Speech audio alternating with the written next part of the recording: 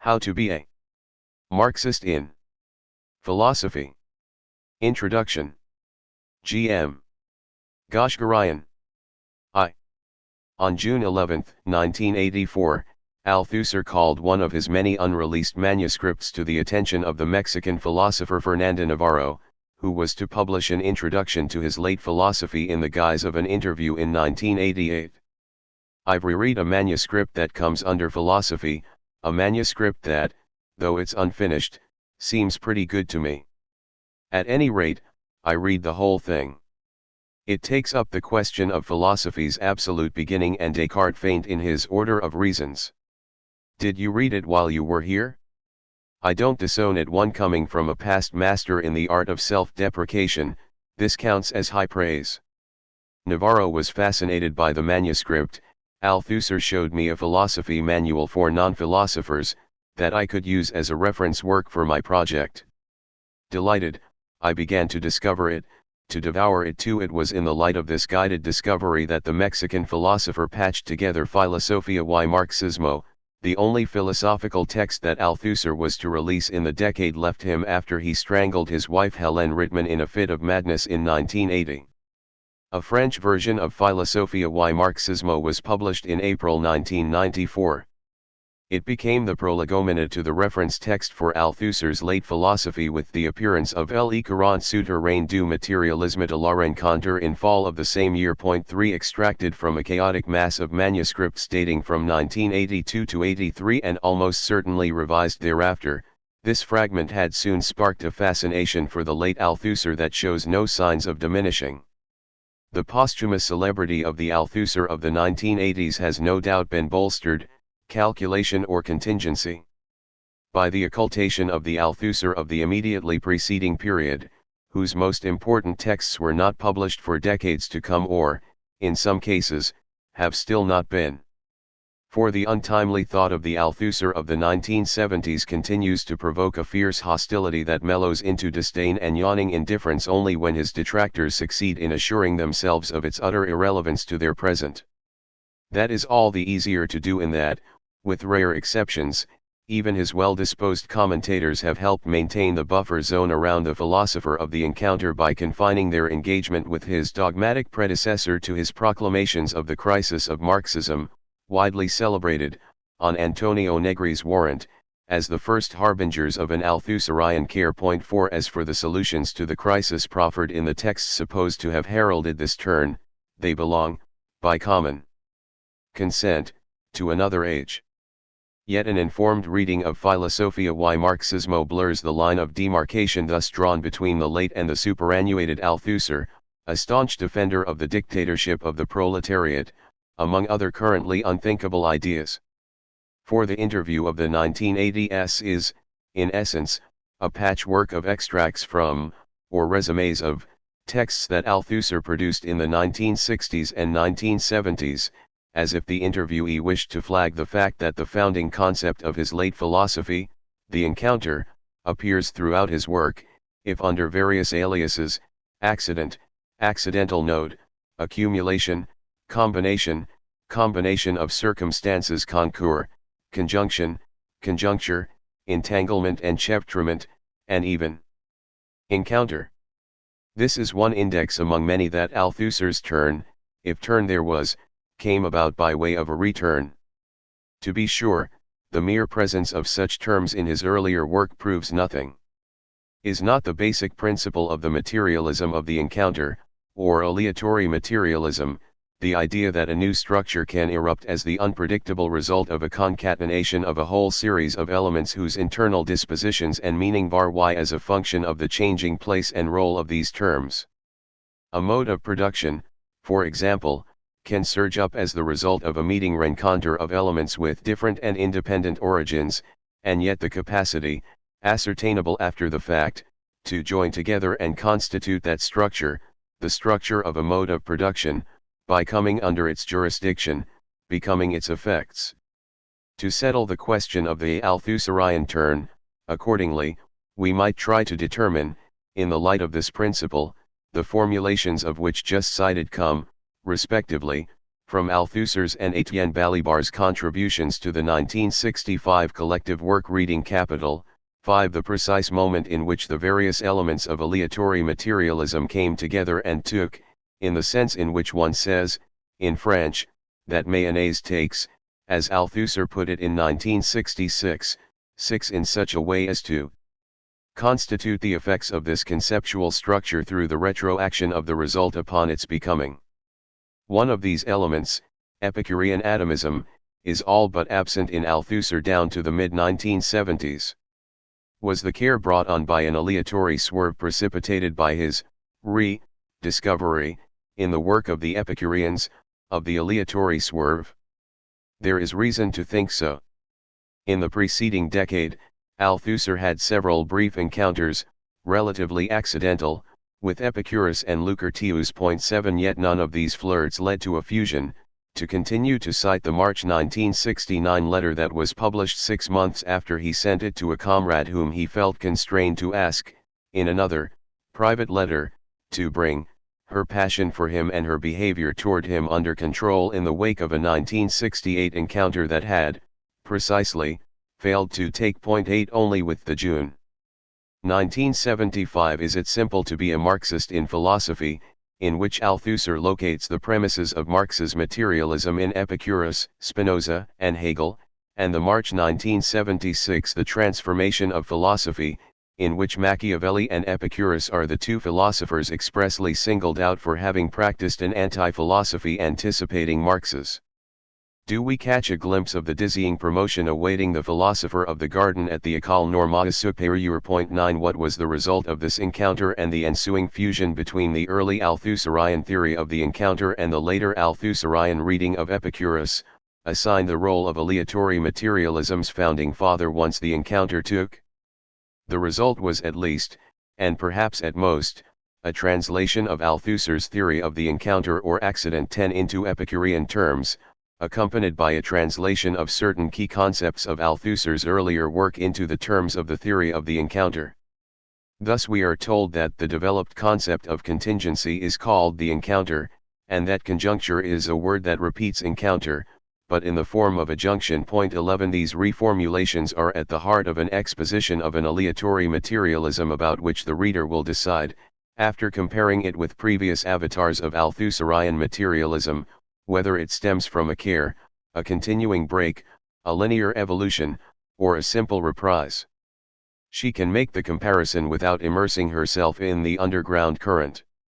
For the first presentation of the materialism of the encounter to propose these redefinitions makes up chapter 16 of the book she has in her hands, the 1976 manuscript that Althusser recommended to his Mexican Eckermann in 1984. The Althusser of the care, if his conversion is to be dated to his declaration of allegiance to Epicurus and Lucretius, is, at least chronologically, the Althusser of another age. As if to flaunt a paradox, the Marxist philosopher finished the first draft of How to Be a Marxist in Philosophy in July 1976, a few weeks before putting the final touches on a 400-page book centered on his defense of the dictatorship of the proletariat. 12. 2. If the date at which Althusser espoused aleatory materialism is open to debate, few will deny that, by 1957 at the latest, his flirt with anti-philosophy was beginning to resemble an affair likely to last. It was in October of that year that there took place, in Paris, under the auspices of the Cercle Ouvert, Open Circle, a lecture debate entitled Chacun peut il philosopher? Can everyone be a philosopher? The discussion quickly escalated into a verbal joust around the recently published Pourquoi de philosophes? Why philosophers, in which Jean-François Revel affirms that modernity can safely forget philosophy, long since replaced and relegated to the rank of second-rate literature by the sciences. As proof of his claim, Revel cited the gobbledygook that impostors such as Heidegger, Lacan, Sartre, and Merleau-Ponty were then busy palming off as profundity. Intervening from the floor in the discussion after the speaker's debate 13, Althusser took up the cudgels for his friend's book, the main thesis of which he professed to share. In fact, he defended a much broader thesis, that nearly every major philosopher shared Revel's. It was of course true that philosophy's basic pretension is to possess knowledge beyond ordinary mortals can, knowledge that, in its own estimation, entitles it to exist. The philosopher always knows, more or less, what the radical origin of things is, what the true meaning of what others know is, and the meaning of the acts in which they are engaged. Nevertheless, in a more historical perspective, it becomes clear that the philosopher seeks his titles to existence, not in philosophy as such, but in an antagonistic encounter with it. The great philosophers define themselves as a function of the philosophies that they reject. Philosophy is a combat in which every combatant feels the need to get rid of existing philosophies. The attempt to do away with philosophy is thus philosophy's founding act. Every philosopher, except perhaps the first, is an anti-philosopher. But how can one be an anti-philosopher without being a philosopher? How can one take a sort of originary distance from the world of philosophy that would not be philosophical? How can one reject philosophy without founding a philosophy? The young Marx shows us the answer by example. According to the young Althusser, he would turn 39 a week later. Hardly had the science of history been founded than its founder mobilized it in an assault on the rear base of the philosophy of his time, its dominant ideology, with a view to neutralizing all philosophy, past and present. He thus demonstrated how to be a Marxist in philosophy without becoming a Marxist philosopher, how to overcome philosophy non-philosophically, by practicing the science of it. Point 14. It was by practicing it as a science that the Althusser of the early 1960s sought to do away with all hitherto existing philosophy. His Marx, after being seduced in his youth by the sirens of an empiricist anti-philosophy, had rejected philosophy by founding a philosophy, the scientific philosophy of dialectical materialism, the pendant to the Marxist science of history. More exactly, Marx founded this scientific philosophy in principle, above all in capital, without ever quite managing to work it out in theory. Whence the historical task of Marxist philosophy, reading Capital for Marx, in order to bring out the philosophy it contained in the practical state. This was the mission that conferred his titles on the Marxist philosopher, who knew better than men themselves, if not the sense, then the essence of everything they knew and did. Althusser says so literally in For Marx, which makes dialectical materialism the general theory of the essence of theoretical practice in general, and thus also, by way of a silent appeal to Spinoza, the general theory of the essence of practice in general, hence the theory of the development of things in general. Point 15. One would be hard put to characterize better, in so few words, the idealistic philosophy of the essence of everything and its opposite that Althusser is at pains to deconstruct in How to be a Marxist in Philosophy, from Plato through Kant to Levi Strauss, without forgetting Althusser. Whence another Althusserian return, a self-critical one this time, made explicit in a passage of the book about the mistaken idea that Marx founded a philosophy in founding a science of history. Involved here is, more precisely, a return to a return, for this self-criticism is a reprise of one written in 1972-16 itself a revised version of the detailed 1966-67 self-criticism of which Althusser was to release only a few fragments in prefaces to re-editions and translations of Reading Capital. The mid-1960s self-criticism crystallized after a lost battle during which he had defended a science of history threatened, in his view, by pseudo-Marxist reformists intent on recasting Marx's revolutionary theory as the highest stage of bourgeois humanist ideology. This philosophical defense of Marx's singularity had political stakes, the basic orientation of the French Communist Party and the international communist movement, which Althusser was trying to bend, as he avowed in an unpublished 1967 jotting, in the direction of left-wing anti-Stalinism. 17 It was in the wake of his failure to do so that he became aware of the idealist Trojan horse within the confines of his own materialism, and went on to reject as theoreticist the notion of a scientific philosophy just briefly evoked. The indubitable care precipitated by the self-criticism put his thought back on the straight and narrow path, as it were, of anti-philosophical deviation. By way of a continuing self-critique, it led to the anti-philosophy ratified 10 years later in How to Be a Marxist in Philosophy. At the same time, it led to the encounter fusion of this deviant philosophy. Communism is above all disorienting, deroutant, Althusser says in 1972, it diverts you from the road you were on. 18 With the materialism of the encounter, at the heart of which one finds what he would call, in 1976, the deviance of the clean amen.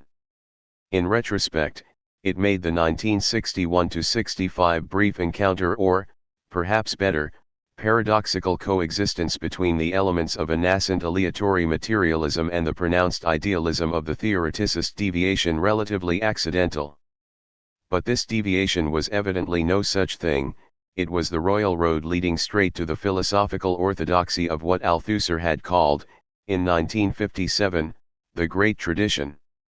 His later, heterodox philosophy began to emerge, or re-emerge, in public in a 1967-68 team-taught course of initiation into philosophy aimed at non-philosophers, scientists above all. The first 5 lectures of which Althusser himself delivered in November-December 1967.20 in the February 1968 Lenin and Philosophy, a lecture purporting to initiate professional philosophers into Lenin's philosophy. These elements crystallized in the idea, already briefly set out in the May 1967 conclusion to the historical task of Marxist philosophy. 21 That philosophy is a continuation of politics by other means, the privileged means being the exploitation of the methods and results of the sciences. 22 In one sense, this was nothing new. Theoreticist philosophy in its Althusserian variant had also engaged in politics by way of the exploitation of a science, the science of history, producing eminently political effects despite all. Thanks to Althusser and the Althusserians, a left-wing anti-Stalinism had succeeded in making itself heard in the PCF. The theory of philosophy proposed by this philosophy, however, prevented it from accounting for its own practical operations. Claiming to be a science, even a science of the sciences, a defining characteristic of which, according to Althusser, was to work on an object of knowledge distinct from its real object, it effectively confessed that it was incapable of being transformed by the world it theorized, or of transforming it, it could aspire only to knowing it. Althusser extricated himself from this impasse by doing an about-face. He acknowledged that Marxist philosophy, far from being a science, is dependent on a proletarian ideology, and thus has an organic link with politics. He observed that the vast majority of philosophies also have an organic link with politics, albeit one they stubbornly deny. And he affirmed that Marxist philosophy is distinguished by the fact that it has renounced denial. 23 What purpose does such denial serve? Althusser's response is twofold. The dominant classes deny that they dominate. Philosophy represents the class struggle, that is, politics. 24 The dominant philosophy accordingly represents this denial, a crucial component of the dominant class's politics. It does so before, auprès de, the sciences, which harbor the potential to expose it for what it is. Philosophy represents this denial by conjuring away its own domination by politics and determination by the sciences, while reducing them, one denial leading to another, to a state of submission and apologetic exploitation that serves extra-scientific values. The relationship of foreclosure that philosophy maintains with its real relation to the sciences is thus at once the condition and the effect of its complicity with the dominant class's politics. 25 The unacknowledged place of this real relation is what is filled in and blacked out by philosophy's pretension to knowing the radical origin of things. As defined in and through Althusser's anti-theoreticist care of 1967-68, accordingly, the historical task before the Marxist in philosophy is basically negative. It is to expose philosophy's complicity with the politics of the dominant by uncovering the philosophical relation it maintains with its real conditions of existence. This is not a task for Marxist philosophy as such, says Althusser at the end of Lenin and Philosophy, but for a science of philosophy exterior to philosophy and capable of producing objective, and therefore scientific, knowledge of it, A Theory of Philosophy. 26 He had come to the same conclusion 10 years earlier, endorsing, at the end of his defense of Revel, the anti-philosophical program adopted by the author of the German ideology. The slogan "Put an end to philosophy" had a very precise, very concrete goal. Its sole meaning was to coincide with a historical discipline that allowed Marx to forge a theory of philosophy. 27 Yet even an extra-philosophical theory of philosophy is philosophical, for a reason stated, as we have briefly seen, in Althusser's 1957 intervention, to get rid of philosophy, that is, in order to remain true to the goal preoccupying us, the great philosopher has to found a philosophy. 28 It is unclear whether Althusser thought, in 1957, that constructing a Marxian theory of philosophy offered a way out of this circle. His 1967 initiation into philosophy is, however, unambiguous. One must guard against the illusion of being able to provide a definition, that is, a knowledge, of philosophy that would be able radically to escape from philosophy. One cannot radically escape the circle of philosophy. All objective knowledge of philosophy is in effect at the same time a position within philosophy. 29 The consequence is nevertheless emphatically not that there can be no objective, scientific knowledge of philosophy. It is, rather, that Marxism must pursue a double strategy, developing a scientific theory of philosophy's double relationship with politics and the sciences while consciously representing the extra-philosophical science premised on that relationship in an intra-philosophical struggle that is necessarily political and ideological, as that science itself claims. In that sense, to acknowledge that there is no radically escaping how to be a Marxist in philosophy, silently circling back to the circle of Vert, we'll call the infernal circle of philosophy, is to acknowledge that the Marxist theory of philosophy, albeit aphilosophical and apolitical, cannot not have philosophical and therefore political effects. The business of the Marxist in philosophy is to produce them by representing the science that takes philosophy for its object before the political practice that philosophy ultimately is. It is not to found a new philosophy. Less than ever, Althusser proclaims near the end of Lenin and Philosophy, unabashedly ignoring positions he took in the first half of the 1960s and even in the first half of this lecture, can we say that Marxism is a new philosophy? It is a new practice of philosophy that can transform philosophy. 30. He sets out to realize this program in A Marxist in Philosophy, following a path traced by way of metaphor in Lenin and Philosophy, which proposes to deconstruct the high tradition of idealist philosophy by taking its distance from the distance that the philosophical tradition claims to take from the world.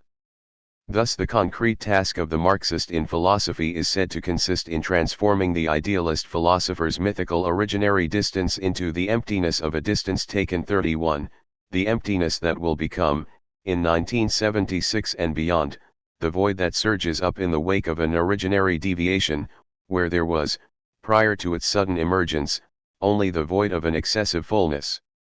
To be a Marxist in philosophy is to make a void from a false void that has been preventively filled with the originary meaning of things, in order to clear a space for a non-exploitative, anti-philosophical representation of scientific knowledge.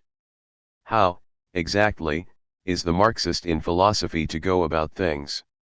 Althusser answers by way of another celebrated metaphor, by drawing a line of demarcation through the deceptive fullness of the philosophical field. 32 Well drawn at the right time, it transforms the philosophical field into a battlefield, precipitating an encounter whose stake is the fate of the scientific practices, with the stake of the stake being, as we saw, class domination and the struggle to overcome it. Thus what takes place in philosophy is ultimately only the endless repetition of the production/evacuation of one void through the creation of another, by means of a distantiation/differentiation of which the whole panoply of philosophical battle is the evanescent trace, of philosophical nothing. 33 Consisting of theses, antitheses, categories, and other philosophical objects. 34 Which, albeit non-objective, nevertheless incarnate a crucial objective, an ongoing defense of the sciences against the constant threat of their exploitation by ideology and its main theoretical detachment, idealist philosophy. In that specific sense, philosophy has no history. More exactly, its history is, in the last instance, the history of the endless drawing and redrawing of the same line of demarcation between the two principal factions in philosophy, of which one, materialist and dominated, openly takes sides by denouncing the unacknowledged assumption of a partisan position by the other, whose refusal to acknowledge its partisanship is the main mechanism of its domination. In its concrete effects, the new practice of philosophy that Althusser champions in 1967–68 is oddly reminiscent of the old practice of anti-philosophy that he mocks in his first self-criticism. Written from his high theoreticist positions of 1965, that self-criticism takes the form of a self-portrait of the would-be Marxist philosopher as naive anti-philosopher, bent on confining philosophy to the role of science's evanescent critical consciousness, with, as his sole aim, the continual critical reduction of the 3T of ideological illusion, a naivete said to have reduced the history of this, anti-philosophical external conscience of science to that of its continuing death, mort continui. 35 Yet it would be a mistake to treat the new practice of philosophy heralded in Lenin and philosophy as a mere negation of the anti-philosophy of for Marx. For that would be to forget that every science progresses by way of a continuing break, coupure continui, to recall another anti-theoreticist idea that Althusser introduced or reintroduced in 1967–68. 36 Althusserian Marxism would have to sustain several further breaks before the new practice of philosophy could encounter that toward which its analogue, Derridean deconstruction, is driven by its internal logic, according to a draft of How to be a Marxist in Philosophy, the dictatorship of the proletariat. 3. One of the textual lineages to which a Marxist in philosophy belongs runs from the transformation of philosophy programmed at the end of Lenin and Philosophy to the transformation of philosophy, a lecture that Althusser delivered in Granada in March 1976 and substantially incorporated into the book a few months later. A Marxist in Philosophy also includes a version of the fifth lecture of his 1967 Initiation into Philosophy, an analysis of theories of knowledge since Descartes that was not published with the preceding 4 lectures in 1974. If we add that a Marxist in philosophy presents itself as that which cannot not be the sketch of a scientific theory of philosophy, whose hesitant beginning Lenin and Philosophy declared itself to be 37 and also, explicitly, as an instantiation of the new practice of philosophy called for in that 1968 lecture, the 1976 book would seem to be the direct if belated sequel to the texts marking Althusser's 1967–68 turn. But it is also the reprise of an unwritten 1969 book.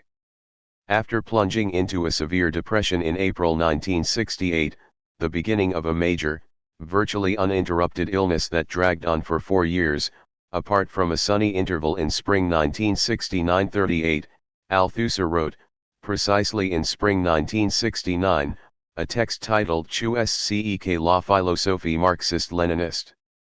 What is Marxist-Leninist philosophy? Hardly was it finished than it was transformed into a considerably longer manuscript renamed On the Reproduction of the Relations of Production. It was from this text that Althusser extracted the fragments patched together, after some rewriting, in his renowned 1970 paper, Ideology and Ideological State Apparatuses. The rest of the manuscript was put aside. It was not published in its entirety until after Althusser's death, in French in 1995 and in English some 20 years later, under the title On the Reproduction of Capitalism. 39. In the first chapter of this book, Althusser sets out to write a very short history of philosophy, taking as his point of departure a question that he will ask again in the first chapter of A Marxist in Philosophy and elsewhere: was Gramsci right to declare that everyone is a philosopher? The 1957 Circle of Vert debate had started out from the same question: can everyone be a philosopher? In 1957, Althusser dismissed it with a one-liner. 20 years later, he seems to acknowledge that his Italian precursor was right. Philosophy, declares a Marxist in Philosophy, in sum, is not the preserve of professional philosophers. In fact, he puts an Althusserian thesis in Gramsci's mouth: everyone is a philosopher to the extent that he lives within an ideological framework impregnated with the fallout from philosophy. Point 41. In other words, the spontaneous philosophy that nearly everyone professes has in fact been inculcated in him or her by an ideology that the philosophy of the philosophers helps fashion. Point 42. True to the program outlined in Lenin and Philosophy, the first chapter of On the Reproduction of Capitalism closes with a promise to produce a scientific definition of philosophy in its double relation with class relations and the state on the one hand and the history of the sciences on the other. Point 43. An introductory note entitled To My Readers even identifies this definition as the goal of the whole work. The rest of Volume 1, Althusser informs us at the end of the first chapter, is basically a long detour leading to it. Why start with these 10 pages on philosophy, only to leave the questions they raise in abeyance? For reasons that are very important both theoretically and politically, he says in To My Readers, that will appear at the end of Volume 2.44. How to be a Marxist in Philosophy takes the place of this unwritten second volume. Since it is a place roughly charted in Volume 1, we can try, speculatively, to fill it in for Althusser, if only as a way of indicating the direction his thinking on philosophy took after 1967-68. Let us begin by bringing a familiar passage of the 1969-70 paper on ideology together with the fifth lecture in the 1967 initiation. According to the latter, philosophy maintains a philosophical relationship with its real conditions of existence. According to ideology and ideological state apparatuses, ideology is a representation of the imaginary relationship of individuals to their real conditions of existence. Point 45. The passage that points to a relationship between these two relationships, imaginary and philosophical, occurs in the original version of the prologue to the well-known scene illustrating the interpellation of the subject by the subject, in this case, somewhat surprisingly, of Moses by God. It contains a phrase absent from the Esa's paper. We shall, moreover, expressly return to this demonstration once we are in a position to speak of philosophy again. Point 46. In his relationship with the subject, this hint seems to suggest, the interpellator and lawgiver God of Volume 1 was due, in Volume 2, for demotion to the rank of philosophy's lieutenant or placeholder. If so, Althusser may well have gone on to discuss, in Volume 2, the interpellation of every man by a philosophy that duplicates itself in its subjects as God duplicates himself in his, even in the frightful inversion of his image in them. What philosophical interpellation might involve is suggested, in turn, by the fifth lecture, which notes that philosophy represents the dominant rationality in the sciences in a guise that changes from age to age, dianoia, observing reason, thinking substance, experimental reason, and so on. Point 47. On science's behalf, philosophy thus interpellates a subject that, incarnating the law of right reason, duplicated even its frightful inversions, is every man. That is, philosophy creates man in science's image by creating an imaginary subject of science in philosophies. It is perhaps in that Althusserian sense that Volume 2 would have confirmed Gramsci's claim that everyone is a philosopher. Let us take one more speculative step. In On the Reproduction of Capitalism, Althusser writes that the concert of the ideological state apparatuses is dominated, not without false notes, by a single score, the score of the state ideology, that is, the ideology of the dominant class, which it is each Esa's task to play in an arrangement adapted to its own audience. More precisely, the overall unity of the system formed by all the state apparatuses is ensured by the unity of the class politics of the class holding state power and by the state ideology corresponding to the fundamental interests of the class, or classes, in power. Point 48. Would Althusser not have gone on to say, at this stage in his reflection, that philosophy justifies the subjection of the dominated to this unity by forging the imaginary unity of a universal subject of science or right reason? And, further, that it denies its own exploitation of the sciences at the behest of the state ideology by demonstrating the harmony of both science and state ideology with its imaginary representation of the dominant rationality?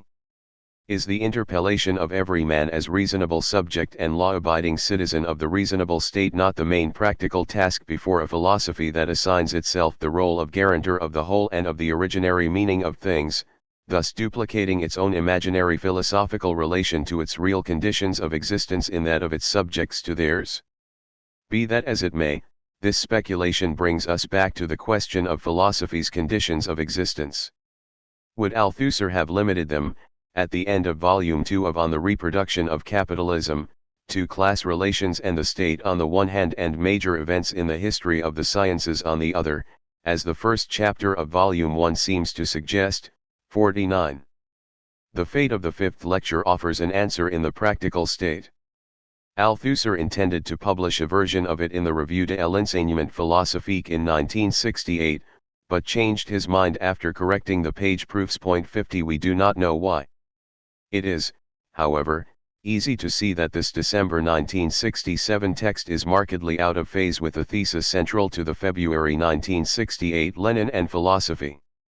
Although Engels rightly affirms, Althusser says in 1968, both that philosophy is, ultimately, an endless struggle between an idealist and a materialist tendency, and also that the shifts marking its repetitive history are determined by the great scientific revolutions, his conception of that history is missing something essential.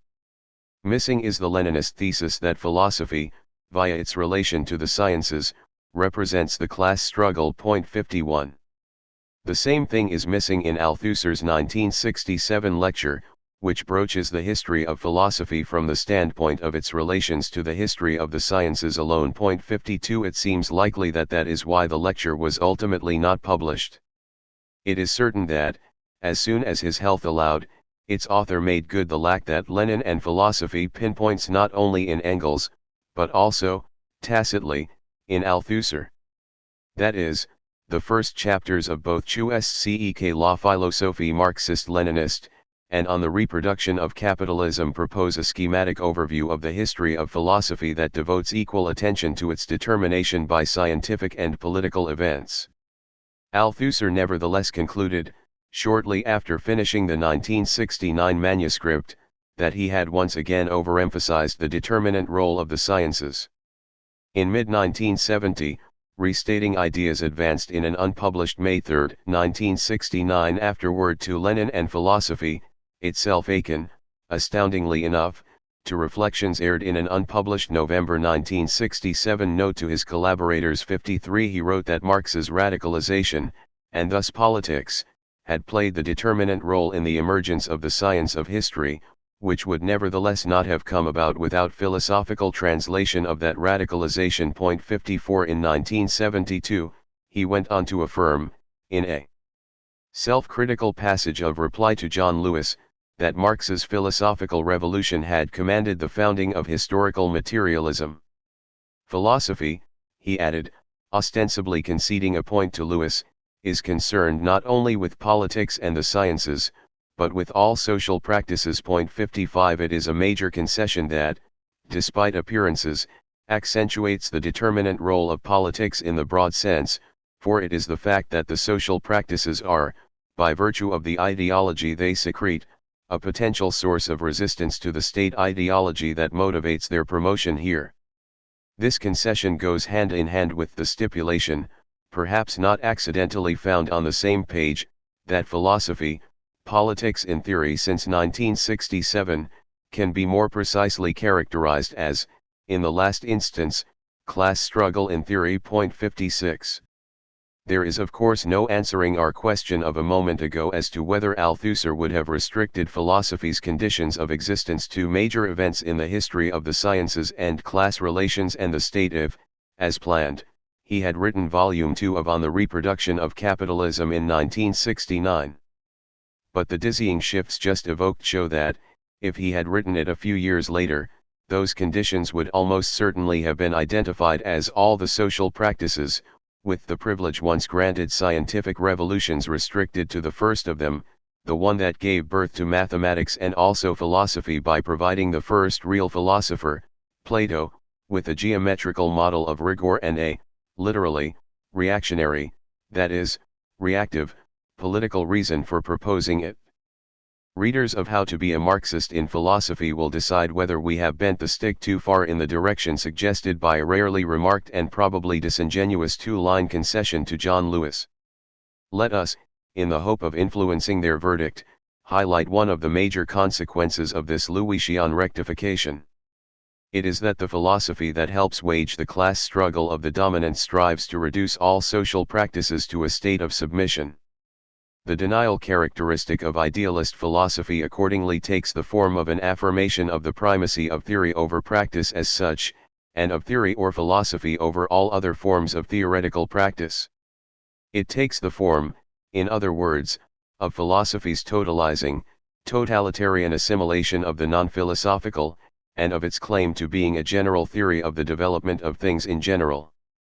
It is with reference to the subaltern status to which philosophy assigns the whole of its putative outside that Althusser, from this point in his thinking on, draws the fundamental line of demarcation between idealism and materialism, or, perhaps better, between philosophy and anti-philosophy.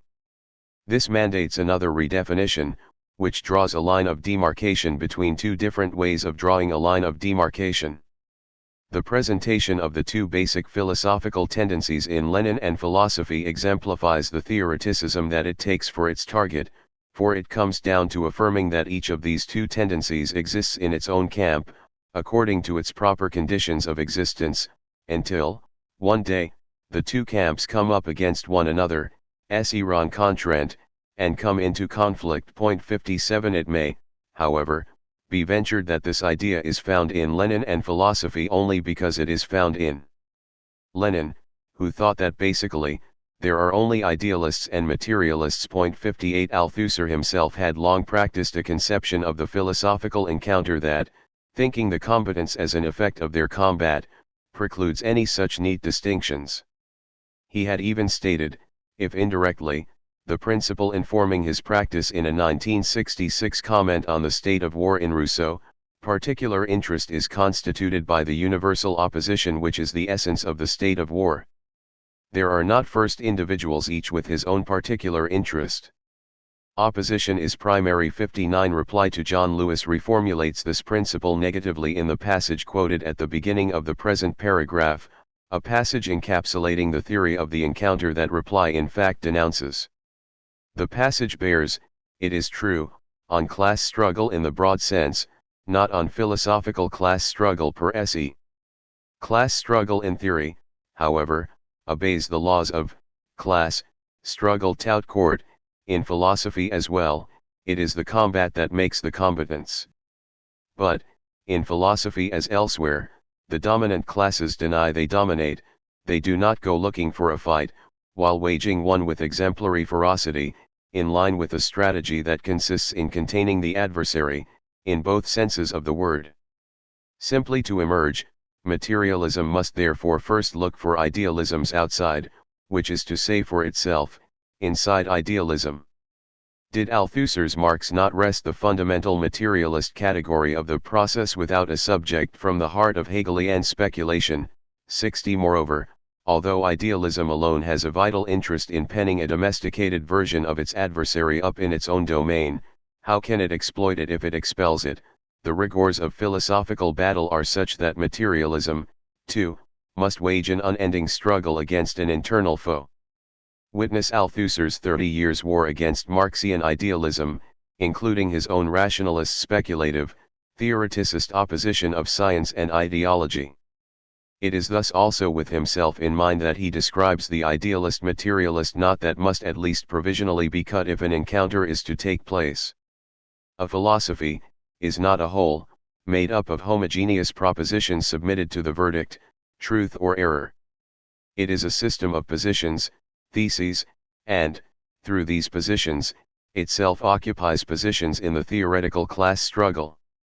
It is not a question of, on the one hand, a homogeneous good side, and on the other a bad side.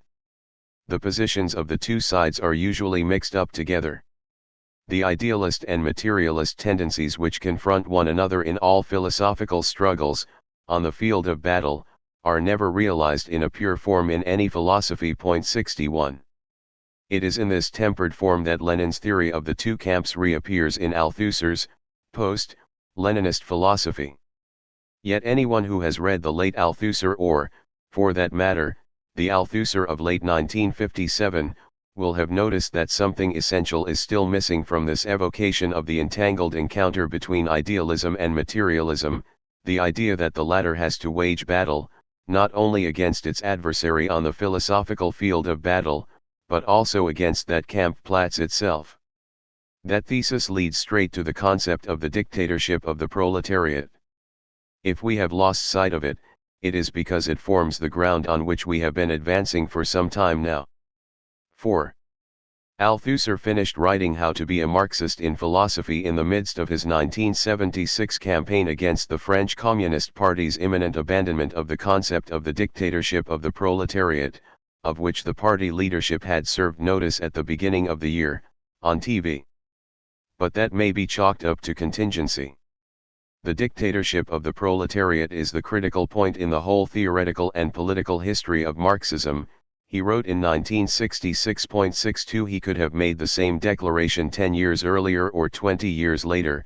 From beginning to end, Althusserian Marxism turns on the concept that bears the unfortunate name of class dictatorship in the Marxist tradition. Its stakes are summed up in the thesis that social classes are the effect of exploitation, the reproduction, and thus the existence of which, to exist is to be reproduced. 63 are ensured by a structure of ideological, political, legal, and other relations of domination, crowned by a state in the dominant class's hands. From his first, 1959 book, Montesquieu, Politics and History, Althusser thought the always revocable perennity of such a structure, based on the exercise of a force ultimately determined by exploitation, as the effect of a combination of contingent circumstances made necessary by their encounter and fusion. He thought the state as a crystallization of the excess force possessed by an exploiting class over that of the classes it exploits, an excess generally obtaining on all levels of a society, subjected to the exploiter's domination or dictatorship. The terminology of void, encounter, and take that he elaborated from the mid-1960s on translates so effortlessly into that of the eruption of a class society conceived along these lines that it is hard not to conclude that the former terminology is a generalization of the latter. Yet that terminology must be modified before it can be applied to the dictatorship of the proletariat. Althusser's hypothesis, like Marx's, is that this dominated class, if it were to become dominant, would have, like every other dominant class in history, to wage a struggle to establish and maintain its ascendancy at all levels of the social structure. This seemed all the more obvious to Althusser once he came to the conclusion, in 1972, that a socialist mode of production was a yellow logarithm. Post-capitalist society would, he contended from then on, long be characterized by the antagonistic coexistence of two basic modes of production, capitalist and communist. The new dominant class must therefore, like every other, create a state of its own as an instrument of its domination, without, unlike other ruling classes, disguising that domination. The proletariat, however, is not an exploiting class, whereas the historical function of the state and the whole structure of domination over which it presides is, according to Marx, to guarantee the reproduction of a relation of exploitation. It follows that the proletariat has an interest in precipitating, through its parties and through mass organizations, the demise of its own state. Althusser goes so far as to declare, in a 1976 note to his study of the dictatorship of the bourgeoisie, on the reproduction of capitalism, not just that a communist party has no business entering the government of a bourgeois state, in order to administer the affairs of a bourgeois state, but that it has no business entering a government of the dictatorship of the proletariat, either, inasmuch as its task is not to manage its state, but to struggle for its decline and disappearance. 64. The class dictatorship that, on the communist hypothesis, will put an end to classes must accordingly erect a semi-state or non-state, Lenin's creative translation of Engels. 65. The last stage in the continuing break effected between the texts of Althusser's 1967-68 turn and How to be a Marxist depends on this paradoxical concept. We can take the measure of its fundamental importance in the evolution of Althusserian aleatory materialism by comparing the peroration of Lenin and philosophy, which announces the new practice of philosophy, and a passage earlier in the same lecture that might seem to pave the way for it by explaining the lack, a century after Capital, of a great work of Marxist philosophy. Why this lack and this lag? Philosophy exists only by virtue of the distance it lags behind its scientific inducement, the great scientific event capable of sparking a great philosophical transformation. Marxist philosophy should therefore lag behind the Marxist science of history. That is why Marx, the Marxist Marx, kept silent on philosophy. Fortunately, in 1968, the long-deferred Hegelian dusk was about to fall. Marxist philosophy's Owl of Minerva would soon take wing. 66. Sometime between 1973 and 1976, class struggle in theory got the better of the Owl of Minerva. As Althusser saw the matter both before and after the 1973-76 turn within his turn, idealist philosophy gains ascendancy, philosophically speaking, over all the social practices and the ideologies they engender by deforming them in order to subject them, philosophico-imaginarily, to the unified, hierarchical order over which it thinks it presides, a theoretical system whose rationality and forms of demonstration it borrows from the sciences. This philosophical reduction to order turns out to be comparable to, if not, indeed, calqued upon, the order that the ideological class struggle of the dominant seeks to impose on all practices and the corresponding ideologies by means of its ideological apparatuses. It is thus the dominant class's dictatorship, orchestrated by their state, which the dominant philosophy serves. It resolves, at the level of abstraction specific to it, the contradictions that a class dictatorship encounters in its interminable, usually preventive war to meet the resistance that exploitation necessarily engenders. In this sense, idealist philosophy is, in the last instance, state philosophy. The Marxist philosopher's task was, accordingly, according to the author of one strand of Lenin and Philosophy, to devise a counter-philosophy to combat the call to order issued by philosophy on behalf of the exploiter's state. That is, his task was to unify the ideological elements capable of fusing in a conceptual system that would serve the political struggle of the dominated. In so doing, Marxist philosophy would make good the lag analyzed in Lenin and Philosophy, in the wake of many other Althusserian texts of the first half of the 1960s. It is this idea of the creation of a comprehensive philosophical counter-order or counter-system that disappears with the extinction of the Marxist Owl of Minerva, because it turns out to be incompatible with Althusser's conception of proletarian dictatorship and, consequently, with his contribution to the underground current of the materialism of the encounter. Whence yet another Althusserian self-criticism, cast as a positive revaluation of the mature Marx's silence on philosophy. The Althusser of the 1960s had failed to understand, or had perhaps only forgotten or willfully suppressed 67 what this silence signified, that it is hard to reject a philosophical order philosophically without simultaneously founding one.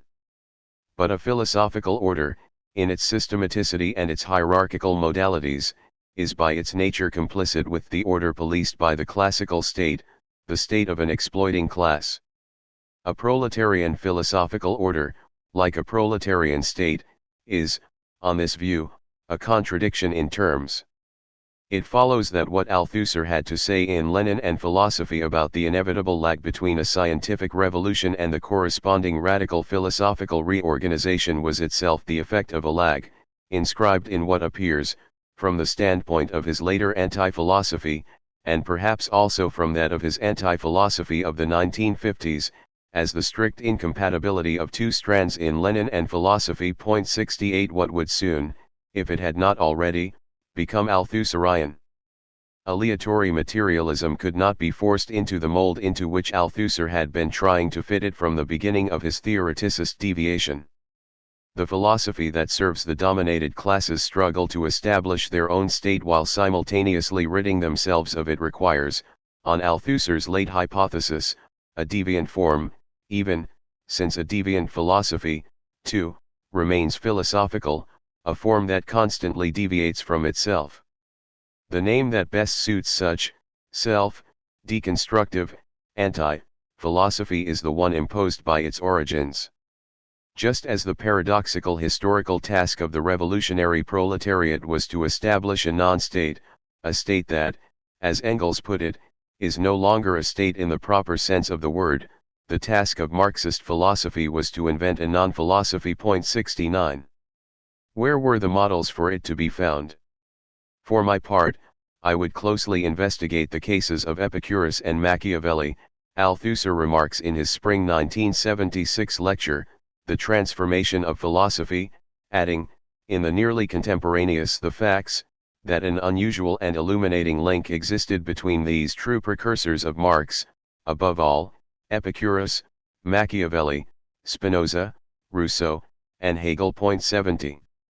As for the positive task before this aleatory philosophy non-philosophy, Althusser confines himself to noting that it is called upon, not to impose on the elements of a nascent communist ideology a constraining ideological unity, but to promote the liberation and free exercise of social practices and human ideas and therefore, necessarily, to help invent new forms of community that would make the state superfluous. 71. The same applies to what is called, in a Marxist terminology currently, out of fashion, the dictatorship of the proletariat. The Althusser of the materialism of the encounter was, decidedly, the Althusser of another age, past or to come. The question remains open. With that, we have reached the threshold of how to be a Marxist in philosophy. V. In the letter that he wrote to Pierre Macquarrie at the end of summer 1976, Althusser announced that he had just finished an introduction which was meant to be an introduction to philosophy for non-philosophers, but, in the writing, turned out to be, for philosophers. I believe, and no mistake, that the other kind of introduction is all but impossible to conceive. I, at any event, have come a cropper. The text he was referring to then bore the title Introduction à la Philosophie. He sent Macquarrie a photocopy of the typescript, which he lightly revised that fall before deciding to overhaul it in 1977-78, doubtless in hopes of making it more accessible to non-specialists. The new version in fact evolved into a different book, which Althusser entitled Initiation à la Philosophie pour les non-philosophes. In an allusion to the title of his presentation at his 1975 habilitation, Is It Simple to be a Marxist in Philosophy?, he eventually gave Introduction à la Philosophie the title Être Marxiste en Philosophie. Neither of these two books was released in his lifetime. Initiation à la Philosophie first appeared in 2014, in 2017, Bloomsbury released it in an English translation titled Philosophy for Non-Philosophers. Être Marxiste en Philosophie was not issued in its entirety until 2015, some 20 years after its burlesque prelude appeared posthumously in the journal Digraph. 72. The book is here published in English translation for the first time. How to be a Marxist in Philosophy, by Louis Althusser. Prelude, Grush's Donkey. The whole thing came together spontaneously. We have to let you in on it, after all. We had a sprawling, cool house and a big yard for when night fell. Wind went rustling through the treetops and the water lisped in the fountains. It was summer. The company of philosophers, that is, everyone, the famous ones and the others, came with the moon, drawn by the scent of men and a desire for conversation, and the coolness came wafting in from the foliage. There was fruit on the abandoned tables, with crunchy chocolate-covered cornflakes. They arrived one after the other, one with the other, or one by one, those still alive together with the dead, though we never did find out who was dead and who wasn't. No way of telling, from the boom of Socrates' laugh, whether he'd already quaffed the hemlock, no way of telling whether little Meno, shivering in the water of the truth, had already hit on his two right angles, whether Descartes had already discovered his pineal gland, or Kant, Copernicus, whether Marx had already stood Hegel on his head, or had yet to, a mass of that size, whether Bergson had already thought of the thingamajig with the cones, or Wittgenstein had already concluded that when there's nothing left to say, the thing to do is shut up. They were there without age or time, and without history, and there was no way of telling whether or not their future was behind them or their past ahead of them, whether they were carrying it like a bag of figs hanging from the back of their necks or in front of them on a platter to prop up their breasts and their consciences. How to put it? They were there qua good philosophers who dwell in the eternity of the concept, philosophy, which is eternal, and are so thoroughly haunted by it that they lose all sense of past and future, that is, as St. Augustine has explained so well, of the present. Hence this fraternity and this mix of different epochs, which made each of them everyone else's contemporary. The great disorder of time amid the disorder of ideas. It often happened that one of them found himself talking or holding his tongue in place of another, so familiar were they with each other's thoughts. They even knew each other's surprises like the backs of their hands. Everything had already been said and done, everything was so, and was forever to be said and done again, since nothing is ever as fresh as an old idea, or as old as a fresh one. Eternity. Women were in short supply, of course. Aristotle, who always had nature at his fingertips, explained that it hadn't really made women for philosophy. Yet, despite Kant's grumbling, some of them too, of all stations in life, had been invited, without waiting for the women's liberation movement. Things were moving along nicely. In the heavens, the stars said not a word. Little by little, carried along by the flow of the remarks they'd been trading back and forth, they had said to each other, after all, why not compose, for ourselves, something like a gigantic, impromptu exchange of the ideas of the living and the dead about philosophy. Everyone can say what's on his mind and, despite all the well-known positions and oppositions, will at least have considered everything from all angles, and who knows but that, in hashing over all this rhetoric of truth, we won't find something unprecedented to shake it up with. This idea too materialized spontaneously and, since each of them expected to have the best of it, all of them agreed, even Kant, who told the others that philosophy is a battlefield while keeping his plan for perpetual peace to himself, thus winning all the way down the line. That's how things got started, at top speed, the first night, when, right off the bat, a stranger brought everyone up short by saying in a loud voice, "I demand the floor." Everyone looked at his neighbor in silence. Apparently, no one had been counting on this. And since the stranger insisted, vehemently, and since everyone was dumbfounded, except for Kant, who said to his neighbor, "But this isn't the Jacobin Club, after all," and since the stranger kept insisting, getting louder all the time, Socrates' voice emerged from his beard to answer, calmly, "But you don't have to demand the floor, my friend, because you've just taken it." Silence. Consider, rather, how strange this floor is, so different from all the wild game and all the powers in the world, since, to take it, you need only ask for it. Moreover, which of us owns it, so that we might give it to you? And Socrates was off on the subject of the floor, asking one little question after the next, as was his wont, whether one has it, or gives it, or takes it, or holds it, or yields it, whether the floor is of the same general stock as the voice of the same general stock as language, and on and on. Caught in the trap, the stranger answered, his question concealed in his responses. Naturally, everything came surging back again, truth and error, truth and lies, promise and betrayal, at which point Kant naturally found a way of getting in a word about the right to lie. Socrates was the sort to lay insignificant reflections like that on you, all he had to do was to open his mouth, and his interlocutor would shut his and start thinking, or pipe up and blurt out a truth. That is known as dialogue. A way of talking that amounts to talking for others, as if they had the floor. The upshot was that the stranger fell silent. But they'd been teetering on the brink of disaster, reflecting that way without a chairman to run the session. We also had a big session on the one, during which Parmenides shone, everyone knew his line, of course, but since he was very old and a bit gaga, they let him run through his spiel. But you could tell that Spinoza, Hegel, Marx, and Freud weren't going for it, to say nothing of that sly little devil Hume. There had been too much respect in the air, however, and too much of that old parricide business that Plato had been mixed up in. To become a philosopher, you have to kill your father in philosophy, but does one ever bring that off, mother mine, so that the session had ended up taking a commemorative turn. Even in philosophy, you sometimes have to know how to shut up. On the other hand, Aristotle and Plato laid into each other but good on slaves. The question was whether slaves could reason or, being nothing but animals endowed with the power of speech, had been deprived of reason by nature.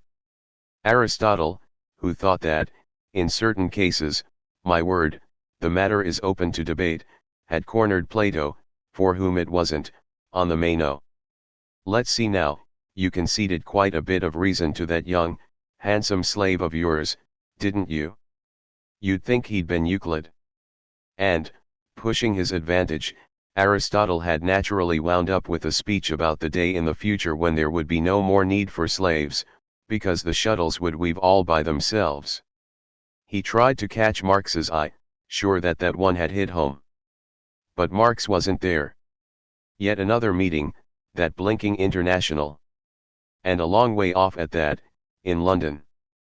There was also an extraordinary session of the kind to set your head spinning, when Reverend Father Malebranche, who thought that he'd never in his life discussed anything other than the existence of God, and His glory, and His grace, in other words, everything, had to put up with Mercier de la Riviere and his physiocrat friends telling him he wasn't a theologian by a long shot, but, rather, their mentor in political economy, for having had the gumption to say that the world was governed by laws, the most general and the simplest, in short, the most economical, the most profitable, since he'd pushed economic thinking to the point of demonstrating that God, like any other landowner, had arranged to have the best overseer, the best steward, run the world, Saint Michael. The Reverend Father didn't know what to make of this tribute, which proves, as George would more or less put it, that a little religion estranges you from the secular world, whereas a lot can reconcile you with it. The Reverend Father seemed distraught. A man who'd called tales and tossed heads. He came away from the session shaking with doubt about the nature of his philosophy, especially after Marx and Weber stepped in to ask just what philosophy was, after all, to be able to contaminate everything this way, even religion, behind the backs of those who fabricated for the greater glory of God. This session sent a strange wind rippling through their minds. It was as if all of them were discovering that there can be inverted relations between philosophy and religion and, underlying them, realities which, albeit indispensable to philosophy, are non-philosophical, political economy, say. It was as if all of them were discovering, and all at the same time, that there can be events in philosophy, although it is eternal. Silence. In the heavens, the stars said not a word. I believe it was a little later that we started using strong language. The night wolf lit into Kant. You've showered me with compliments, he told him, me, and everyone else besides, but only the better to squash us under the weight of your pretensions. Who, me, said Kant. The most peaceful fellow who ever trod the earth? The man who, of all men, has had the greatest good to say of man. What's that? Said Wolf. Didn't you write that we were all metaphysicians?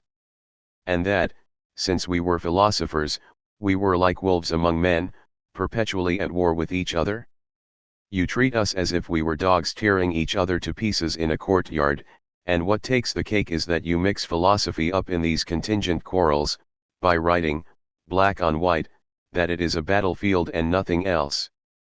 But that's absolutely right, said Lenin. All philosophers are at war.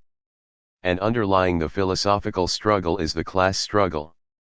Class struggle or not, said Wolf, this gentleman, and he pointed at Kant, who treats us like rabid dogs, has simply taken it into his head that he's in possession, in sole possession, of the secret of perpetual peace, and not just in politics, but in philosophy too. You'll see when they publish his shorter works. The gentleman helps himself to rather more than his due, war is for the others, peace is for him, and once he's had his say, silence in the ranks.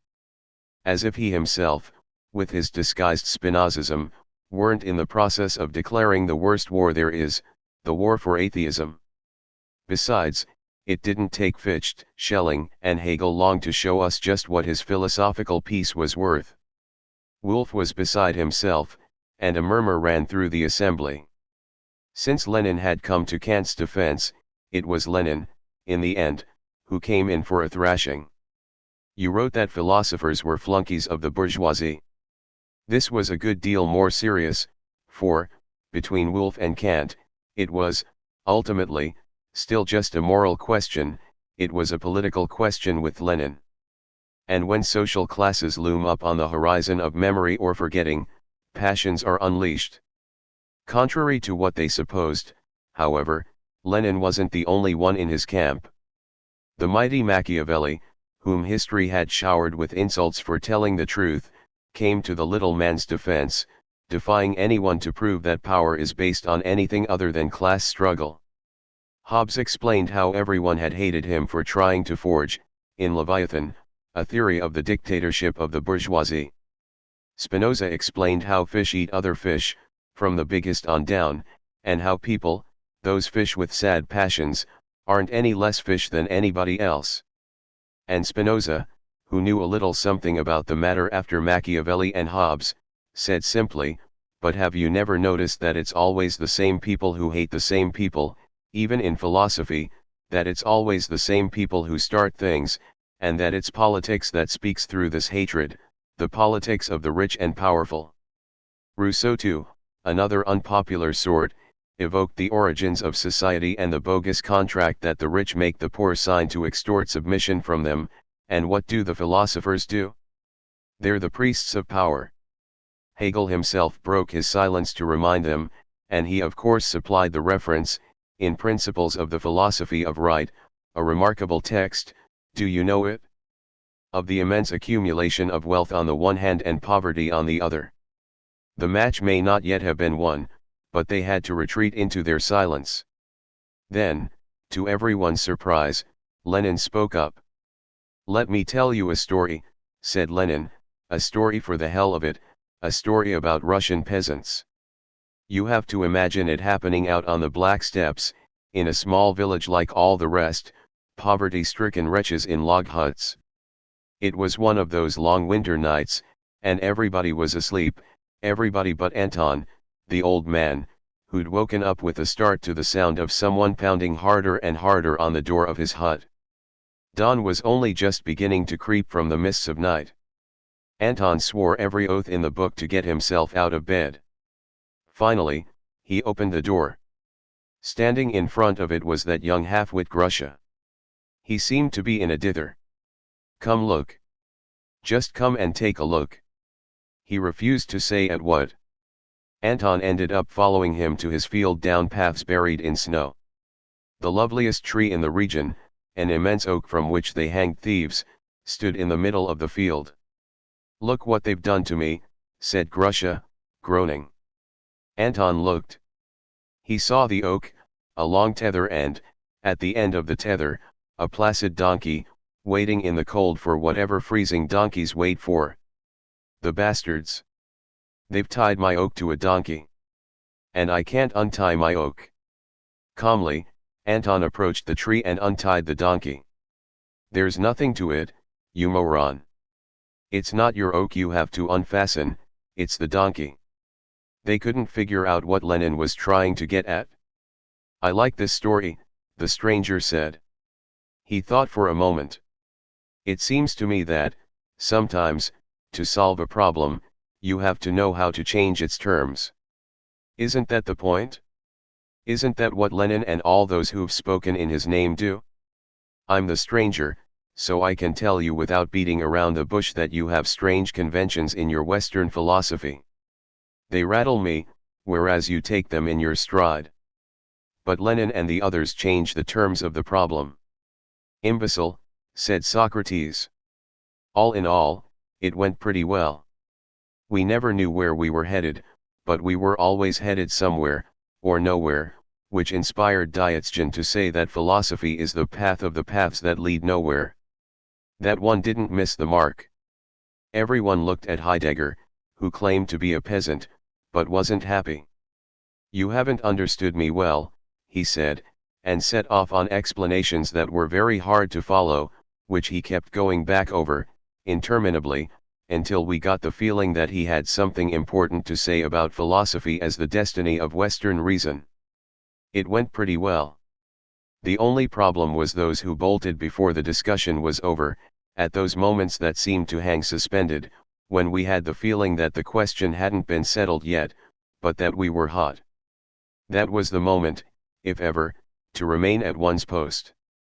But, Lord help us, at those moments, most of the religious philosophers found an excuse to slip off to pray, the political philosophers scooted for rallies, Kant found a pretext to steal away to satisfy some mysterious need of reason, and Hegel's chin started twitching, meaning, obviously, that he had very important things to say, but in his case too, it was only so he could leave, since Frau Hegel was waiting for him at home. What was to be done with all of them gone? We would have to proceed differently. We had, at the outset, agreed to draw up reports on each session, immediately afterwards, and had hired a good secretary to take notes. We were going to turn the whole thing over to Maspero, who would do whatever he had to publish it. But no go. What with all those who were stealing off, I've cited only the examples that can be decently mentioned, for don't forget that philosophers are also human beings. Another procedure was called for, it would be assuredly less analytic, but what can you do?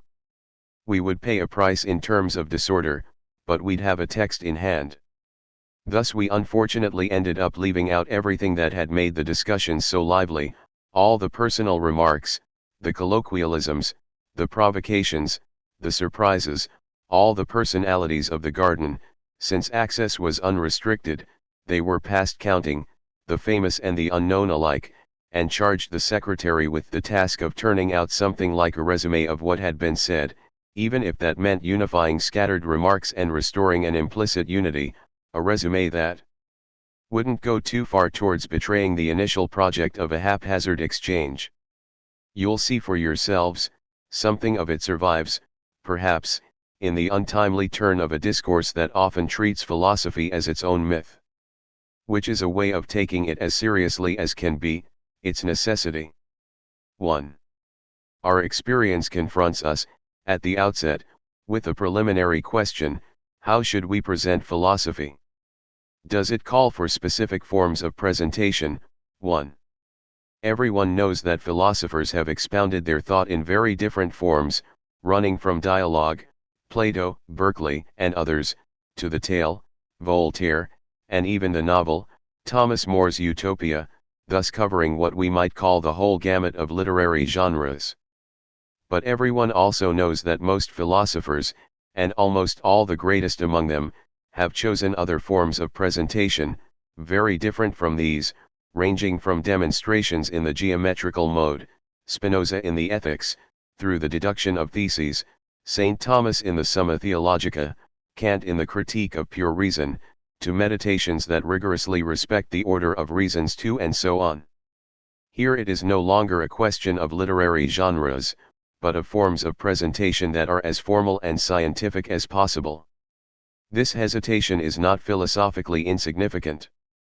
For one of the stakes of this choice is what Kant called the possibility of presenting philosophy in a popular form. Kant himself, after rigorously expounding his theses in his great critiques, tried his hand at the genre of popular philosophy, but without much success. This led him to the conclusion that philosophy offers a very special kind of resistance to being presented in popular form. 3. This conclusion is rather paradoxical, since all philosophers, genuinely aristocratic thinkers aside, and even then, more or less believe that every man is a philosopher, Gramsci, for hence that even the most abstract of philosophies can and should be made accessible to all ordinary people capable of reading and writing. Every attempt to popularize philosophy 5 thus finds itself in a quandary. On the one hand, it should be possible to expound philosophy to anyone capable of thinking, on the other, it is hard to make it accessible to everyone without betraying it. We may say straight away that this difficulty is no illusion, but well and truly constitutes a philosophical question. We will have to take it seriously and answer it correctly when the time comes. Better, we should anticipate this answer now, so that we can put our presentation of philosophy in a form that does in fact make it accessible to ordinary readers, as long as they are willing to lend us a minimum of attention and really think about what we say. Hence we should anticipate, in our practice, the theoretical answer we shall give in due course. We can already say that such anticipation is characteristic of philosophy, for philosophy always precedes itself. That too is something we shall have to explain when the time comes. Everything just said presupposes, obviously, a certain conception of philosophical language. Philosophers are well known for inventing and using abstract terms employed nowhere but in philosophy. To mention just one, there are many. Kant and Husserl talk about a transcendental subject. They mean by this not subjects such as you and me, psychological, legal, moral, political, and empirical subjects, that is, finite and mortal subjects, but a sort of reality that takes the form of a subject, yet is free of all empirical determination, better, that constitutes the a priori condition of possibility, another term specific to philosophy, of every empirical entity, perceptual, known, or of some other kind. We shall also have to ask why philosophers feel the need to forge such terms, which belong only to them. The same philosophers, however, also use philosophical terms that coincide, at the verbal level, with words used in ordinary language. They are written the same way, for example, God, the subject, morality, science, the soul, the body, and so on. We should not be taken in by this verbal identity. For, most of the time, when these words are used by philosophers in their own discourses, they do not have exactly the same semantic content that they do when used in ordinary language. They have a different meaning. This gives us a glimpse of a crucial feature of philosophers' terminology. The words they use, whether they are peculiar to them, or also occur in ordinary language, take their meaning less from common usage than from their specifically philosophical usage. More exactly, they take their properly philosophical meaning from the context of the philosophical discourse in which they function. Still better, they take that meaning from the necessary relations existing, in a body of philosophical thought, between the different terms. Thus there is, in every philosophy, something like a rigorous system that necessarily relates the meaning of each term to the whole set of the other terms. Of course, we are not talking here about just any term, just any auxiliary word, but about the words essential to the constitution of a given system of philosophical thought. For the clarity of our exposition, we shall call these terms or words categories, an expression deriving from a Greek word meaning to judge/condemn. Among the terms that can be considered categories are God, soul, body, substance, time, place, space, matter, spirit, subject, ego, world, universe, perception, knowledge, beautiful, good, moral, practice, respect, power, political, economic, consciousness, self-consciousness, unconscious, etc. On condition, to repeat, that we agree to take these terms in their properly philosophical sense, that is, in the sense imposed on them by the relations which they necessarily maintain with the system of the other terms in a body of philosophical thought. It is on this condition, which is not unproblematic, that the vocabulary of philosophical categories can become accessible to non-professional philosophers, and that a popular initiation into philosophy can become possible. We shall do our best to facilitate the transition from the ordinary meaning of words to the philosophical meaning of categories by stating, on every occasion, the ultimate reasons for this transition, this difference and this resemblance within difference. We cannot, however, hide from our readers the fact that this undertaking calls for an effort of collaboration and reflection on their part. Without it, even our most painstaking explanations will run on empty or remain up in the air. On the understanding that we've concluded this mutual contract, we can proceed with our subject. 2. We will begin our presentation of philosophy with just any theme. That is a profoundly philosophical decision with nothing arbitrary about it. But to declare from the outset that one can begin philosophy with just anything brings philosophical reasons into play that immediately divide philosophers among themselves, opposing some to others. This is the first of the indications which give us reason to suspect that philosophers are very sensitive sorts. For we find, in the history of philosophy, one whole tradition firmly upholding the idea that philosophy, far from being able to begin with anything at all, has, quite the contrary, to begin with an object or term that rightfully constitutes its absolute beginning. To take just one example, one repeated in scores of other outwardly very different forms, everyone knows that Descartes requires us to follow an absolutely rigorous order if we are to succeed in conquering the truth. This order apparently begins with recognition of what everyone regards as true, the truths of common opinion. Plato calls them truths of the Dasein, to those that Spinoza breaks down into truths acquired by hearsay and others drawn from vague experience. Point 3. But Descartes begins with these truths only to go on to remark that they constantly mislead us, errors of the senses, thus calling them into question. Descartes begins with them only to rule out beginning with them, not that some might not be true, but, inasmuch as we cannot be absolutely certain that they always are, we have to assume, if we wish to avoid skepticism, that they are all doubtful. We have, that is, to go on to subject them to systematic, hyperbolic, equals excessive, doubt, supposed to provide an absolute guarantee against all falsity.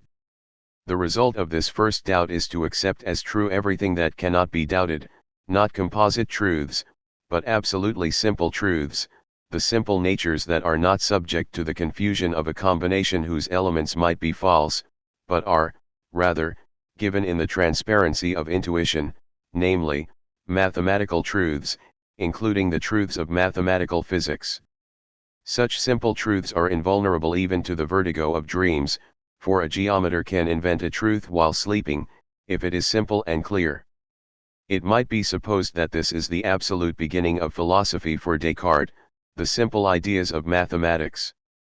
But this is a feint, because the mere fact of self-evidence is not enough, for the philosopher, it does not establish right any fait pas droit. To call this semblance of right into question, Descartes hypothesizes an evil genius, that is, a God so powerful that he can deceive me even about what I perceive as being obviously true, by arranging for 2 plus 2 to be 4 for me, although 2 plus 2 is actually 5, or by arranging for me to believe in the existence of bodies, although only the idea of bodies exists in my mind, and so on. Hyperbolic doubt thus becomes metaphysical doubt. I have to extend my doubt to even that which I conceive of as true, that is, I have to doubt even the truth of mathematical essences and the existence of the bodies that I know thanks to mathematical physics. If there is absolutely nothing that cannot be doubted, then what can I be sure of? I can be sure of the absolute condition that makes possible this doubt itself, namely that in order to doubt, I have to think, and that in order to think, I have to be, I doubt, therefore I think, therefore I am. Here, then, is the absolute beginning, which we have now apparently reached. This beginning, however, would be an end if I could not leave the prison of the cogito. I have therefore to go back to the God whose presumptive evilness allowed me to acquire this one and only certitude, and, setting out from my idea of him, and from the being that I am, a thinking substance affected by this idea, I have to demonstrate his existence and discover his perfections. I will then have a guarantee that deception, since it is pure nothingness, cannot belong to this God, who is holy being, and perfect, and I will not be able to doubt that all the mathematical truths that I possess are true, or that the external bodies of which I have a simple idea in my understanding exist. The mathematical knowledge that I have will thus be guaranteed as both true, and as being well and truly knowledge of the world of bodies. This distinction between mathematical certainty and metaphysical certainty, that of God's perfection, is crucial. For it allows Descartes to affirm both that a child can conceive of all the truths of geometry, even if it has not subjected them to hyperbolic or metaphysical doubt, since they are true, and also that no atheist can be a geometer, for since to be absolutely certain, metaphysically speaking, of the validity of these truths, we have to recognize the existence of God as well as his omnipotence and supreme perfection. It would follow that there are truths in the natural state, accessible to all men, and that there is, at the same time, philosophical truth, which, by way of the detour of the evil genius, rightfully founds all natural truths. This last truth, however, is accessible only to the philosopher who has followed the order of reasons and, by means of a constantly renewed, that is, constantly recalled meditation, for the moment of self-evidence is evanescent, has reached the absolute ground of all truth.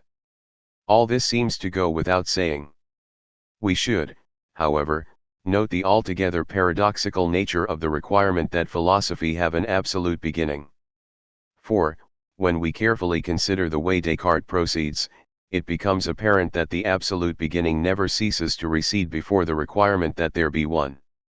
We begin with the most common truths, but only in order to call them into question in favor of mathematical truths alone, which are absolutely certain because they are simple. This fact of their self-evidence, however, and, let us not hesitate to say, of their fecundity in the practice of an existing science, is itself called into question, as if a supplementary guarantee were needed. We therefore hypothesize an omnipotent, deceptive God capable of deceiving us about even these self-evident certainties, which we call into question in their turn. We thereby attain the absolute certainty of the I think, therefore I am, the certainty of the existence of a thinking substance, which is, however, so entirely the prisoner of this certainty that, to provide it with the guarantee that it does in fact possess objective knowledge, we have to displace the absolute beginning yet again, proceeding from the cogito to God. Thus, in meditation, philosophy's absolute beginning constantly recedes, until it is at last discovered in God. Between the requirement that there be an absolute beginning and the way, written, philosophy actually begins, there is, therefore, the paradox of an inevitable displacement. This first paradox then reveals a second, it is that the God whom we have finally reached behind the false beginnings only guarantees the validity, without changing anything about its contents, not of the first beginning, the ideas everyone has, but of the second, the objective truth of mathematics and the existence of the object of mathematical physics, and even of the first, for, if bodies exist, the sentiment that connects my body to the world contains some truth. We shall see what the function of this whole big apparatus is, the one that Gassendi already criticized in Descartes 5 formally. It might seem to be pure artifice, a machine that, literally, produces nothing. Yet this philosophical nothing plays an important part in the defense of certain ideas that must be guaranteed in this way so that one can impose them in a world dominated by completely different ideas, by the idea, what a coincidence, of God. It should also be noted that this requirement that there be an absolute beginning does not assign philosophy exclusive possession of the truth, since, quite the contrary, the philosophies which invoke it acknowledge the existence of truths common to all men, directly accessible truths, because they are handed down by history, tradition, habit, and empirical practice.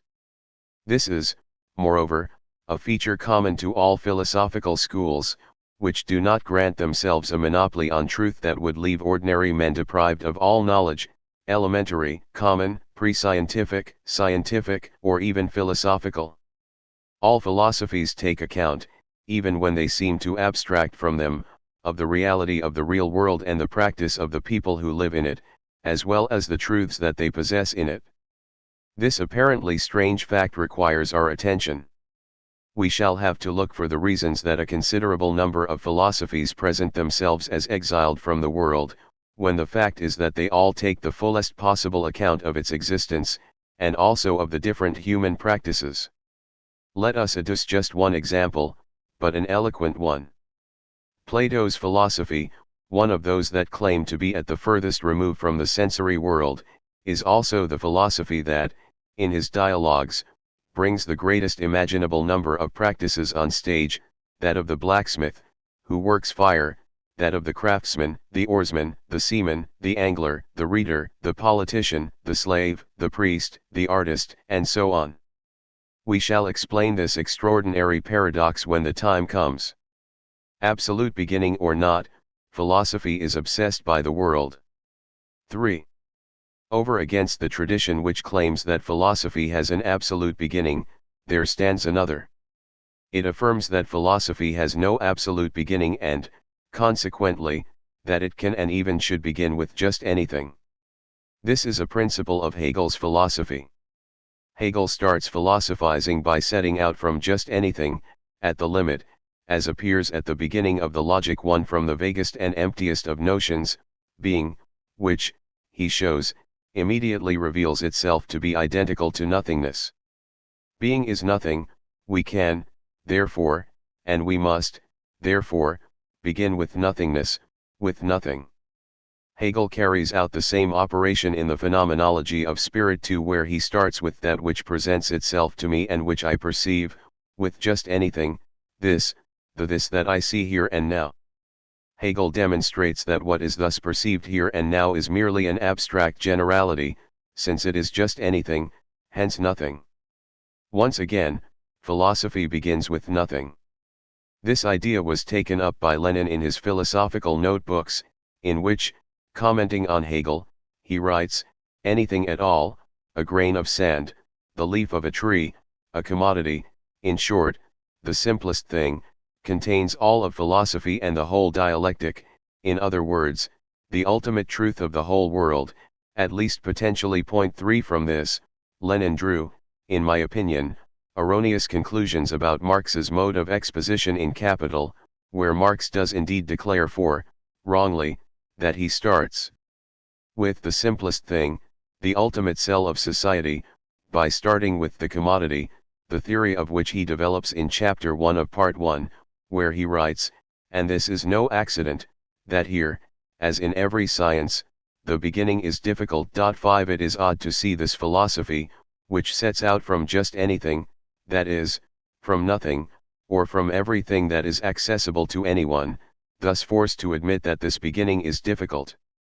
What is in question here is not the difficulty of choosing an object, since one can start with just anything, nor the difficulty of philosophical abstraction, since the just anything with which one begins is, as Hegel and Lenin themselves admit, abstract by nature. What is in question is a different type of difficulty, which we shall have to examine in due course.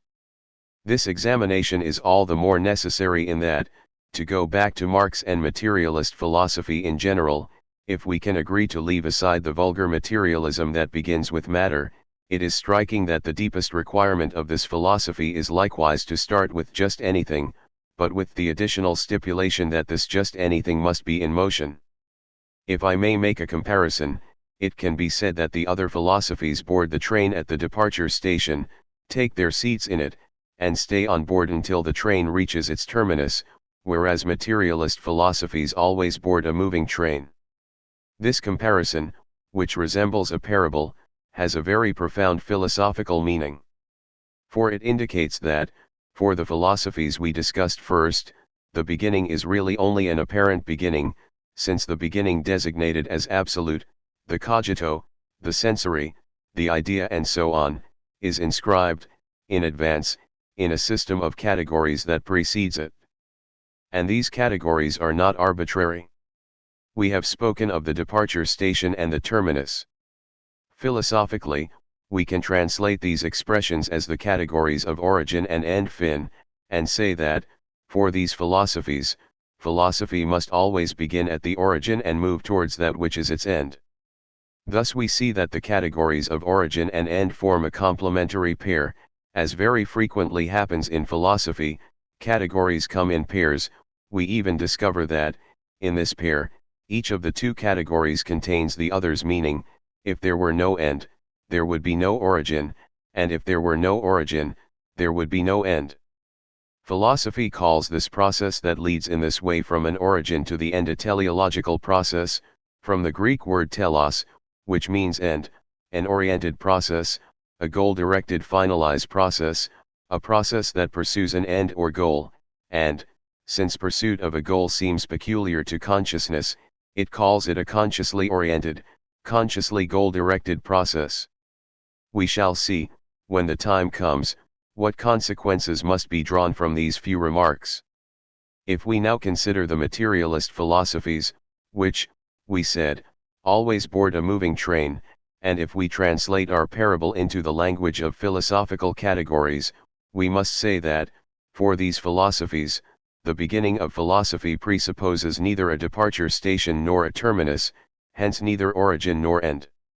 In this case, everything we just mentioned, the pair origin/end, teleology, orientation, movement towards a goal, and even consciousness, disappears, as categories lacking all philosophical validity.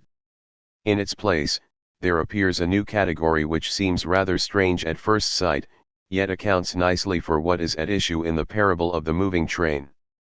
This category is the category of process, the train's forward motion, but a process without origin or end, without a departure station or a terminus, hence without consciousness.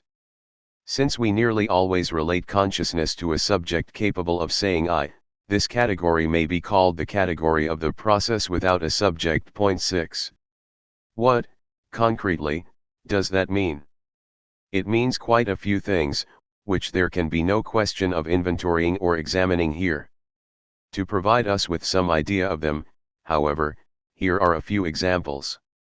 It means, first of all, that the philosopher who believes he can begin with the cogito, with the affirmation of the I think, or sense perception, or the idea, etc., in fact always begins with a notion that did not wait for him in order to begin, a notion that has a long past, not just a philosophical past.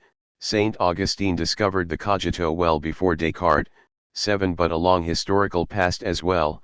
Humanity has always had sense perceptions and, on the basis of these sense perceptions, has constructed a practical mathematics, followed by a theoretical mathematics. Well before this or that philosopher, Plato or Descartes, decided to begin with a true idea. It means, consequently, that the philosopher who proceeds in the way just described engages, before our eyes, in a feint. He pretends to believe that the beginning from which he makes philosophy begin is absolute, whereas we know very well, and the most surprising thing is that he too knows this, that this beginning is relative. Why does philosophy, or, at any rate, this kind of idealist philosophy, need such a feint? We shall discover that a little later. 4. But that is not all. For at issue is not just that with which idealist philosophers begin their philosophy. They are philosophers before they write their philosophy down, and it is also as philosophers that they propose to begin something important. We need only transpose the terms we used a moment ago to discover what they think. They think that philosophy as such is the absolute beginning, the absolute. With that, they divide the world into two parts. On one side of the divide is everything non-philosophical, on the other is philosophy. On the one hand, then, we have philosophy, which is absolute beginning, which is absolute, absolute meaning, absolute origin, absolute end, and we have everything non-philosophical on the other, which is to say humanity's entire existence, concrete, material, scientific, social, affective, religious and so on. When we put things that way, we seem to be stating an almost monstrous proposition. All those with experience of idealist philosophers, however, or of vulgar materialist philosophers, who, from this point of view, are on the idealist side, know that this proposition is true, and that the characteristic feature of idealist philosophy is to claim to possess the truth, not just of things, but of all existing truths. Such possession can take various forms, but it is universal. To give only one example here, we may say that, for idealist philosophers, philosophy possesses the truth of a science, but of a superior science, rendered rather well by the Greek word episteme as well as the German word Wissenschaft, which is, in itself, above all the other sciences, and founds not just their truth, but their existence as well.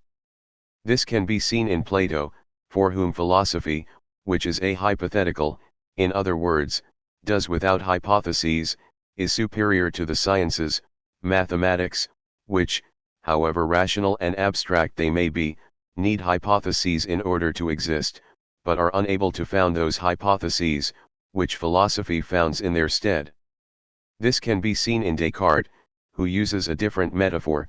He says that metaphysics resembles the trunk of a tree, the different branches of which comprise the different sciences.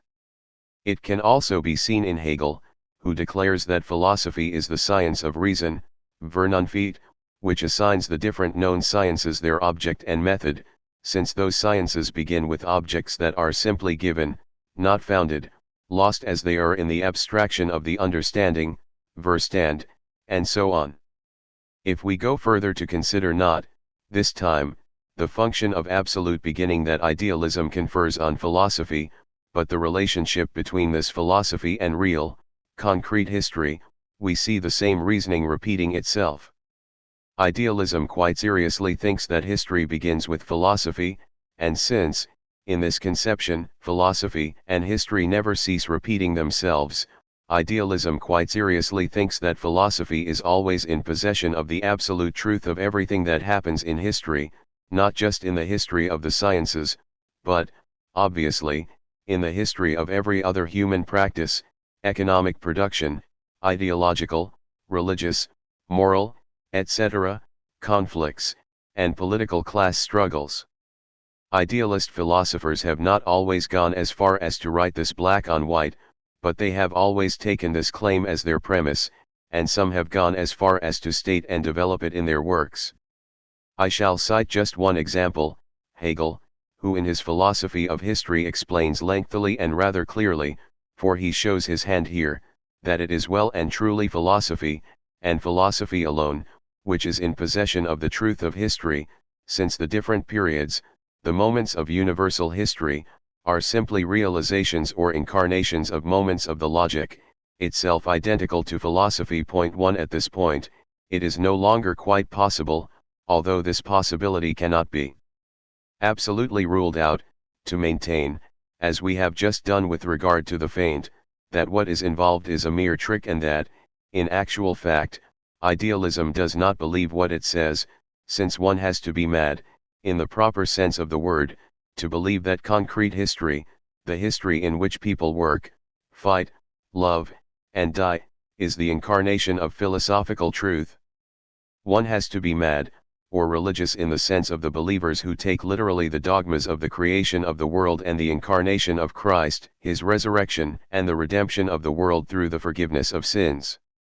For to be religious in this sense, whether one is Catholic or Protestant, presupposes that there exists somewhere, outside the world or in it, outside history or in it, an absolute consciousness, that of God, who created everything and arranged it all in such a way that history follows the divine plan of redemption down to its last little details, as Bossuet sought to show. Point 2. That, however, brings us to an important question, the question of the relations between philosophy and religion. We shall examine it in due course. We can already glimpse everything that is at stake when the non-idealist, materialist philosophers throw over the whole categorical apparatus that we have just passed in rapid review. The materialist philosophy, which refuses to believe that there is an absolute beginning in philosophy, obviously also refuses to consider philosophy as such to be an absolute beginning, hence the absolute truth of the sciences and everything else that occurs in history. It holds, however, that everything that comes about in history, while it has origins, that is, a cause, or, rather, several causes, and effects, and a tendency, has neither an origin, absolute beginning, absolute subject, absolute meaning, nor an end, absolute end fin, absolute subject, absolute meaning, and destination. It believes, accordingly, that to know what happens in history, one has to jettison all these illusory categories and devote oneself to the study of actuality. Marx, 3. In order to discover the rational logic of this concrete process. At the same time, it shows that scientific knowledge of this process, which is different and original every time, is impossible without the help of the category of the process without a subject, without origin or end, a category indispensable to philosophy when it wishes to think what philosophy itself is. For it is not just a matter of rejecting the pretension involved in conceiving of philosophy as possessed of the truth of things, the sciences, and history. Rejected along with it is the pretension involved in declaring that the world and history are nothing but the realization and incarnation of philosophical truth. The fact is that if there is neither origin nor absolute end in history or philosophy, it makes no sense to attribute to philosophy the exorbitant power of creating the world, whether it is a matter of the truth of logic, as in Hegel, or of an all-powerful being called God, and creating history, on a plan so organized, down to its last details, as to ensure men's salvation or perdition. That is why materialism is necessarily an atheism. If it is hard to deny all that has just been said, we have to draw the conclusion it implies. Philosophy presents itself to us in paradoxical form. On the one hand, all philosophies have a number of basic features in common, having to do with the nature of their terminology, the systematic relationship between the abstract terms known as categories and so on. On the other hand, philosophies can be ranged, at least on a first rough approach, in two great camps, the idealist camp and the materialist camp, which are opposed to each other term by term on crucial questions. It is quite as if the adversaries faced off in philosophy, but on the basis of a reality common to them both, philosophy itself, thus realizing a figure of the philosophical dialectic known since Hegel and, above all, since Marx and Lenin. It is called the unity of opposites. 5. To delve more deeply into our subject, and because, as materialists, we can begin with just anything, let us pause briefly to ask ourselves about the words we have been using to designate the problems or the questions of philosophy. We have been employing the term problem and the term question by turns. There is always something somewhat arbitrary about choosing one term over another, especially when their meanings are quite similar. Let us therefore agree, I admit that this decision is to a great extent arbitrary, to talk about philosophical questions rather than talking about philosophical problems. If we drop the term problem, it will not be lost for everyone in our little world of language. In fact, this choice implies a philosophical decision, a philosophical thesis. We are agreeing to talk about philosophical questions in order to reserve the term problem for the sciences. Thus we shall say that there are questions and answers in philosophy, but problems and solutions in the sciences. I consider this distinction, which we shall of course have to refine, to be essential to understanding philosophy.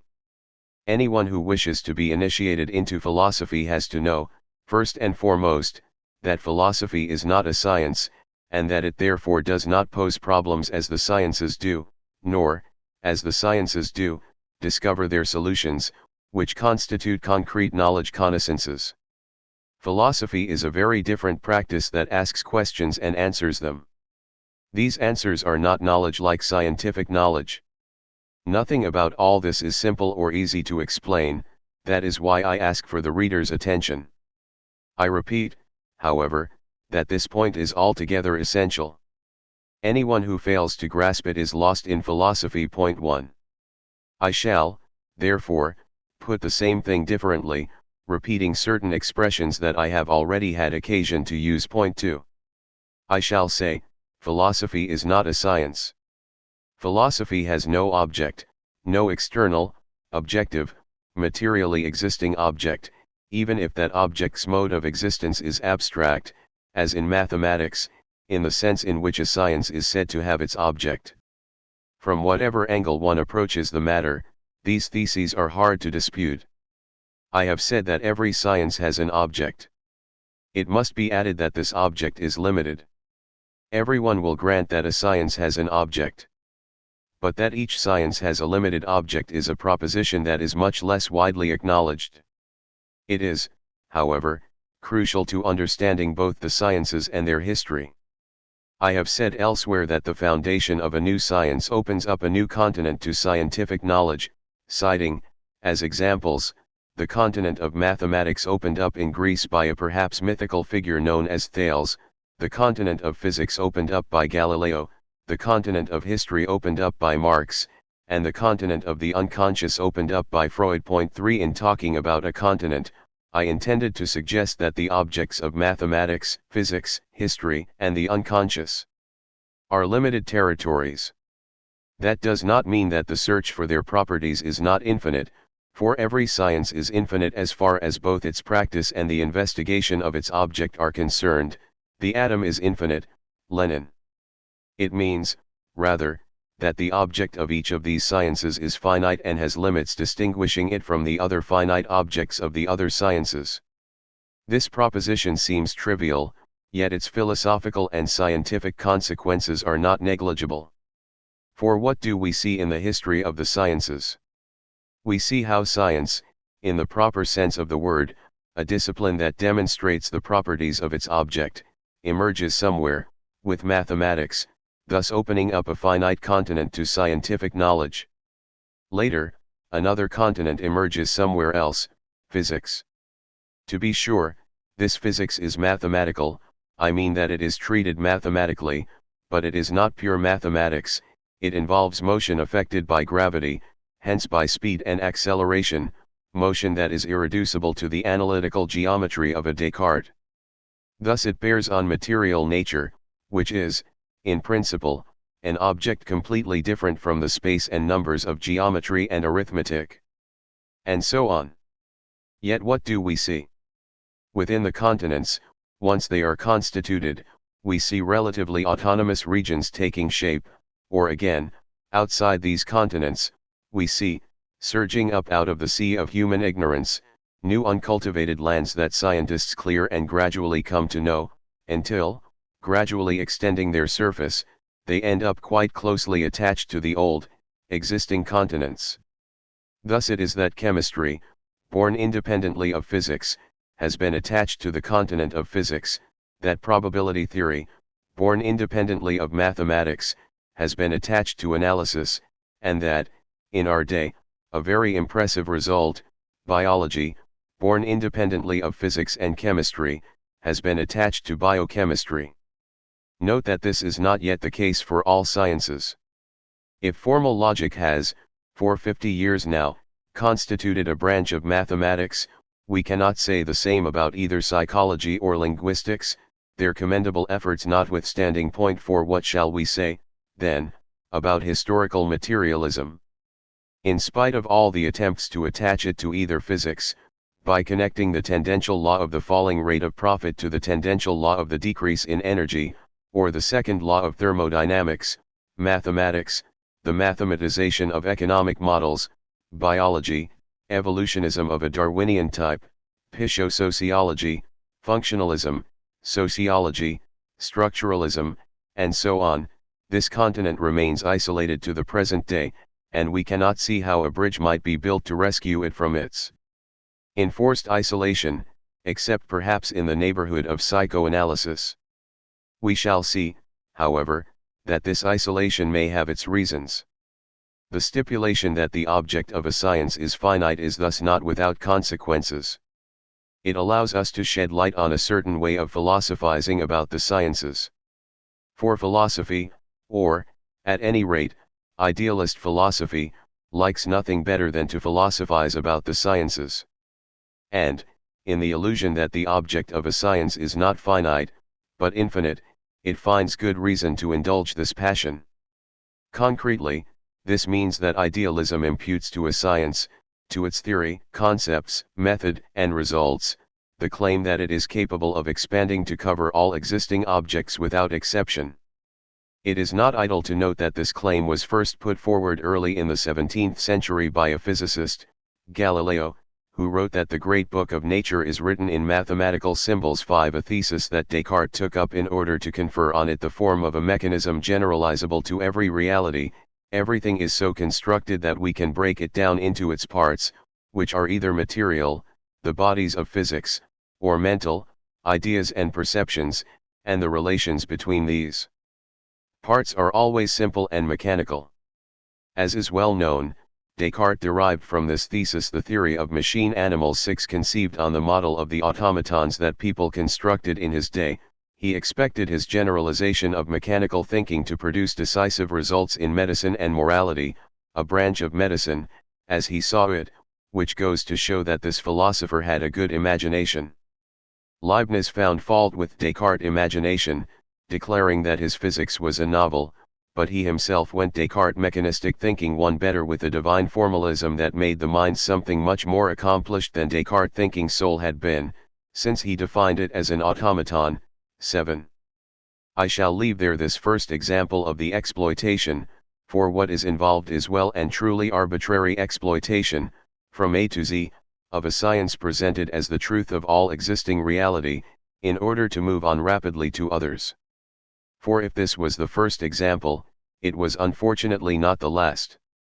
From first to last, the history of philosophy and the sciences abounds in examples of this kind. We may cite the physical experimentalism that, in the 18th century, achieved dominance on the basis of Newton's experimental method and theories. We may cite, somewhat later in the same century, the probabilism that took its inspiration from the work of Pascal, Fermat, and Bernoulli, and was applied even, Condorcet, to what was to become the core of the future human sciences, political economy, demography, game theory, and so on. We may cite early 19th century spiritualist psychology, a weapon in the war to quell working class revolt.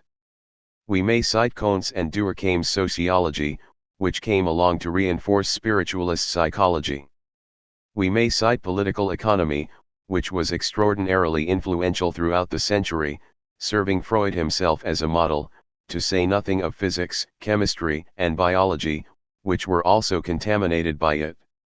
We may cite the energetism of an Ostwald, who conceived of everything in terms of energy, first and foremost matter, but also, naturally, social relations. Later, with the proliferation of scientific discoveries and scientific impostures, those of the self-styled human sciences, political economy, sociology, psychosociology, psychology, various other sciences came forward, or were put forward, as capable of unifying knowledge of the world under the aegis of their theories, among those that thus claimed to be universal, all at the same time, in an impressive ballet, were mathematical logic, linguistics, psychology, sociology, psychoanalysis, physics, chemistry, biology, mathematics, political economy, and even, Marxism. The fact is that historical materialism itself is not immune to the universal contagion. Most of the time, let us add, it was cast in this role by non-Marxists who mistook the science founded by Marx for a philosophy capable of explaining everything. But there were also Marxists who lent a hand to this imposture. The result was twofold. On the one hand, this putative Marxism intended to account for everything, from the phenomena of the unconscious, Reich, to aesthetic phenomena, Lukács, philosophy, Plekhanov, and even mathematics, Casanova, and physics, when it was not linguistics, Mar, severely reprimanded in his day by Stalin, 8 or even medicine. On the other hand, the very same Marxism was at so great a remove from historical materialism that this science may legitimately be said to have disappeared, as matter had earlier, according to an early 20th century physicist. 9 The result was a generalized confusion of the sciences, their object, theory, methods, and terminology. Each science spoke the other's language. It was a veritable Tower of Babel, and everyone was at sea. There were, of course, philosophers who carved themselves a niche in this confusion and drew fashionable philosophical effects from it, thus aggravating, in philosophy, the confusion that held sway in the sciences, and ever more frequently confounding them with whichever ideologies happened to come along. As always when a Tower of Babel is erected and collapses, it is God who triumphs, and then his prophets can be heard lifting their voices, Clavel 10 or Butang 11 or some other fundamentalist. The sad thing is that these prophets do not preach in the wilderness, but to a public opinion overwhelmed by the confusion from which they draw their edifying eloquence. the materialists alone, for their own reasons, and the true believers, for theirs, want no part of this God, sprung up on the dung heap of human history. Let us get back to our subject, the fact that every science has an object, and a limited object. To say so is not to make a vague statement that applies to everyone and everything, it is to state extremely precise conditions. To say that every science has a limited object of its own means that it has succeeded in identifying that object. This identification is inseparable from an elaborate technical, material experimental setup that affords it a real hold on its object. German admirably says that the concept, the true notion of an object or a reality, is a Begriff or a grasp. French says the same thing, if less vividly, when it talks of seizing or conceiving saisir, concevoir reality, enabling the science involved to bring theoretical hypotheses about its object's intimate reality to bear on it 12 and to verify, or refute, them in demonstrative or, if one prefers, conclusive forms. Let me underscore this possibility of being refuted or contradicted in the case of hypotheses subjected to testing in an experimental setup. For no scientist can know in advance whether the hypotheses he puts to the test will be verified or not, that is, whether they will be verified or refuted, invalidated. The possibility of invalidating or refuting hypotheses is part of every scientific practice and, consequently, of every scientific theory. In contrast, non-scientific theories, theoretical ideologies, manage quite well without the criterion of verification and, at the same time, that of refutation or contradiction, since they aim, not to know reality, but to impose their truth on it, which has to be its truth. It is around this simple distinction, which is in fact quite shallow, that a philosophy currently enjoying considerable favor with scientists and certain philosophers 13 has been developed for the last 40 years, the philosophy of Karl Popper. Popper is right to fasten on the feature of experimental refutation or contradiction 14, which he calls the criterion of falsifiability, but wrong to affirm that we can, in advance, thanks to some mysterious principle internal to theory, for who, unless he is God, can pronounce in advance on the ultimate nature of a theory, declare that such and such a theory is scientific, because it accepts the criterion of falsifiability, and that another is non-scientific because it fails to accept it? Historical experience shows, on the contrary, examples abound, that it is never possible to decide in advance whether a given theory is scientific or not, that is to say, whether it will be validated or refuted, contradicted, by experimentation. It is even possible to maintain that there exist theories, such as psychoanalysis and Marxism, bêtes noires for Popper 15 who has produced the whole of his philosophical oeuvre to combat them, which are apparently not subject to the criteria of experimental verification or refutation because the experiments performed in them cannot be repeated under exactly the same conditions.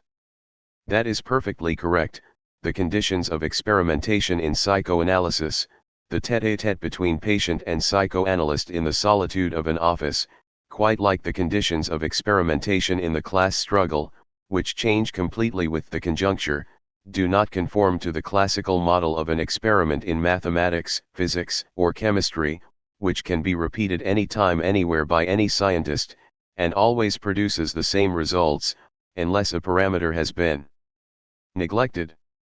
What, however, requires us to believe that the conditions of experimentation must be reproducible, that is, must be always and everywhere the same. We already know, and have known for a long time, that the conditions of mathematical demonstration are not reducible to the conditions of experimental proof, because mathematical objects are not material, because the dispositive of mathematical demonstration consists exclusively of written signs and, finally, because the question arises as to whether mathematics, that science ignorant of what it is, what it says, and what it speaks of, has an object or not, unless we understand, as Pierre Raymond has very recently explained 16 that mathematics takes as its object the mathematical results produced by the prior practice of mathematics itself, which thus works on itself, unless we understand, accordingly, that the object of mathematics, if it is not material in the sense in which the matter that physics or chemistry works on is material, is no less real for that, and unless we understand that the demonstrative dispositive of mathematics is no less real simply because it consists of signs and figures, and that it produces real proofs, proof and demonstration being, for this reason, indistinguishable. If we turn this hardly debatable observation to account, and agree to extend its consequences to the cases of psychoanalysis and historical materialism, we have to grant that there can exist theories that are well and truly experimental, although the conditions and forms of their experimentation differ from those of the experimentation we are familiar with in mathematics and physics chemistry. We have to grant, since it is a question, in both psychoanalysis and historical materialism, of singular conjunctures, for the psychoanalyst, the unconscious, and for the political party, class struggle, that the theory of the conjuncture must necessarily figure among the conditions defining these original kinds of experimentation. This naturally presupposes a whole new conceptual elaboration. Not enough attention has been paid to the fact that both psychoanalysis and Marxism, far from dodging the debate, have taken into account what distinguishes their singular experimental set ups from those of the natural sciences, namely the conjuncture, and have not only developed a theory of it, but have also integrated that theory into their practice. In the case of psychoanalysis, the conjuncture is defined by the relations between the psychoanalyst and his patient's unconscious, which focus on and work on each other. It is under the domination of this transference that modifications of the patient's fantasies are produced. In the case of Marxism, the conjuncture is defined by the power relations resulting from the confrontation between classes, and it is under the domination of these relations of struggle that social transformations are produced. What distinguishes the experimental setup of the natural sciences from that of Marxism and psychoanalysis is the fact that the former is constructed from scratch as a function of universal elements that are perfectly well defined from the outset, whereas, in the psychoanalytical cure and the class struggle, the experimental set ups are unique and are only gradually discovered and defined in the course of the cure or the struggle. But since this difference is taken into account and is theorized, we can, at least in principle, assume that it is cancelled out. I say in principle, because it is easy to see that psychoanalytical theory and Marxist theory, unlike other scientific practices, are inseparable from the direct transformation of their object. Let us get back to our subject. If every science has an object, and a limited object, philosophy has no object, in the sense in which a science has an object. And the difference leaps immediately to the eye, because there is no philosophical experimentation and no technical experimental setup in philosophy. Hence there are also no hypotheses subject to experimental verification or refutation. There are no problems posed about a limited, finite object, problems philosophy could be said to be expecting to solve.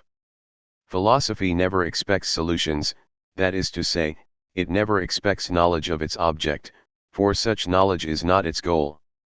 It confines itself to asking philosophical questions about an object X, the modality of which is exhaustively defined by the question asked, and it states the answer to this question itself, exercising remarkable precaution, for the philosophical question is always already, by virtue of the teleological process origin/end, the answer to the question itself.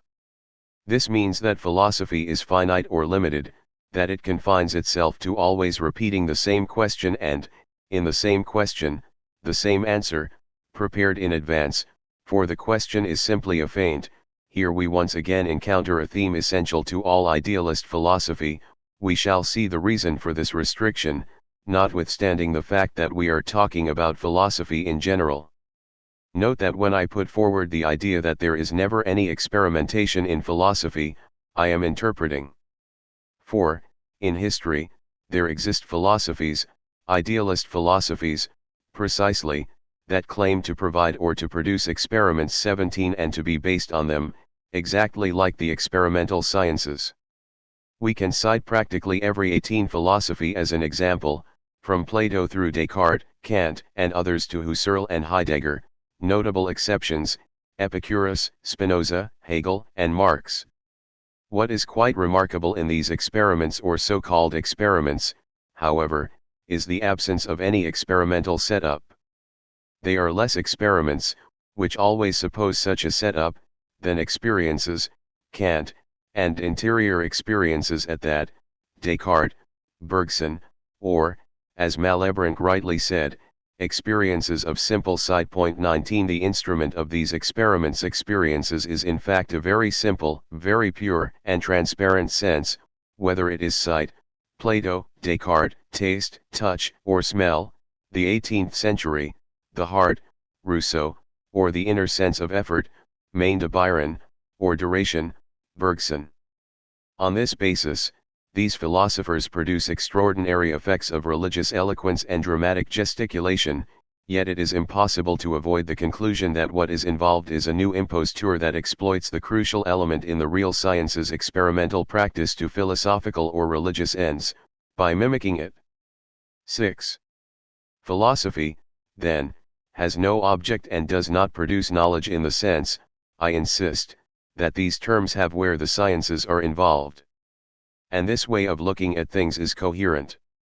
For there is a close relation of opposition between the condition of a science, which, while it has a finite object, possesses an infinite activity that allows it endlessly to discover new properties in its object, to the point that we may say, paradoxically, that this object is infinite, infinitely rich in objective properties, and philosophy, which, while it has no object and is therefore unable to discover properties in an object ad infinitum, and while it is itself finite, since it confines itself to repeating the same question, containing, in advance, its answer about an undefined object, nonetheless lays claim to knowing the whole, Plato, Leibniz, Hegel.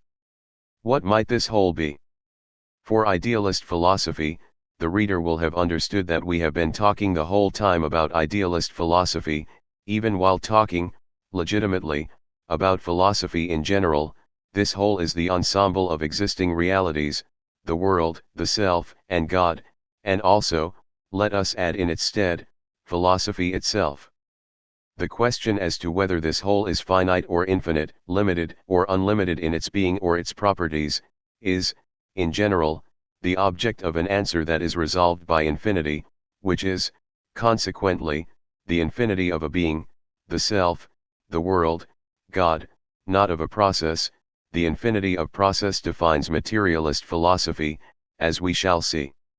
Of course, the thesis that the whole is infinite creates tremendous difficulties for idealist philosophy, since the here below, in which we have life, the word, and movement, St. Paul, one is manifestly finite. Philosophy has therefore to conceive of a mediation between infinite being and finite beings, a mediation incarnating the infinite in the finite. This is an absolute theoretical necessity. This necessity is met, in Plato, by the theory of the demiurge, in Descartes, by the theory of creation, including the creation of eternal truths, and in philosophers of Christian inspiration generally speaking, by the theory of incarnation, which has the advantage of making the infinite exist in the finite itself, in Christ or his surrogates, unless one assumes, with Hegel, that the infinite is simply the reflection of the finite upon itself, philosophy being the supreme example. We find essentially the same theme in Heidegger, in whom the difference between being and being serves as a mediation between the infinite, or the indefinable, the ineffable, and the finite, or the definable, that which can be said. The same difficulty, whose destiny it is never to be resolved, but to be endlessly deferred, reappears in connection with death, in which idealist philosophy is rooted, from Plato through Kant to Heidegger. Death is what cannot be avoided and must therefore be accepted, but one resolves the contradiction either by supposing a mediation, salvation through the different forms of merit and grace, or by making death something on the order of the very truth of life, an idea which, paradoxically, converges with certain materialist propositions advanced by doctors who were Hegel's contemporaries, Bichat, and, later, by Freud himself, that is to say, one resolves it by once again making human finitude, death, the locus of true infinity.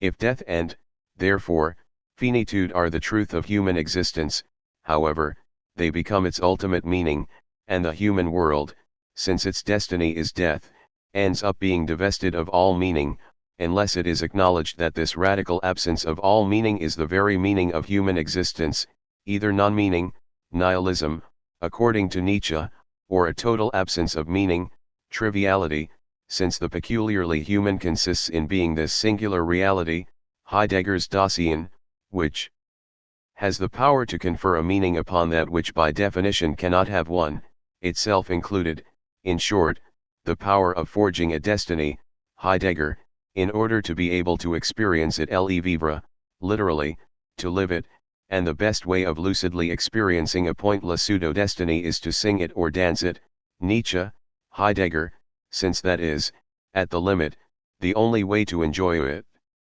Which means, let us overthrow all gods and all values.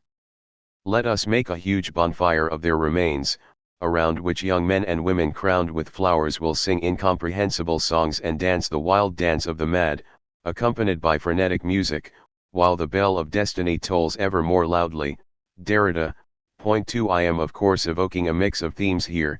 Their destiny is not fixed by the mere mention of them, and they can diverge or converge, depending on the authors, their texts, and the moment. From all the foregoing remarks, in any case, we shall single out the idea that idealist philosophy cannot exist without aspiring to utter the truth about the whole. When the whole is infinite, the consequences to which philosophy exposes itself are clear. When it is finite, or when it is an infinite that can be thought by an infinite mind which has mastery over it, such as Leibniz's God 3 making it to all intents and purposes countable by that infinite mind, one has another way out. If the whole that philosophy thinks is finite, then it is countable, all the connections can therefore be demonstrated, analyzed, and exhibited, the whole can therefore be exhaustively divided into its parts and thus classified. Here we encounter another grand tradition of idealist philosophy. We can call it formalistic or taxonomic, from the Greek tachyon, which means to classify, to order. This obsession with domination by means of classification has a long history, running from the Platonic procedures for division into pairs, or dichotomy, see the famous division of the sophist with regard to the angler, for through Aristotle's classifications, the different meanings of the word being and their consequences, 5 Descartes distinctions, Leibniz's universal characteristic 6 and the whole formalist tradition it inaugurated, down to the havoc wrought in the so-called human sciences by mathematical logic today, to the structuralist taxonomy of a Levi-Strauss. That there are obvious distinctions in reality, that the object of one science, for example, is distinct from that of another, even neighboring, science, is certain. That there are filiations and genealogies is clear. That horizontal classifications can be combined with the vertical effects of genealogies is something no one would dispute. But what is still another imposture is the philosophical ambition to constitute what Levi-Strauss calls, with the jubilation of the self-taught philosopher, an order of orders 7 and an order which, encompassing all subordinate orders, encompasses itself in the order that it puts in order. What is a still shrewder imposture, harking back to the Leibnizian dream of the universal characteristic, is that this order automatically orders itself, automatically establishes itself, and assigns every being its place and function so as to ensure that order will reign. Combined in this view of things, which outwardly resembles materialism, process without a subject, are the twin pretensions of functionalism and structuralism, in which place and function go together like hand and glove, and it is not by substituting the logic of forces for that of places, a la Badiou 8 that one can escape the logic of order, whoever happens to state it, whoever, that is, gives men this order, in the full sense of the word, on the strength of his own authority, whether he is a professor in the Collège de France or secretary of a political organization. 9 Be that as it may, these dizzying exercises are not neutral. If they do not have an object, they have objectives or, at the very least, well-known stakes. Since they talk about order, they also talk about authority, and therefore about power, and since there is no power but established power, that of the ruling class, they plainly serve its power, even if they are unaware of it and especially if they think they are combating it. From which it follows that innocent is the last thing philosophy is, as will appear more clearly in a moment. Its world, its real world, looming up on the horizon of all these dazzling subtleties, is the world of men and their struggle, the world of class struggle.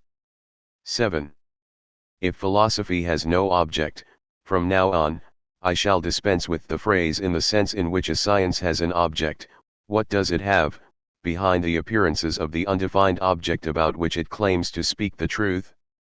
It has objectives and stakes. Before we come to that, however, we have to begin again at the beginning, and ask, what kind of proposition does philosophy use to express itself? I said that science confronts difficulties, poses problems, and produces their solutions, which constitute objective knowledge. This knowledge is expressed in propositions whose essential terms are concepts. What is a concept?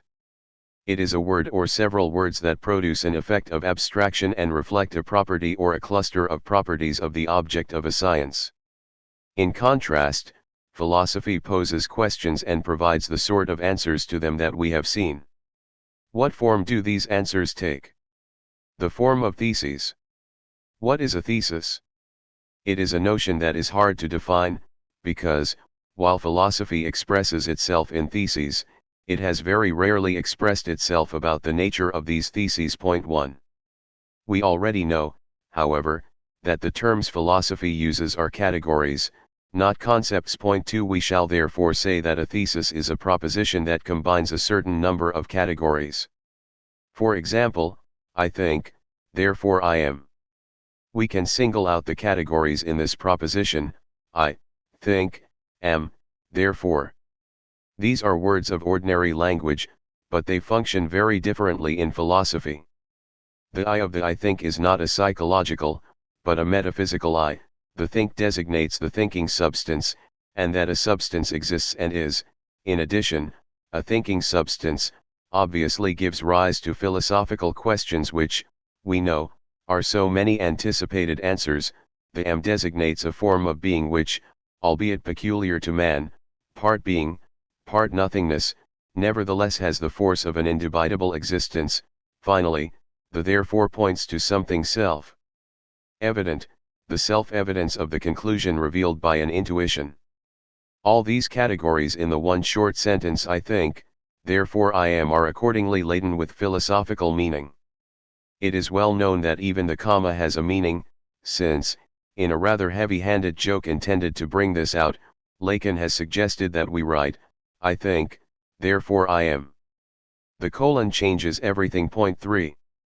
A thesis thus puts forward a certain number of categories combined in a proposition. But should we say that it is a proposition of the kind that occurs in ordinary language?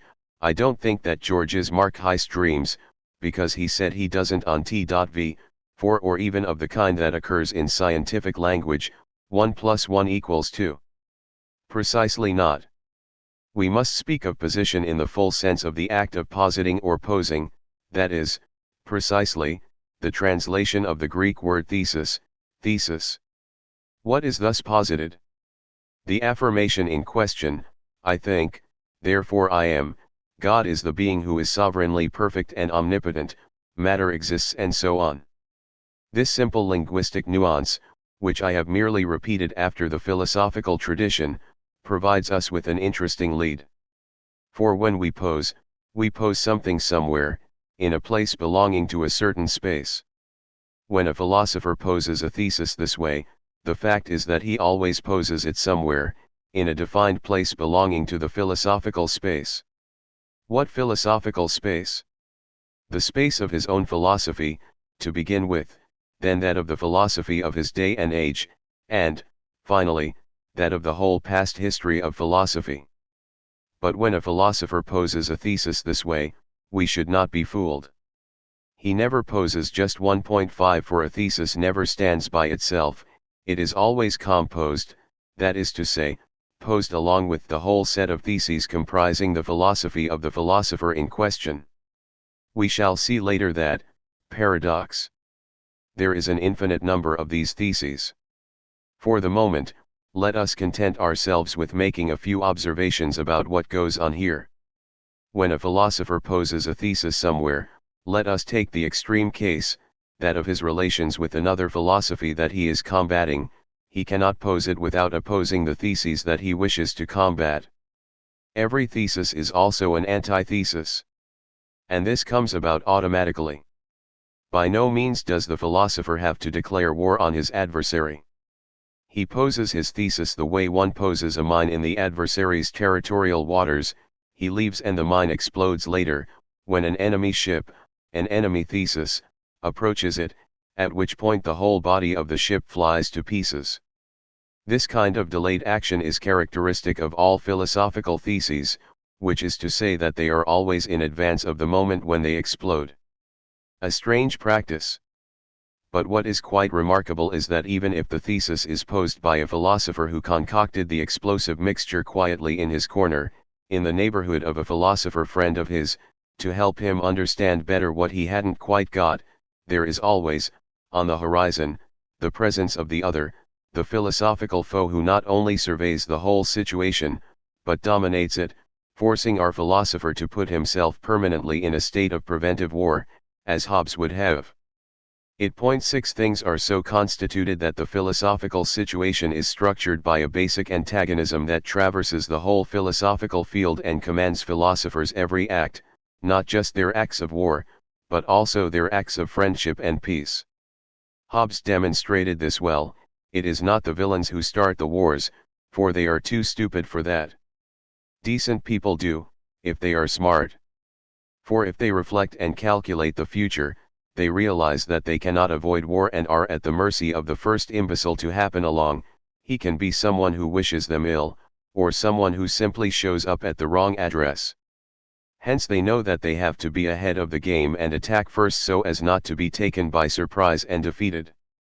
Philosophy is much more radical than social life, which has its moments of respite and its ceasefires, its Matignon agreements and Grenelle Accords 7, its popes who preach peace in the wilderness, its Vietnamese who pursue their Tet truce and, finally, its children who say uncle, or its Olympic Games, in which the late Baron de Coubertin exercised his talents as a pacifier of minds and legs.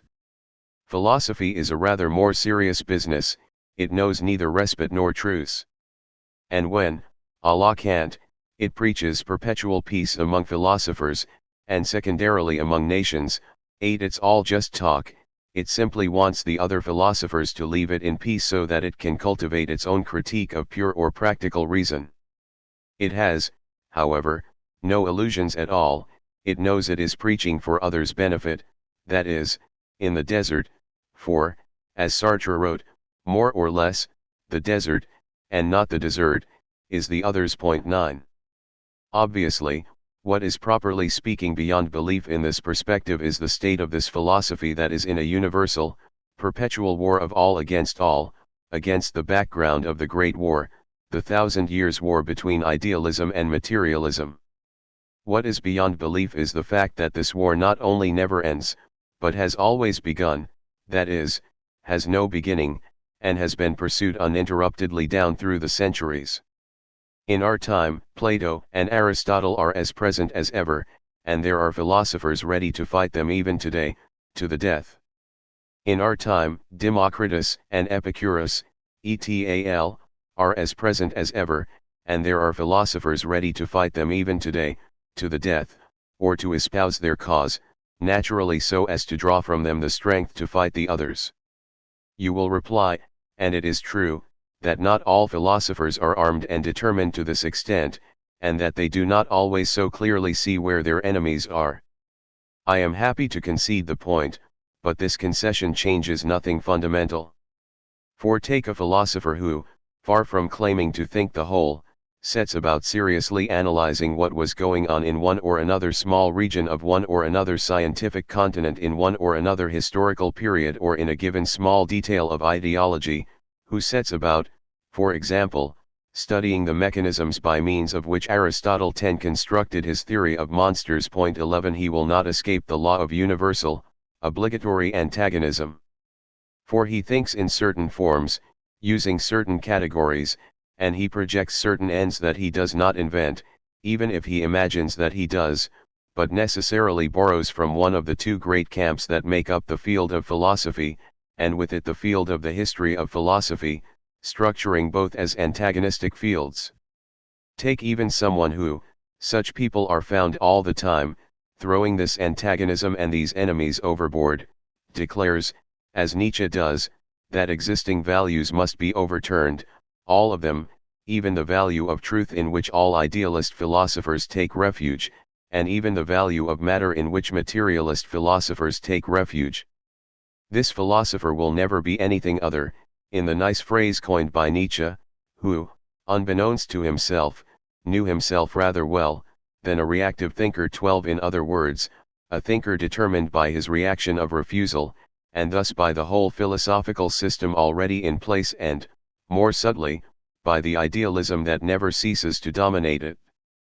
Nietzsche said, or could have said, that it is infinitely preferable to be a reactionary philosopher, for this reaction can be creative, than a reactive one, for, in the latter case, the reaction is purely negative.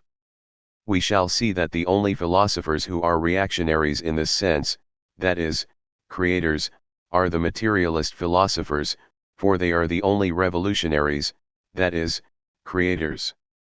8.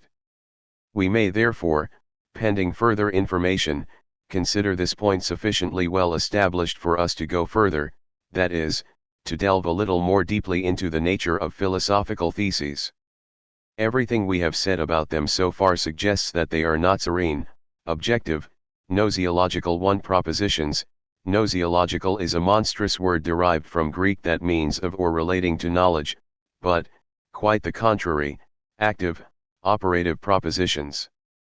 This goes without saying, given that they are declarations of war and designate their enemy, even if only tacitly.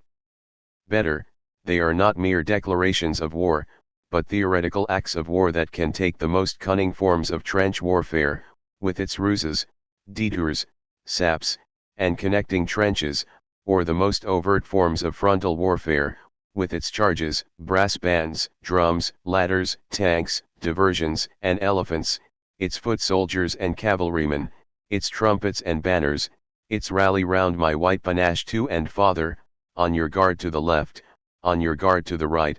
3. Its portable hen houses and mutter courage. All of which suggests that philosophy does indeed act, albeit in a non-material because abstract form, the way an army at war acts against real adversaries, and that clashes take place on the philosophical battlefield, Kampfplatz, Kant, for which, while categorical, occurring between categories, between theses, are no less bloody for that, if not immediately, then, at any rate, in the medium or long term. Acts of extreme violence occur on this battlefield. They begin with the violence done to categories and concepts, and culminate in that done to individuals.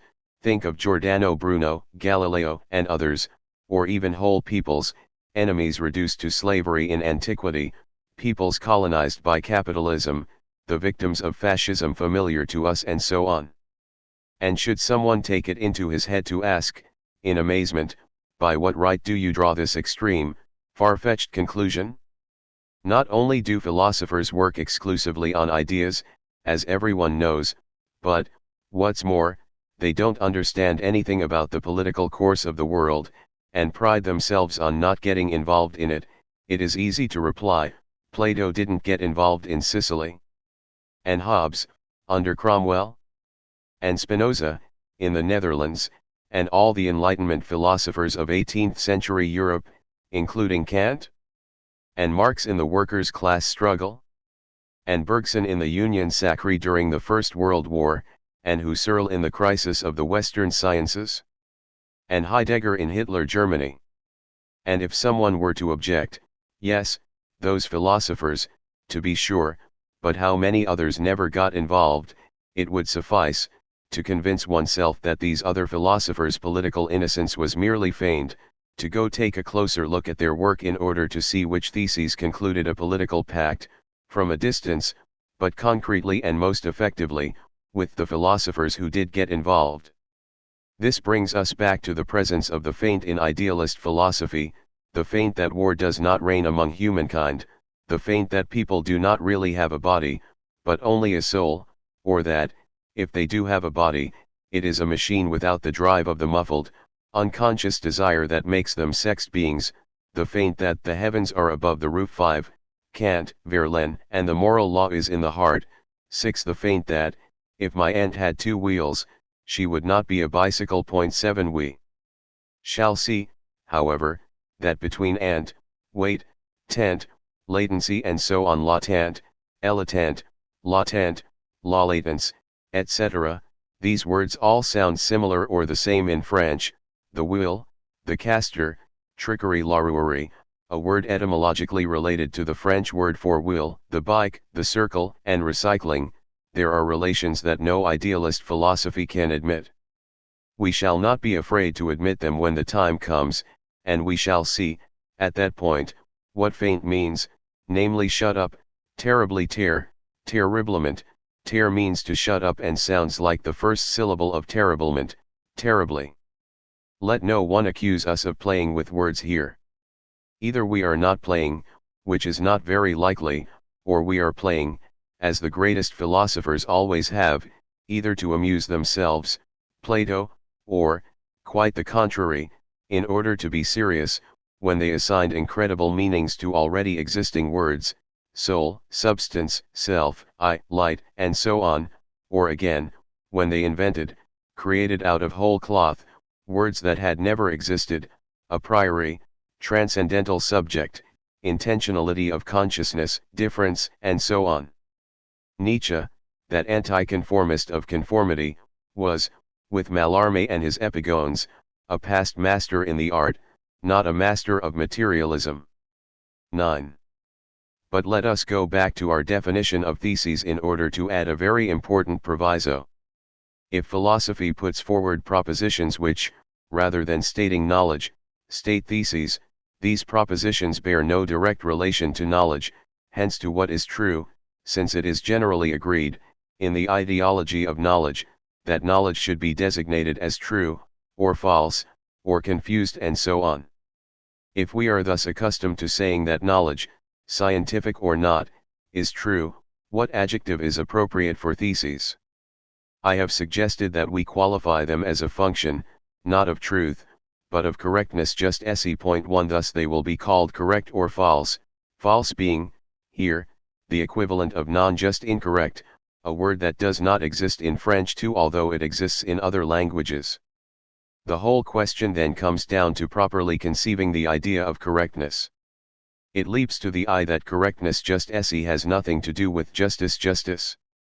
To evoke justice brings not just the whole court apparatus on stage, courthouse, judges, jury, witnesses, trying a defendant guilty of violating a law, but also a legal and moral idea which sanctions the functioning of the state apparatus, the idea of the just and the unjust, of which Aristotle, among others, elaborated the theory, in order to conclude, this is not every philosopher's position, that the just, far from being the whole or the absolute, is simply the golden mean, le just milieu that makes it possible to put things in due perspective, that is, gives the state much more than its due fate. La part des choses, c'est-à-dire la part belle à l'état. 3. To take an example that is interesting, because we will take it in the opposite sense in a moment, St. Thomas defends the idea that there are just and unjust wars, but distinguishes them in the name of justice and injustice, which are religious moral ideological principles. 4. Thus it is clear that correctness has nothing to do with this moral and legal idea of justice,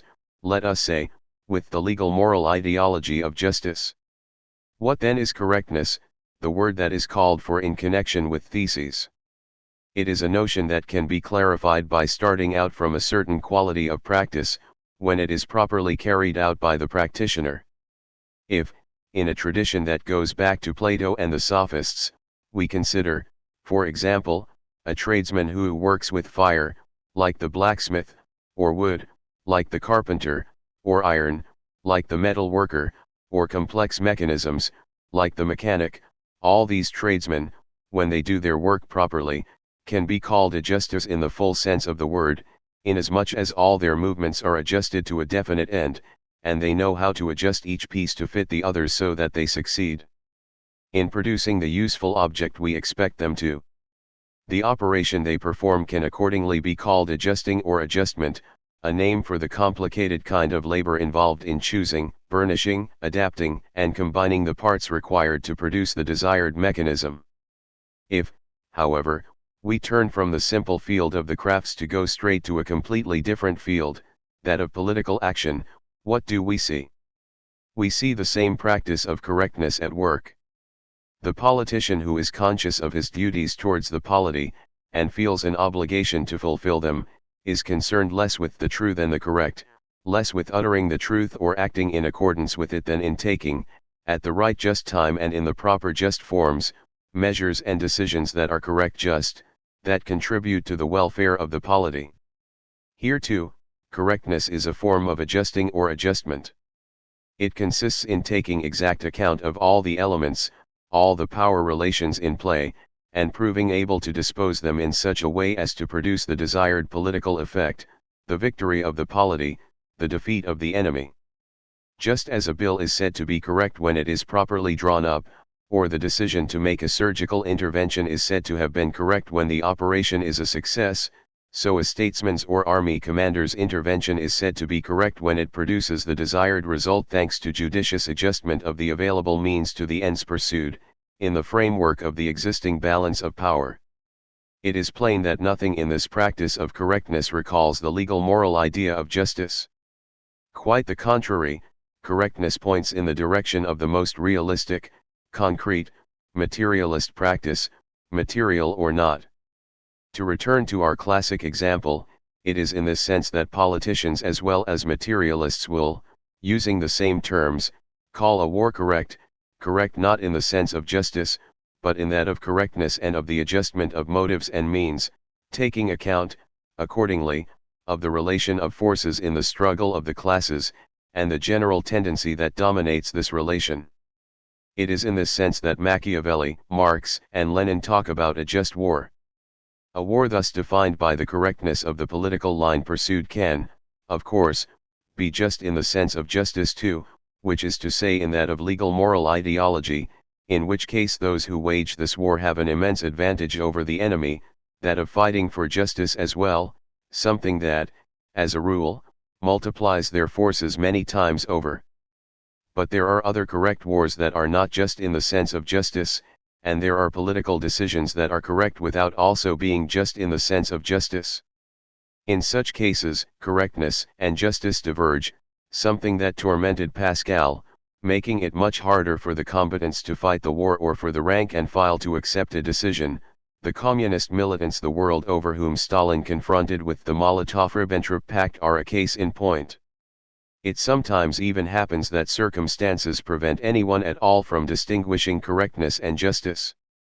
To mention just one example, the imperialist wars of 1914 to 1918 and even of 1939 to 1941, although they were experienced as being just by those who took part in them, were neither correct nor just, inasmuch as they were purely and simply wars between imperialist states, blind powers subject to the law of capitalist accumulation, which they were by no means capable of controlling.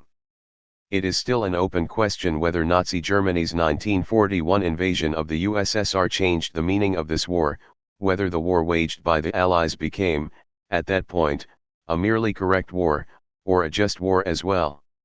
This brings out the complexity of certain cases, in the face of which philosophy itself must keep silent for lack of information. But that is because the science of history, in other words, the science of the class struggle, itself keeps silent. Why? We shall see, perhaps. We must, consequently, keep this whole set of practices in mind in order to form an idea of the meaning of correctness, and thus of the meaning of the word correct, which it seems to me necessary to apply to philosophical theses. Our review of these points, if it is convincing, only reinforces the idea that philosophical theses bear a relation to practice, to a very particular practice, that of adjustment, and thus of work on pre-existing elements, which we shall have to define, which must be fashioned and then burnished if they are to be adapted to each other and employed to turn out a product answering to a defined end or use. What are these elements? What is this fashioning and this burnishing? What is this adaptation? What are these ends and this use? We shall leave these questions in suspense for the time being. We do, however, have some idea of the field in which this operation is carried out. It is, first and foremost, the field of philosophy itself. This is so emphatically the case that I have upheld the paradoxical idea that philosophy only ever intervenes in philosophy, and that it can intervene outside philosophy only on the absolute condition that it first intervene in philosophy, in other words, in itself. 5 Yet the field in question is not that of philosophy alone.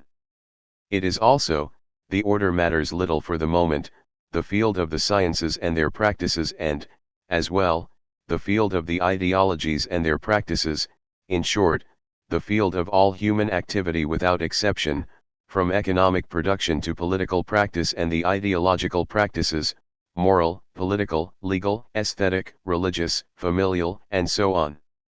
The adjustment which is carried out this way in philosophy and which results in the production of theses has repercussions on the ensemble of human practices.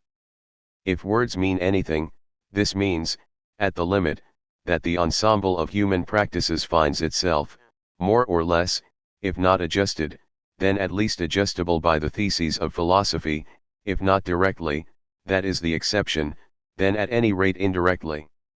Thus there is nothing surprising about Gramsci's little remark to the effect that everyone is a philosopher, since everyone finds himself directly, if he is a philosopher, or indirectly, if he is not, affected by the philosophical adjustment contained in philosophical theses. But we have a long way to go before we can set about demonstrating this point. 6. 10. We have to begin at the beginning again, something we can agree to do now, since philosophy has no beginning for us materialists, in order to examine not the category of correctness that we just sketched, rather, we shall see why, the concept of correctness, but the category of truth. 1. For we have opposed correctness to truth. Where does this idea or category of truth come from? Spinoza, in On the Improvement of the Understanding, writes, "For we have a true idea to an idea of the truth." This idea of the truth, which serves us as an absolute standard, is provided by mathematics. Where does mathematics come from? Spinoza gives no answer. We possess it, full stop, and it is mathematics that provides us with the idea of the true that we have, and so on. This shows us that the idea of truth is dependent on the sciences, which provide us with objective knowledge. Let us note that Spinoza never talks about truth, but only about the true. The true designates itself as true, and, at the same time, the false as false. 3. This was not unimportant in a day and age in which every philosopher talked about truth, not just the truth of the sciences, but that of philosophy as well, and talked about philosophy as a search after truth. Why these nuances? Because, if we question practitioners of the sciences, we will see that they never talk about truth, never say that they have discovered this or that truth, never say that this or that theorem is true, or that this or that experimental proof is true. They say so, of course, but only when replying to those who accuse them of fabricating a false demonstration or proof, in other words, of lying. In sum, they do not reply by referring to the truth unless they are charged with lying. In their practice, they do not give a fig about the truth. They simply take note of the fact that one or another theorem has been demonstrated, full stop, or that one or another experimental result has been proven, full stop. What business does truth have here, then? It is forcibly imported into practices, the scientific practices, to which it is alien. If it is imported into them, where does it come from? From somewhere else, very precisely, from fields of ideology that do have an interest in the idea of truth, philosophical, legal, moral, and religious ideology, among other kinds. Thus it is quite as if a scientific result obtained in the field of a given scientific practice were transposed into a field of ideology and invested in this field with the attributes of truth. To what ends? We shall discover that when we examine the nature and diversity of the ideologies. But this simple remark leads the way, perhaps, to an understanding of why philosophy, if not all philosophy, then, at any rate, idealist philosophy, has traditionally taken so deep an interest in what is known as the theory of knowledge, as method, and so on. For the theory of knowledge is nothing other than a philosophical theory that claims to explain what truth is. For the moment, it does not matter whether or not it takes scientific knowledge as its starting point in doing so. What does matter a great deal, however, is the philosophical dispositive deployed by this simple question. Is there any need to repeat here what we said earlier, namely that idealist philosophy asks questions that have no existence in the form in which it asks them, and that these questions always contain their answers in advance, because they are nothing but their answers in inverted form? Yet this simple inverted tautology produces phenomenal theoretical effects, observable in all the different varieties of the theories of knowledge that idealism has to offer. What, to begin with, is the basic philosophical dispositive in which the question of the theory of knowledge is posed? Simplifying to an extreme, here is what we find. Philosophy poses, face to face, the object to be known and the subject who is to know it. These are two beings distinct in every respect, and the big, thorny question then runs, how can these two totally distinct beings ever maintain a relation, and a relation that is a relation of knowledge? To answer this imaginary question, idealist philosophy has devised all sorts of ploys, some of which are extremely simple. Monism, these two realities are one and the same reality, whether mind or matter, while others are extremely complex, reminiscence in Plato, substantial forms in the Aristotelians and Thomists, the pineal gland in Descartes, the occasional cause in Malebranche, the thing in itself in Kant, the dialectic in Hegel, duration in Bergson, and so on. Let us note that a philosopher such as Spinoza, who does not seem to call himself an idealist, proposes an answer, parallelism, that literally does away with the question.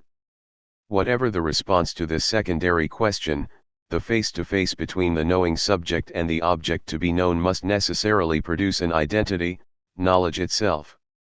If we call the knowing subject S and the object to be known O, we have the fundamental equation of every theory of knowledge.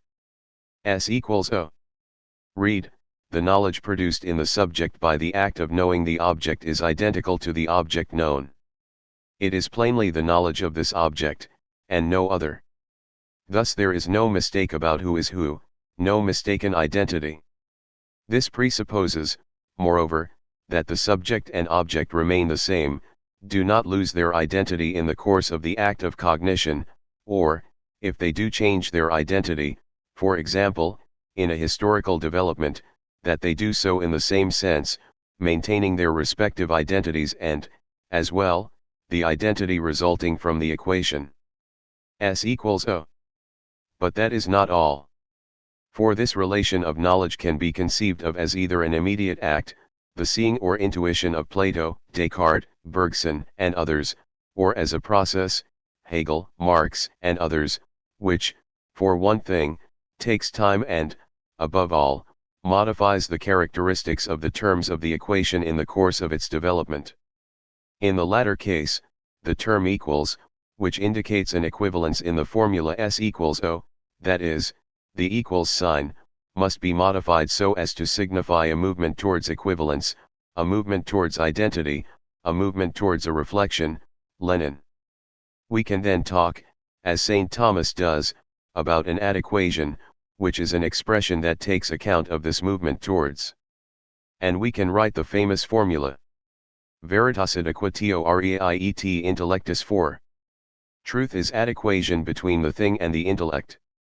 In this formula, however, very curiously, we see truth reappear, although we had done perfectly well without it previously.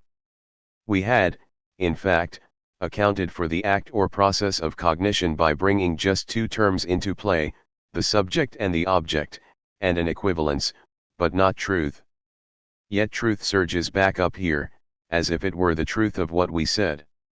What business does truth have here? It simply reproduces the common sense justification that affirms that the result of the adequation of the object to the subject or the subject to the object is a piece of knowledge which, since it exactly reflects the object, is clearly the object's truth. Thus it is a purely tautological formula, except for the fact that this common sense justification is, as we have already seen, the justification of a value stemming from certain fields of ideology. We shall come back to this. We may, therefore, write our modified formula as follows. S equals O, equals V. Yet this formula is not quite enough to satisfy the philosopher, say, R. Descartes, who, even when he is in possession of a truth that he clearly and distinctly sees is true, sets about doubting it, that is, sets about demanding a supplementary guarantee to eliminate all possible risk of doubt. The idealist philosopher who elaborates a theory of knowledge thus has not only to think the adequation of the subject to the object, S equals O, but also to say that the result of this adequation is a truth, S equals O, equals V. Still better, he feels the need to affirm, either by way of the fiction of the hypothesis of the evil genius of an omnipotent God who would deceive us, or in order to lay his opponent's objections to rest, like Plato confronting the sophists, or Kant confronting Wolff, that this truth produced by the process of adequation, S equals O, is indeed true, and that the ensemble of relations involved in this process is indeed true. In short, he feels the need to add an affirmation of truth to the truth that has already been obtained, and to write the new formula. V, S equals O, equals V. By which he means that it is indeed true that the adequation of subject and object produces a truth. This reduplication of truth by itself is one of the major constants of idealist philosophy. We have already seen it in connection with the distinction between philosophy and science, when philosophy both distinguished itself from the sciences and posited itself as their truth, as the science of sciences or the truth of scientific truths. This position can take widely varying forms, from those of the ontology of a Plato, where it is a being superior to all other beings, to the forms of Kantian critique, where a certain subject, the transcendental subject, which we can grasp in the unity of the I think, as in Descartes, but which plays a completely different role, is charged with ensuring the transcendental unity, that is, the pure, non-empirical unity, not bound up with the contingencies of the spatio-temporal, but, rather, necessary, of the multiple brought together in all concrete knowledge. We would find the same function in every idealist philosopher. The question is, why this reduplication of the truth? The facile answer is that it merely registers, reproduces, and thinks an intellectual division of labor, which most certainly exists, between the scientists who produce scientific knowledge and the philosophers who think about it, thinking and stating its philosophical truth. But this answer is illusory, because it merely defers the question. To track this answer to its last refuge, we have to ask it, but why this intellectual division of labor? This comes down to asking, but why are philosophy and the sciences not one and the same thing? Or again, why do the sciences and philosophy exist, either the former or the latter or both? We can here state the principle of an answer, but it obviously goes beyond the framework of the sciences and philosophy and their relations. This answer is very simple. It consists in taking seriously what goes on in this reduplication. We have already noted that the philosopher feels the need to say, what I have just said, namely that the adequation of the subject to the object produces the truth, is the truth. In sum, a little supplementary need that would seem to be peculiar to the philosopher. We have to indulge his little needs. The fact is, however, that it is not a little need, that it is not a need, and that it is not a need of the philosophers. It is the major manifestation of an intervention which, at the limit, concerns the equilibrium of society as a whole. Let us examine this a little more closely. When the philosopher declares that what he has just said is the truth, he puts all those who might accuse him of lying on their guard in advance, a preventive action, and he bolsters the convictions of all those who share his convictions by providing them with the guarantee of what he has said and by providing them with the guarantee that he speaks the truth. We have pronounced the crucial word, truth is a function of guarantee. And it is announced in a form that offers all possible guarantees, that puts the truth above all suspicion, the most rigorous form of demonstration there is, inspired by the practices of mathematics in its unadorned rigor, see Descartes, Spinoza, Kant, Hegel, or adorned with the most refined rhetorical effects, see Plato's dialogues, or a deeply personal experience of meditative conviction, see Bergson. In short, depending on the objects, talents, and times involved, the philosopher chooses the best of what is available in the way of arguments and argumentative forms, the object of the whole being to arrive at the most persuasive show of truth that he can. Thus he has every chance of putting the guarantee, or as solid a guarantee as possible, on his side. Opponents or adversaries can show up if they dare, but they had better get up pretty early in the morning, for he is ready and waiting for them. What purpose does this whole fantastic mise en scene of the guarantee by way of the truth serve? It serves the philosopher, to begin with, who needs, like everybody else, to assure himself that he is definitely in the truth as he plies his philosopher's trade in the division of intellectual labor and the division of mental and manual labor, for, philosopher though one may be, one is no less human for that, and one has one's moments of doubt. Think of Descartes, think even of Spinoza, think of Pascal, one's moments of gloom and anguish, and, even when one has been seized by the flame of truth in a dark night and has seen, one can be afraid, afterwards, that one has dreamt or been deceived by an evil genius, so that one must endlessly trudge back up the slope.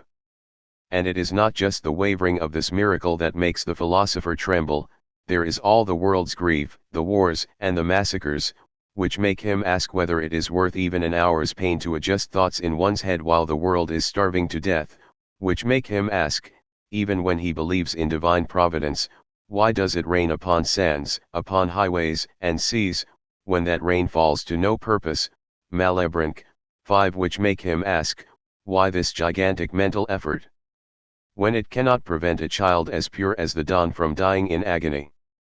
We could make books of this doubt and this anguish of the philosophers, of the greatest among them, in the face of their vocation. One of them devoted his life's work to it, his name is Kierkegaard. For, in the depths of his soul, the philosopher trembles at the thought that he has usurped this function of universal guarantee that he performs before scientists and all the other members of his society, and even before universal history. That, moreover, is why he goes about it with such fury, in order to ward off the risk, which he knows he is taking, that he might prove unworthy of his task. By dint of argument, he sometimes manages to convince himself. That, however, is not what really counts. For whether or not the philosopher is convinced is a question for his conscience, his friends, and his personal diary. For the others to whom he addresses himself orally or in writing, there is no problem, he is always convinced, since he is a philosopher, since he says so, and since it is one and the same thing to be a philosopher, to be convinced that one is in possession of the truth of truths, to speak the truth, and to do so convincingly. The reduplicated philosophical guarantee of the truth works this way for the outside world, always. Truth is for the others. Great, supreme feint. It is enough for the others to believe in it, and to believe that everything is for the best, to believe that, if there are philosophers, it is to tell those in possession of the truth of their truth and so on. Yes, everything is for the best. The division of the world between those who know and say so, and those who do not know and listen, is for the best. The division between those who work and produce and those who do not work, but have the leisure to think the truth and utter it, is a good thing. The division between those who govern and those who are governed is a good thing, between soldiers and civilians, between men and women, between freemen and slaves, between Greeks and barbarians, or slaves or immigrants, the division between adults and children, the division between the gods and men, the division between priests and laymen, the division between seers and the blind, the division between sacred prostitutes and secular prostitutes, all that is a good, is an excellent thing. See Plato, who explains this in detail throughout his work. It is a good thing, because this division is simultaneously a division of labor that produces the unity of its result, the unity of the community, precisely, and peace among its citizens. Marx, because he is a troublemaker, explains that this whole system, including the philosophy that sanctions and guarantees it, has just one function: perpetuation of the dominant class's domination of the dominated class, a perpetuation that necessitates, precisely, these divisions, these multiple functions and, as well, the guarantee that all is for the best in the best of all communities, since the priests, the politicians and, ultimately, the philosophers guarantee that it is so for all. Those who might entertain doubts, or be looking to make trouble by attacking the order of the prevailing class dictatorship. With that, we begin to see that philosophy is less and less innocent, since it plays its role in perpetuating, or overthrowing, the established order and is, consequently, tied in with politics. We have not, however, finished with the theory of knowledge. Purely imaginary though it may be in the form, I insist, in which idealist philosophy conceives of it, it nevertheless produces both questions and answers, and thus new categories and theses as well as theoretical and practical consequences. For once the philosopher has written his new equation. V equals, S equals O, equals V. He cannot help asking a new question, since he is, as a philosopher, curious by nature. Aristotle, where does that truth come from? To put it differently, he asks himself a question that we have already encountered, the question of the origin, which can also be called the question of the first principle, Aristotle, the question of the foundation, the question of the sufficient reason or first and last reason on which everything else depends, Leibniz.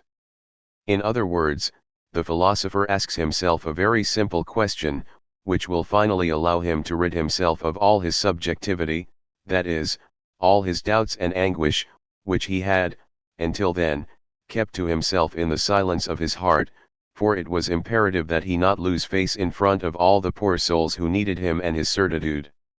This question is, but what founds the guarantee that I am in the process of providing? This is clearly a legitimate question if ever there was one. If the philosopher wants to escape the human condition that makes him a contingent individual, born in such and such a country, in such and such a year, to such and such parents, with such and such little foibles, for example, this love for cross-eyed women and taste for Swedish princesses, Descartes, this yearning to go walking alone every day out by the trees and piss there, Kant, this need to go contemplate being in the sap of the oaks of the forest of Fontainebleau, Lachelier, this desire to haunt the woods of the Black Forest in order to break one's nose in the paths the lumberjacks blaze there, Heidegger. But you know about all these peccadillos, allow me to move on. In a word, the philosopher who wants to exempt himself from what Feuerbach calls empirical determinations, having a pointy or a stub nose, and who wants, above all, to exempt the truth he utters and the guarantee he provides from these contingencies, so that they are valid and guaranteed for everyone for all time, this philosopher feels a legitimate need to answer the question, how are the truth I state and the guarantee I establish founded? That is, how shall I found them? Or, generalizing, how are the truth philosophy states and the guarantee it establishes founded? And, as always in idealist philosophy, no sooner said than done, since the answer is always there in the question. The philosopher will, therefore, once again reduplicate the truth he has attained, but by conferring higher status on it, a status that is no longer personal and empirical, you can believe me because I say so, and provide you with proof to boot, but universal and absolute. He will, consequently, produce, that is, in the etymological sense of Sartre's waiter 6, bring us on a platter, the superior truth, truth number 3, that he needs to found everything he has so far proven. This truth is, accordingly, the absolute, radical origin, the one it is impossible to go beyond, like certain train stations in Paris, Marseilles, and elsewhere that are dead ends, like Heidegger's Holzwege, because the rails end at the buffer and one can go no further, although one can set back out for all the other train stations in France. This absolute truth is at the same time the absolute principle, the one that goes furthest back in time. Before it, there was no time, and the one on which all consequences will depend, although it depends on nothing. This absolute truth is also the foundation, the base on which every edifice, whether being or reason and reasoning, is based for all time. It is that which bears without being borne by anything, the earth that nothing supports, or the originary giant of mythology who supports the world on his back, although nothing supports him, or God, who sustains everything with his strength, but, as is well known, needs no ground, no grund, on which to plant his feet. Indeed, he does not have feet, which make man what he is, on which see Leroy Gourhan 7 it is his feet, not his hands or skull, his feet, in other words, his upright stance, which allow man, as Freud shows in Totem and Taboo 8, to piss on the fire, which is not very nice for women.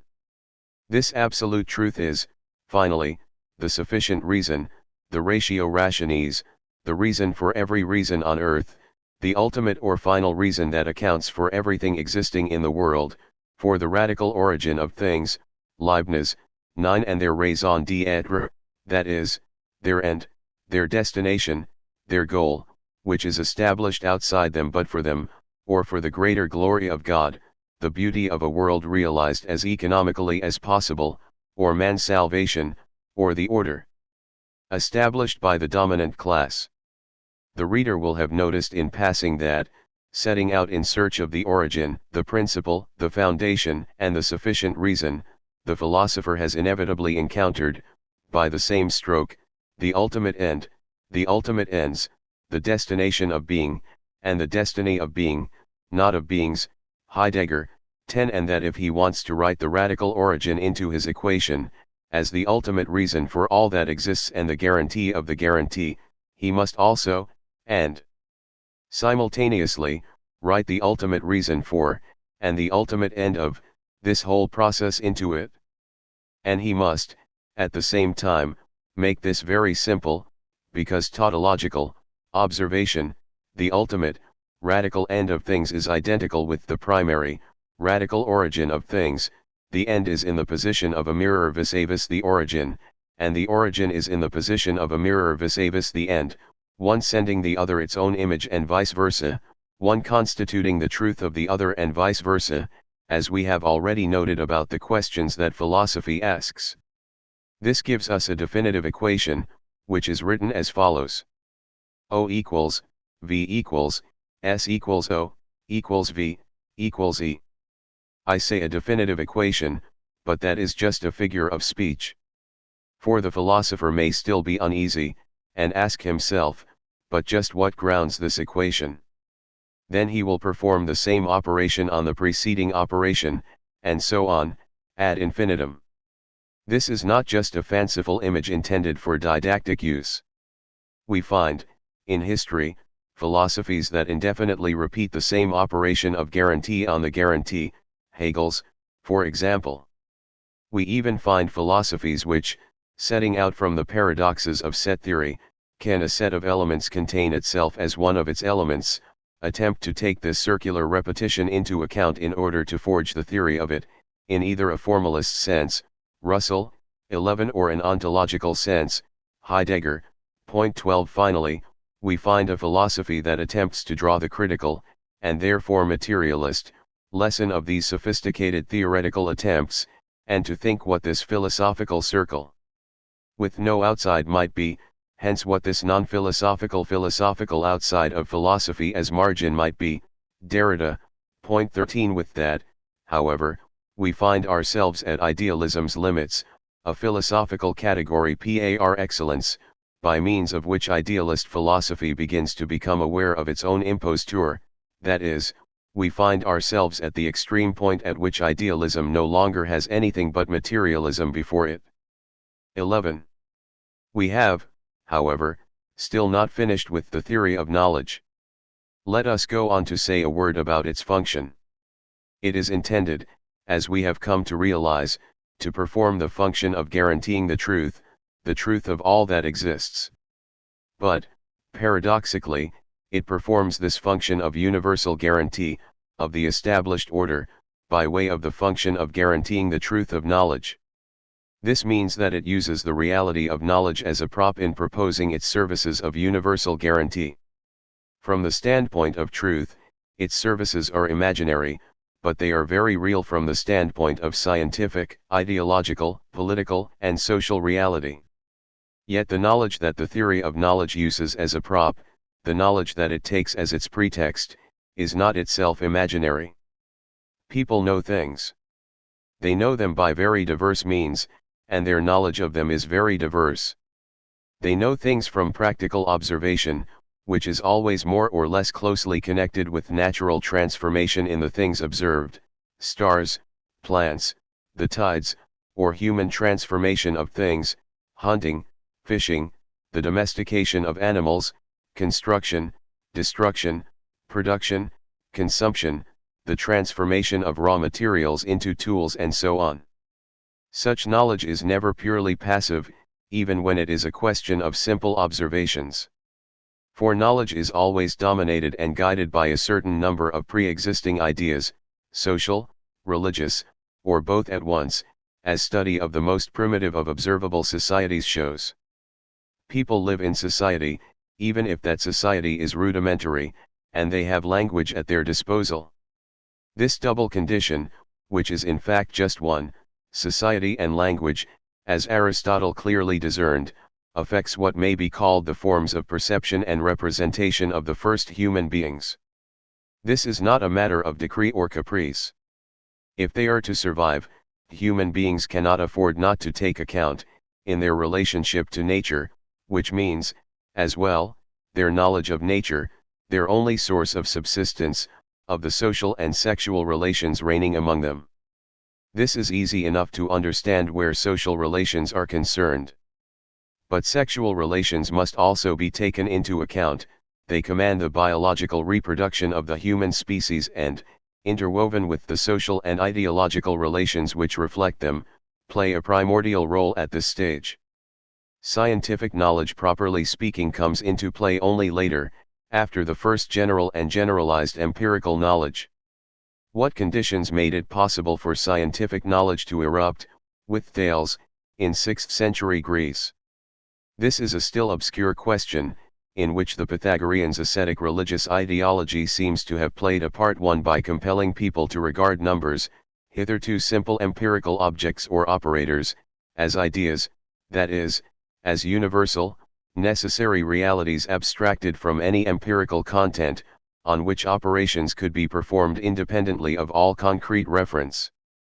But, whatever the truth of the matter, an irreversible step had been taken and a point of non-return had been reached, on the basis of which it was possible to pronounce Spinoza's formula: we have a true idea, that of mathematical knowledge, and this idea can serve us as a standard for judging ideas and producing other true ideas. Point 2. Although all philosophies acknowledge the reality of this distinction between practical and scientific knowledge, idealist philosophies and materialist philosophies do not treat it the same way. And although it is common to all philosophies to canonize this distinction by drawing lines of demarcation between the two types of knowledge, they do not all draw it the same way. For what interests idealism is to safeguard, demonstrate, and guarantee scientific knowledge's superiority to practical knowledge, even if it is by way of an acknowledgement of the temporal priority, when such priority exists, of practical or empirical knowledge to scientific knowledge. What interests idealism is to show that scientific knowledge is, by rights, completely different in nature from practical knowledge, that it is the object of a completely different faculty, understanding or reason, infinitely superior to the merely sensory or empirical faculties. It is also to show, the ultimate ploy, that the truths of scientific knowledge, for example, are already present in practical knowledge itself, albeit only implicitly, Plato, or that their a priori forms or passive synthesis form the condition of possibility for all sensory experience, Kant, Husserl. At the limit, idealism thus upholds a thesis which, albeit paradoxical, is in perfect conformity with its objectives. It consists in the claim that, in the form of miscognition, all sensory experience is already, by rights, scientific knowledge that is simply unaware of its true nature. Thus when idealism, making allowances, in fact recognizes the existence of practical knowledge alongside that of scientific knowledge, or, going to extremes, takes all knowledge to be by rights scientific, it invariably arranges for scientific knowledge to triumph over empirical, practical knowledge. Hiding behind and expressing itself behind this triumph is, naturally, the triumph of philosophy, which alone possesses the truth of scientific knowledge's domination of practical knowledge. We know a little something, by now, about the purpose that this justification and this self-justification serve. Naturally, recognition of the distinction between practical and scientific knowledge is always more or less falsified by idealism. This falsification is indispensable to it if it is to be able to ask the philosophical questions near and dear to its heart, the answer to which it holds in advance. For when idealism declares that scientific knowledge dominates practical knowledge, it does not state anything that is obvious or true. Quite the contrary, it merely gives expression to the accomplished fact of the real domination not of scientific over practical knowledge, but of the intellectuals who practice science over the workers who produce and, behind these two human groups, the dominant class's real domination of the exploited class.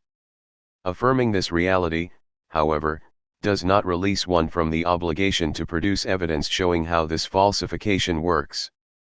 For the sake of brevity, I shall take just one example, the Kantian theory of experiment and experience.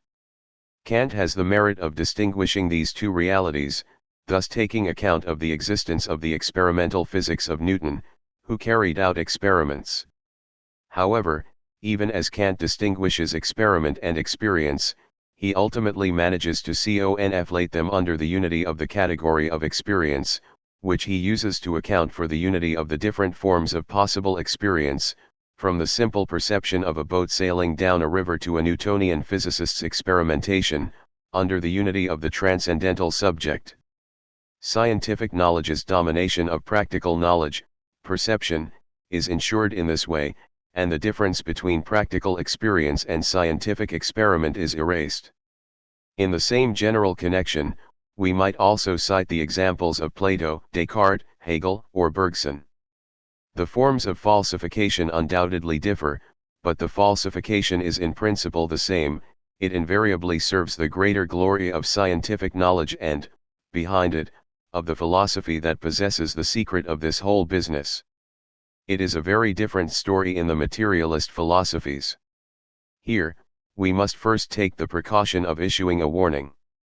Because the history of philosophy has been not simply dominated, but crushingly commanded by idealism, materialist philosophies have always been subject to the crushing domination of the adverse party, they have been influenced and contaminated by it, and have usually been reduced to fighting on the adversary's ground, to the point of using, not just his arguments, but his theses as well, while skillfully diverting them, it is true, from their original idealist meaning.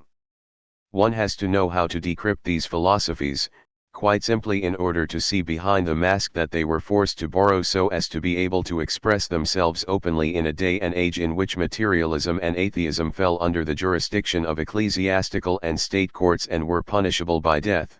Thus Giordano Bruno was burned at the stake for his ideas, while Spinoza was excluded from Amsterdam's Jewish community, a draconian measure at the time, one that made him a sort of prisoner in his own city.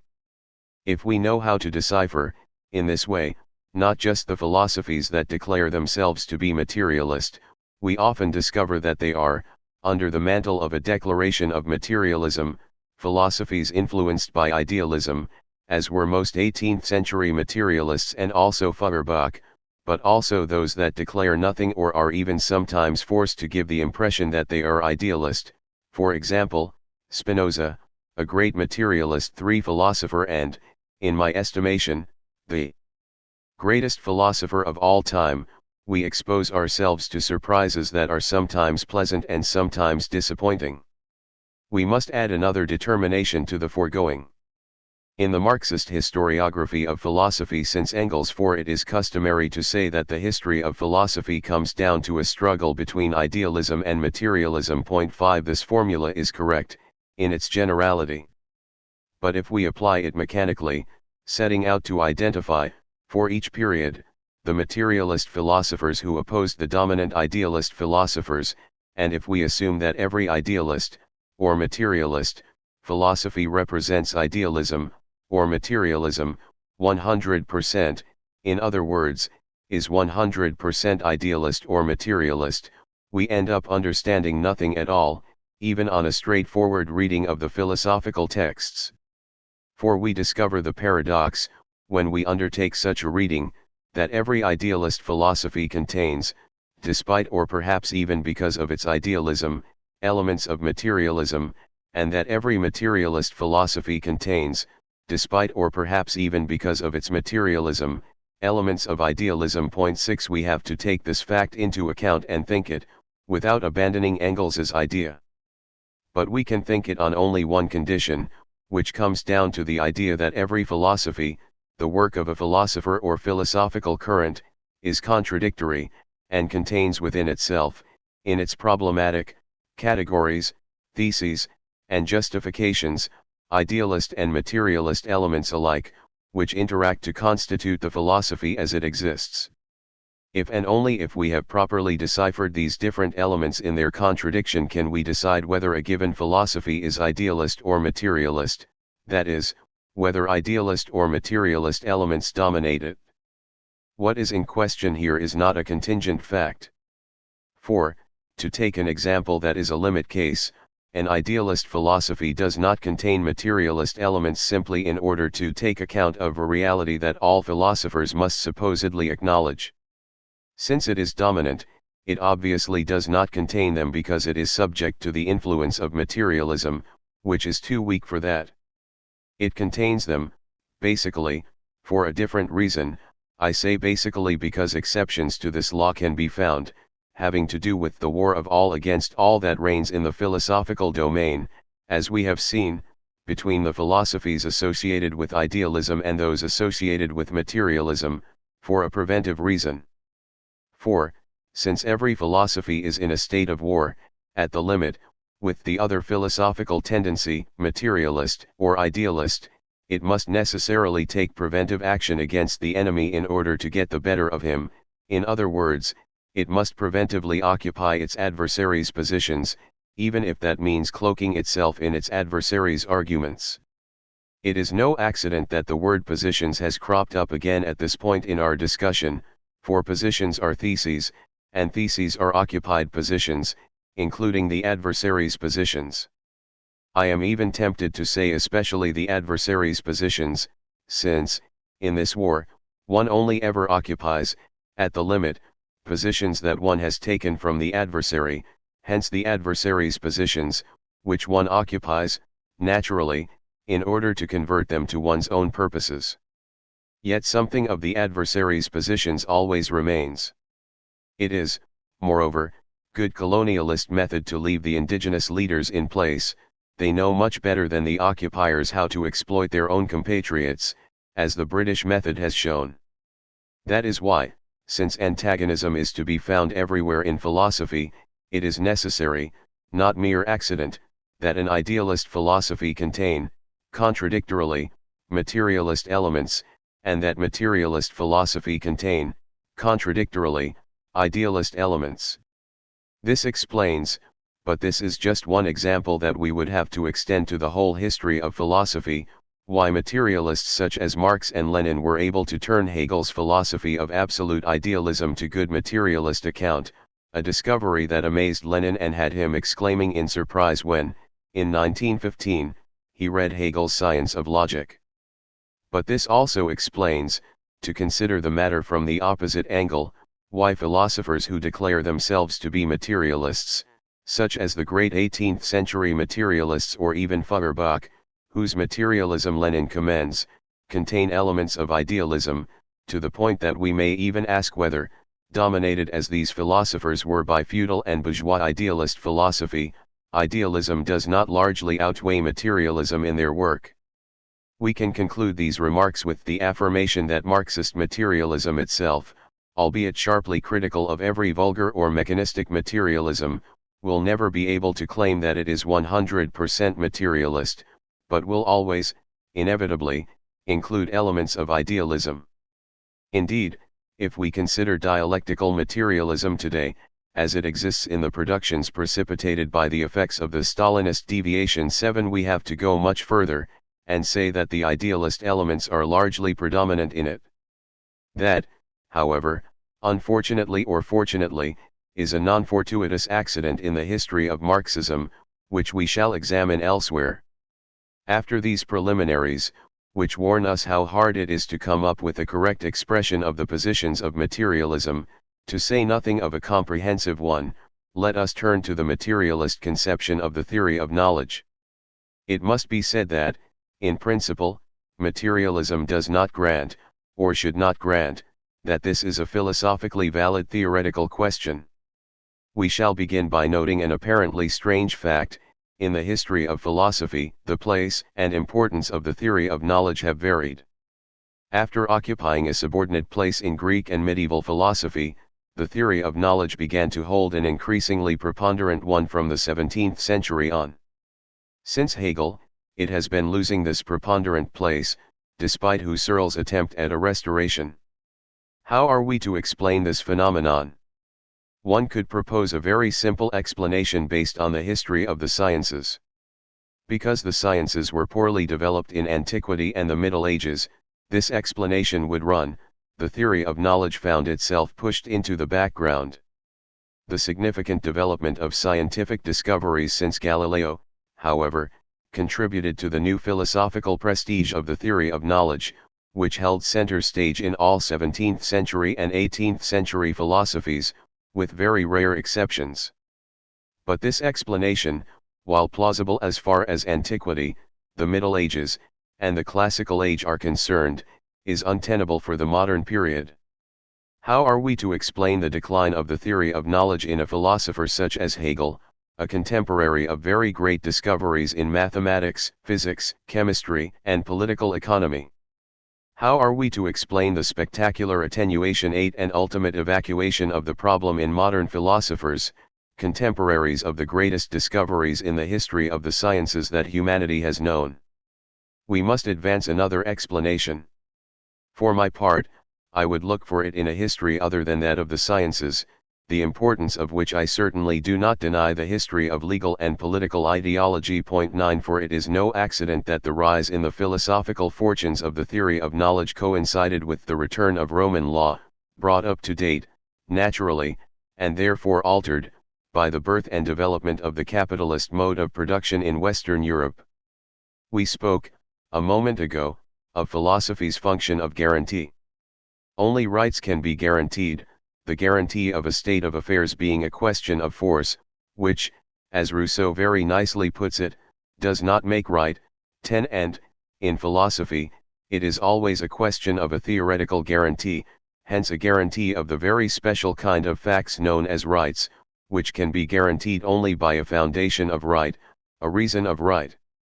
Thus it is quite as if, in this period in which the bourgeoisie had to conduct an uncertain class struggle against the dominant nobility and, in order to do so, had to rely on scientific discoveries capable of developing the productive forces and intensifying the exploitation of a waged labor force, and had to conduct this class struggle against religious ideology and its philosophy, which made every guarantee of truth dependent on God, it is quite as if this ascendant bourgeoisie felt the need for a guarantee independent of the feudal God and, above all, for a guarantee that put the truths of the natural sciences within simply human reach, in forms that simultaneously made it possible to guarantee the freedom of individual subjects, subjects of productive labor, subjects of capitalist enterprise, moral subjects and political subjects, in short, subjects of right.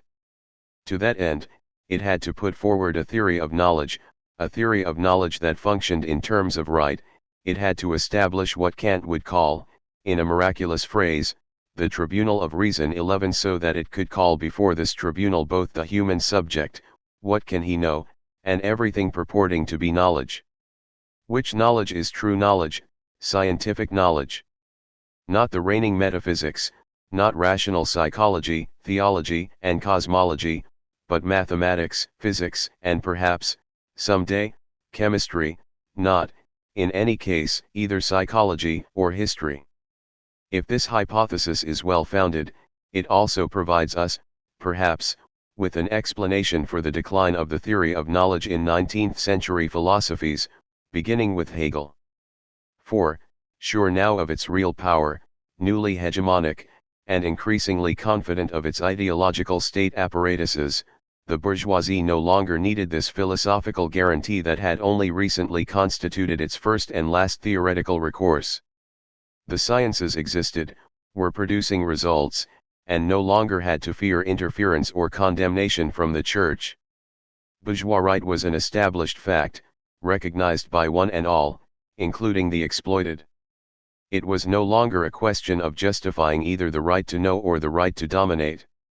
It was quite simply a question of organizing the established power and deriving from its organization, and the exploitation that it protected, a means of fighting the tendential fall in the profit rate.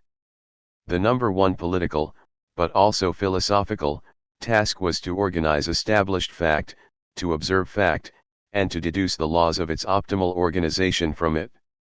Even if this task did not impose itself from the outset, it was not long before it had begun to do so ever more insistently on men of all social conditions. The Saint-Simonian dream of replacing the government of men with the organization of things was translated into fact, and reinforced by the tasks assigned to the government of men, to bring the exploited under the sway of the dominant class's spiritual power, a power exercised, what a surprise, by the special sort of priests known as positivist philosophers. Positivism, the reigning capitalist bourgeoisie now let loose its rallying cry, which would never again loosen its grip on the bourgeoisie's imagination. The question of right, all questions of right, and even the tribunal of reason were things of the past. It would be enough positively to organize the reign of positivity, to learn the laws of process, whether it was dialectical à la Hegel, who still bore the marks, ambiguous to the end, of the struggles of the French Revolution, only to end up in the Restoration, or dialectical à la Comte, subject to the law of the three stages, thesis, antithesis, synthesis, which, sure of what it was about, that is, of its effect de son fait, c'est dire de son effet, that is, of its goal, enrich yourselves. Reign serenely over a society that no longer needed any guarantee at all beyond that of its police, very positive men, and its philosophers, very positivist men. To be sure, there were, and still are, a few scatterbrains who dreamt of the old theory of knowledge, such as Husserl, alarmed by the crisis of the sciences in a Western Europe that fascism would soon engulf, dragging the hatred of reason in its wake, 12 or a few philosophy professors who repeated the old master's lessons. Ultimately, however, that is not where things were happening. After Comte and positivism, they were happening in the great movement which, under the influence of the great modern discovery, mathematical logic, swept ideology towards the new forms of logical neopositivism that found their warmest reception in the human sciences, in functionalism and structuralism. This time, there was no role left for philosophers, to whom Comte had still entrusted spiritual power. 13 The machine now ran all by itself. All one need do was install a good program in the computer, which ran conjointly on electricity and formal logic, and everything would emerge from it, not just the plan, but the decision as well. Man, who no longer needed right, no longer even needed freedom or thought. The machine thought and decided for him. It even programmed the costs of class struggle into a firm's investments. Under these conditions, bourgeois idealism had no use whatsoever for the theory of knowledge. The only people to continue to concern themselves with it were the handful of eccentrics and the traditional professors I just mentioned, and also, paradoxically, a redoubtable battalion of Marxist philosophers in the Eastern European countries or of the Eastern European school, who, prisoners of bourgeois ideology, trotted out in their turn, on the basis of a total misunderstanding, the theory of knowledge, as if it were essential to Marxist materialism. Their influence had only to reach a country such as France, which its philosophical traditions have left, like a pocket of Royan 14, untouched by the global neo-positivist invasion, for these Eastern European philosophers to find emulators who run on as seriously as can be about gnoseology, theory of knowledge, and, gnoseology oblige, about ontology as well, as we shall see in a moment. 15. 12. If, as we have seen, materialist philosophy, unlike idealist philosophy, cannot pose the question of the theory of knowledge, how does it broach the reality that is, however well disguised, at issue in the idealist theory of knowledge? We may put it simply, it broaches it by doing away with the question, not by passing it over in silence, but by producing and putting in place the philosophical means that allow us to do away with it. Theoretically, this comes down to producing a category or categories which, in the equation we have discussed, S equals O, equals V. Reduce the equals sign, smiley face, to 0. Tendentially, the answer to this question can be said to come down to the affirmation that the equals sign, smiley face, is itself equal to 0, in other words, is nil. Let it not be supposed that this is pettifogging on the part of the individual who is striving laboriously to provide an initiation into philosophy, or pettifogging on philosophers' part. Since, for philosophers, everything happens in philosophy, it is only to be expected that such important questions should be subjects of extended elaboration and, naturally, abiding dispute. To say that the equals sign is itself equal to 0 means that the equation tends towards the identity of its terms, and thus that the subject and object are one and the same thing. That is the monist position, which, we have said, can be spiritualist, if this thing that is one and the same is mind, or, equally, materialist, if it is matter. Let us note in passing that this is not the only occasion we shall have to observe a strange kinship between spiritualism, a variety of idealism, and materialism. Thus materialism here presents itself as a monism of matter, this realizes the identity between the subject and the object. Now, however, monism must account for the difference between this subject and this object, without which the question of monism could not have been asked in the first place. Materialism consequently looks for alternative categories with which to think this identity in a form that respects the difference between subject and object.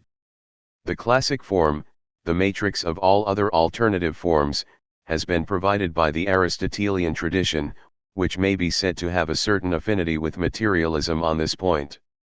We are already acquainted with this form, veritas adequatio reiet intellectus, St. Thomas, truth is at equation between the thing and the intellect. In sum, the thing and the intellect are almost the same thing, since their adequation tends towards unity, in other words, towards suppression of the distinction between them. But the most famous, because the most categorical and scandalous form of the suppression of the problem by materialism has been provided by the Leninist theory of reflection. This theory consists in the claim that knowledge reflects the object, a thesis of objectivity, and that this reflection reflects an object that is in the last instance material, a materialist thesis. However, in its abruptness, the thesis of knowledge as reflection throws up problems. We can confront them by declaring, as do all of Lenin's commentators, following hints thrown out by Lenin himself, incidentally one that reflection is not purely passive, but active, productive, etc. This is a shamefaced way of recognizing a certain officially denied difference between knowledge and its object.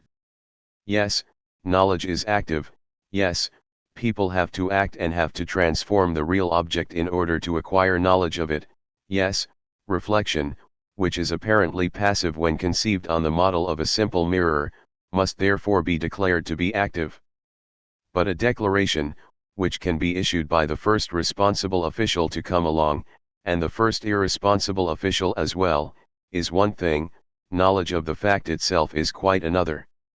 The philosophical justifications for the theory of reflection, the objectivist and materialist principle of which is correct, fall short of the mark. Another astounding theory has been proposed in history in order to abolish the difference between knowledge and its object even while conserving it, the Spinozist theory of parallelism. For Spinoza, all reality is constituted by a single substance, God, or nature. Paradoxically, God is for Spinoza the same thing as the nature that emanates from him.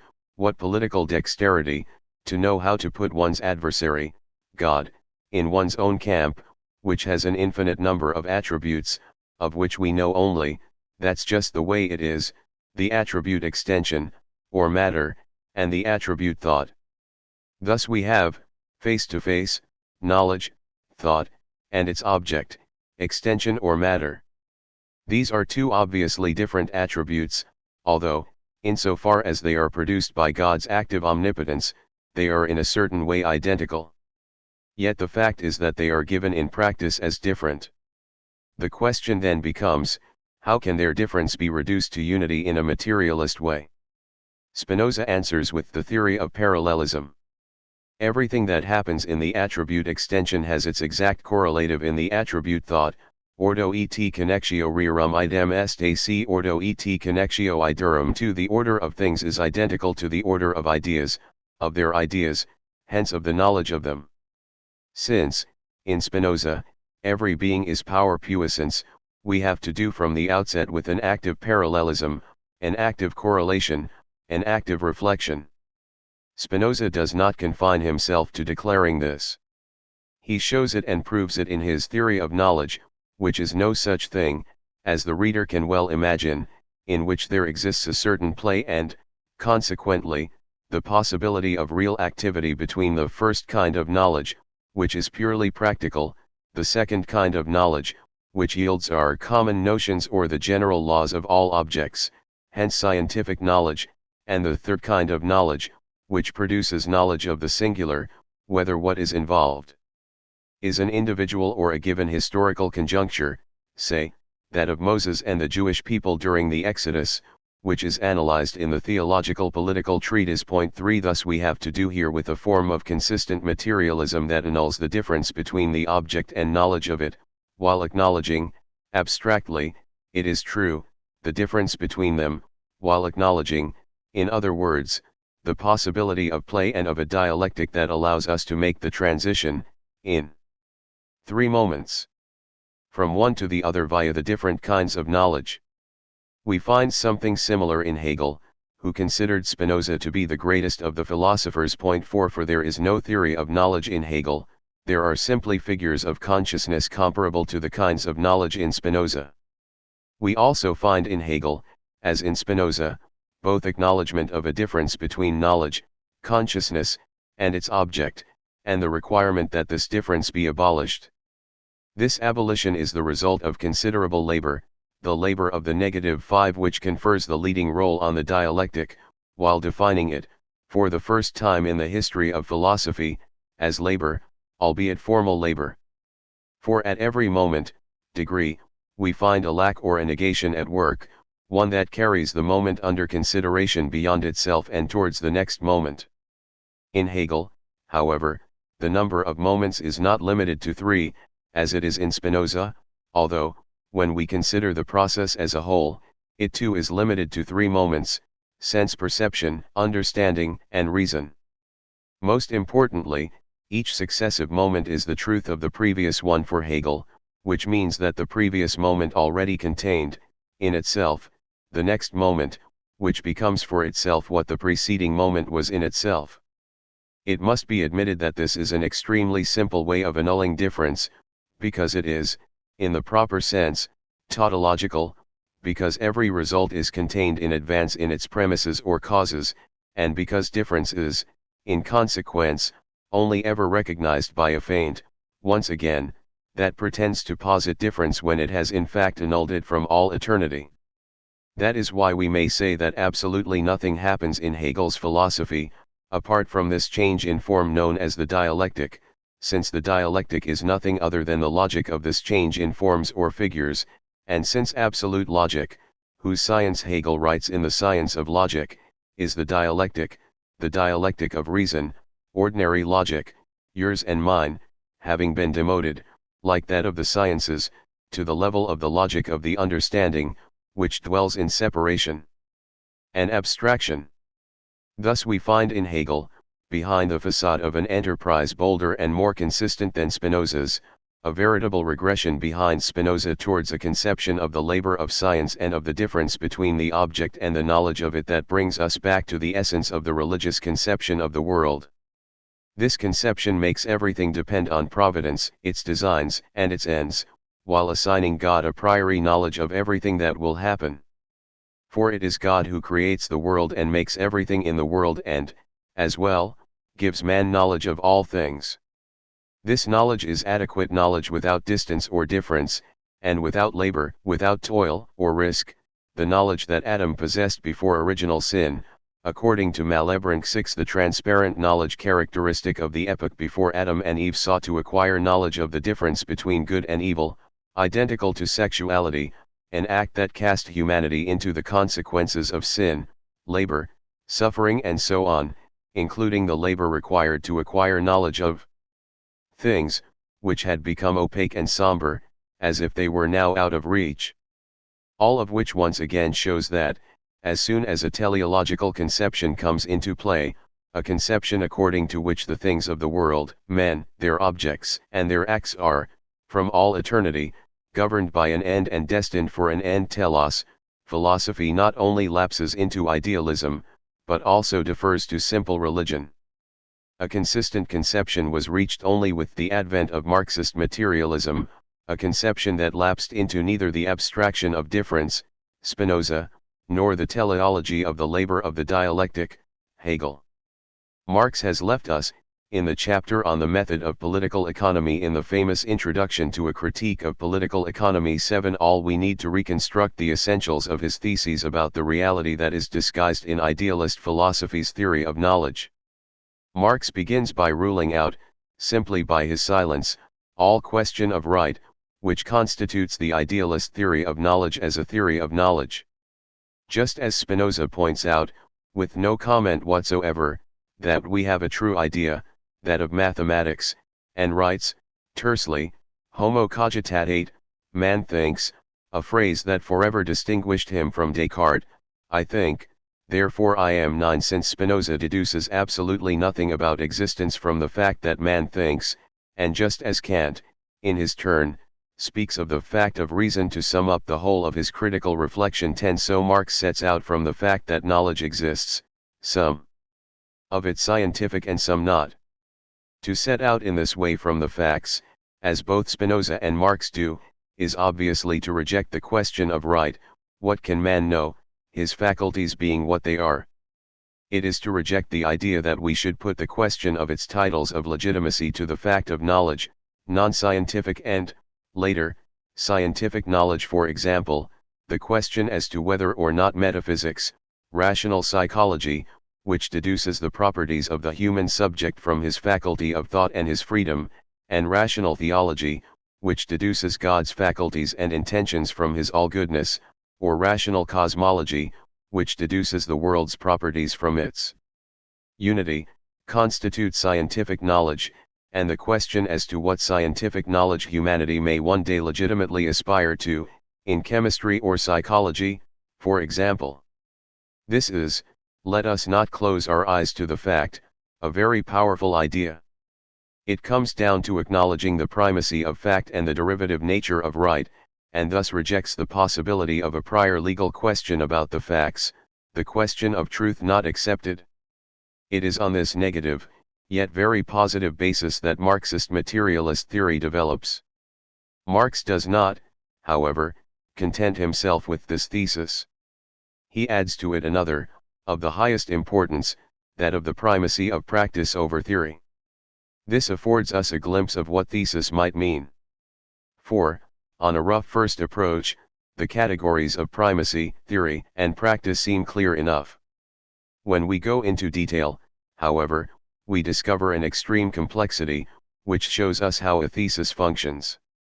Doubtless the first form of functioning of a thesis is to function as an antithesis. The materialist thesis of the primacy of practice over theory stands in opposition to the idealist theory of the primacy of theory over practice, which it rejects without appeal. At this level of abstraction, however, we have not got very far. For the categories can be extremely equivocal, can tend in one direction or the other, can take on one meaning or another. What is theory? What is practice? An endless effort of definition is required to confer meaning on these categories, an endless train of theses is required to exhaust the meaning, and that is impossible, since the variety of cases exceeds every definition of the general thesis of the primacy of practice over theory. The grand line of demarcation that Marx drew between idealism, the primacy of theory over practice, and materialism, the primacy of practice over theory, is less a line drawn once and for all than the constantly recurring demand to return to and redraw this line of demarcation on the occasion presented by each theoretical or concrete case, whether it is a question of the theory of knowledge, as here, or, as elsewhere, of political theory and practice. In the theory of knowledge, or, rather, what replaces it in Marx, the primacy of practice over theory means, to begin with, the primacy of practical over theoretical knowledge.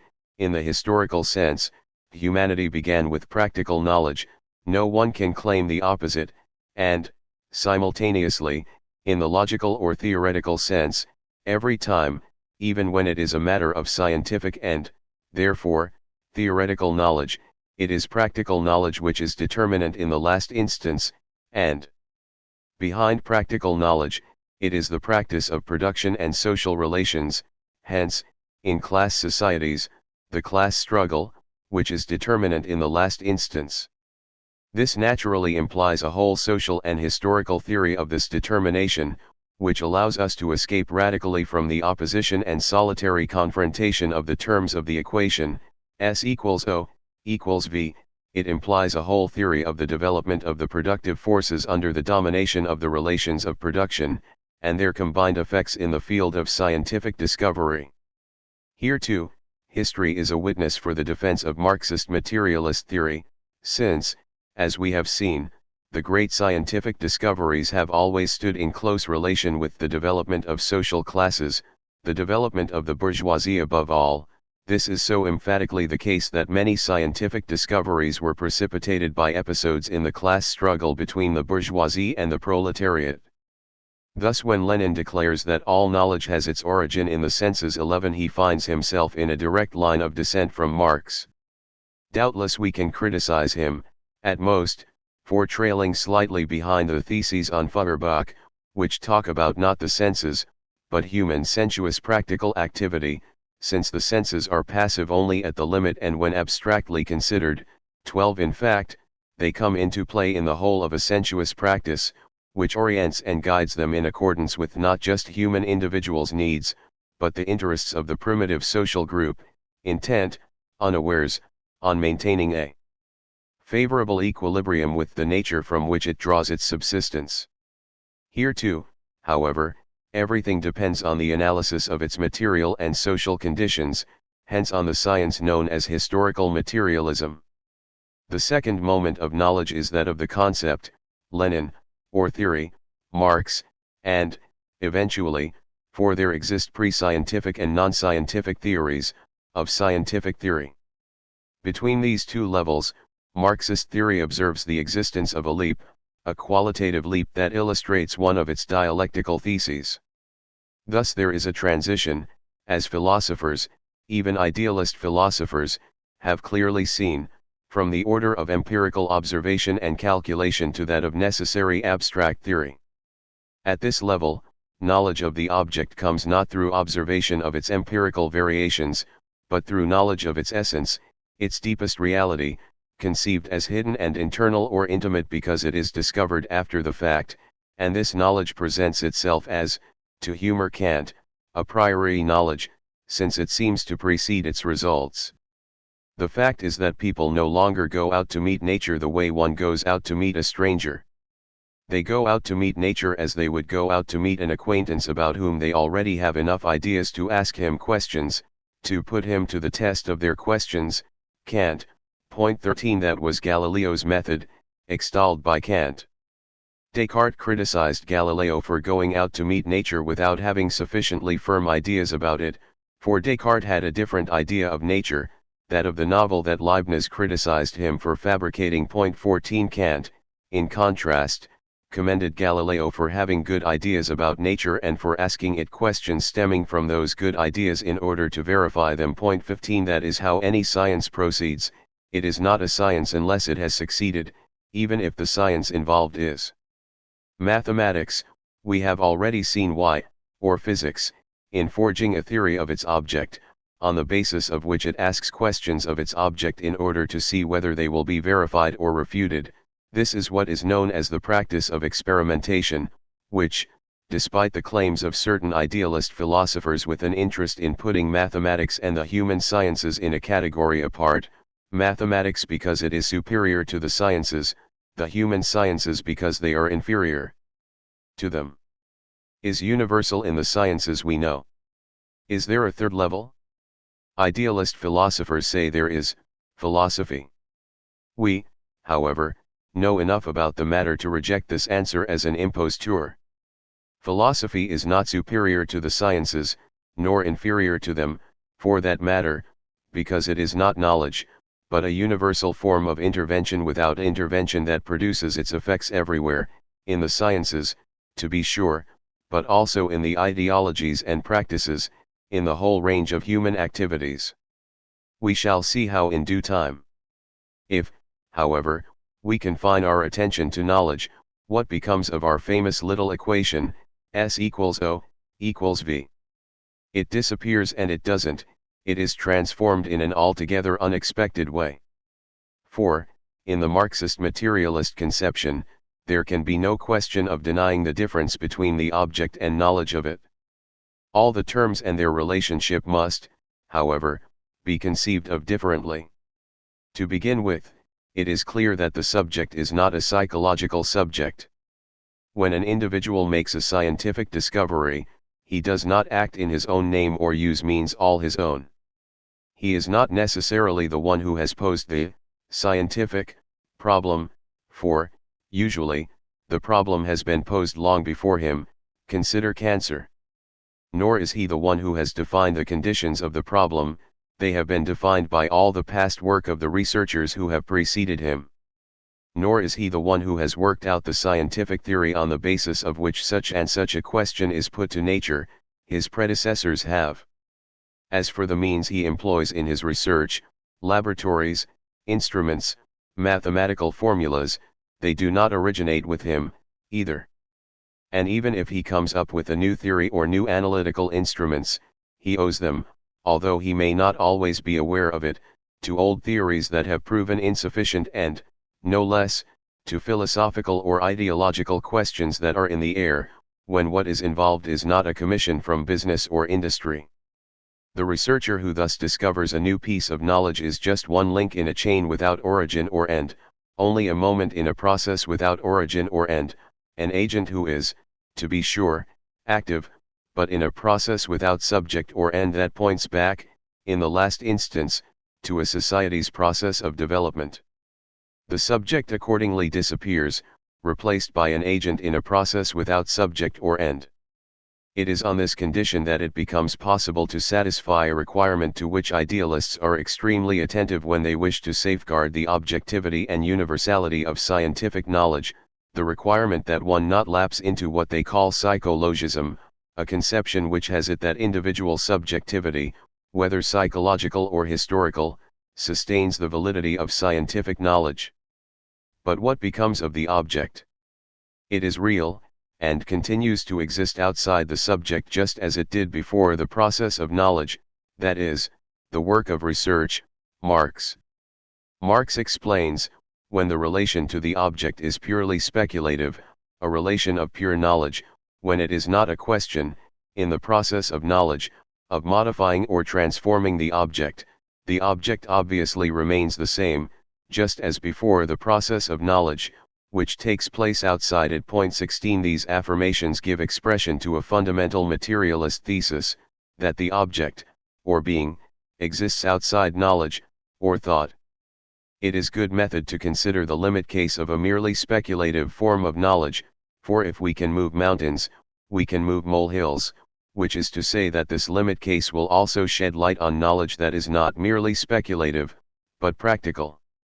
In the case of merely speculative knowledge, then, in which the object continues to exist unchanged outside the subject of the process of knowledge, just as it did before, what happens? For something happens, after all, this something that is known as scientific research, scientific work, or theoretical practice. What happens? The object is reduplicated. The scientist does not work directly on the object that he wants to know. If he did, he would transform it. He works on something else, on his provisional representation of it. Provisional, because if he intends to acquire knowledge of the object, he will transform his representation of it. It will not remain what it was, it will change. But can it be said that the scientist works? It can, because he applies to his object, as if it were raw material, which I earlier called generality I, the theoretical instruments of production, the theoretical tools that he has in his provisional theory of his object, I called this theory generality too. And all this work, all this theoretical practice, has but one goal, knowledge of a new property of the object, which I call generality 3.17. In any case, I used the term generality deliberately, to make it clear that the scientist never, but never, has to do with the object as such, with its peculiar individuality, impossible to confuse with any other. He has to do with a mixed set of more or less abstract generalities, partly scientific and partly non-scientific, ideological or practical, which designated the object only by means of their abstract generalities.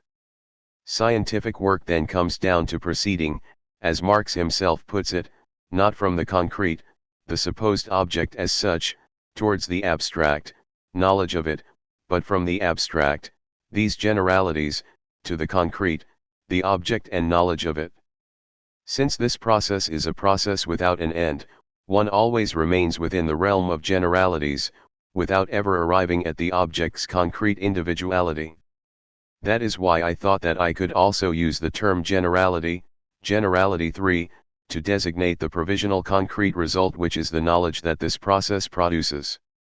It was, accordingly, necessary to draw the conclusions implicit in these premises, to recognize the difference between two objects, that is, the existence of two objects. The first was the real object, which it was a question of knowing, the second was a complex, provisional representation of this object, on which the scientist works, since he does not work on the real object. Taking my cue from Spinoza, who had understood all this very well, I called this second object the object of knowledge. Thus we had two objects, the real, immutable object, and the object of knowledge on which the scientist works and which is therefore a changing object, changing to make it possible to attain knowledge of the real object. Spinoza had already said all this, and Marx may have been aware that he had. That is, however, of no importance. We have an 1840 notebook of Marx's full of notes on Spinoza. 18. Spinoza said that the big dog, a glittering constellation, is one thing, and that a real dog, which does not glitter, is quite another, that the concept of a dog is one thing, and the dog that barks quite another. The concept of a dog does not bark. 19. A circle is one thing, and the idea of the circle is another, and so on. Thus Spinoza distinguished between the real object, the idea in his terminology, and the object of knowledge, the idea or the concept of this idea. We know that he did not establish a relation of adequation or reflection between these two objects, but a relation of parallelism, a subtler and more accurate solution. Marx went still further.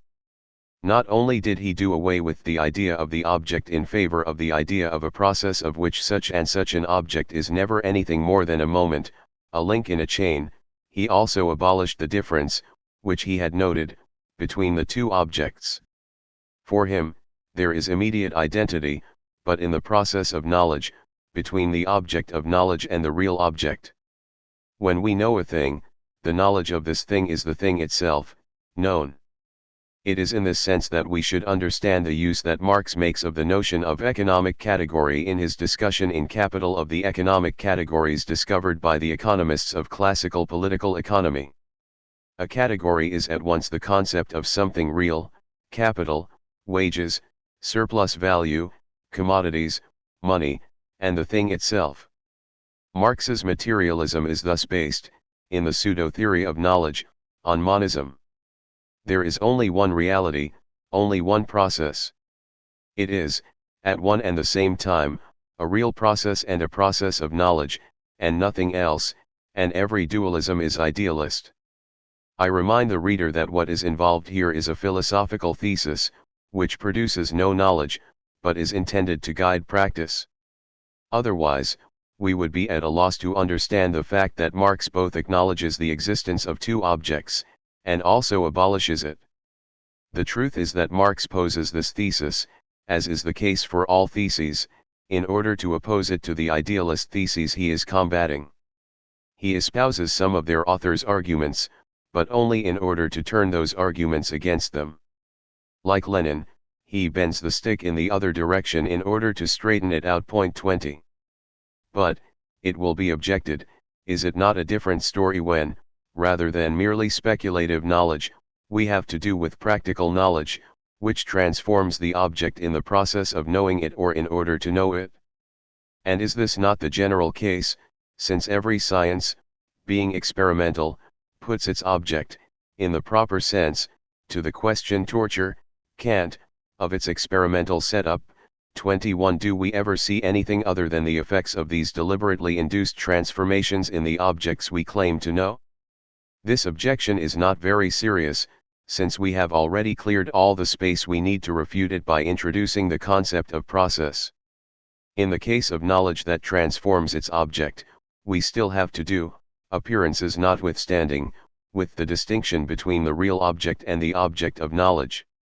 The sole difference is that the nature of generalities I and generalities 3 varies, but as a function of the variations affecting generalities 2.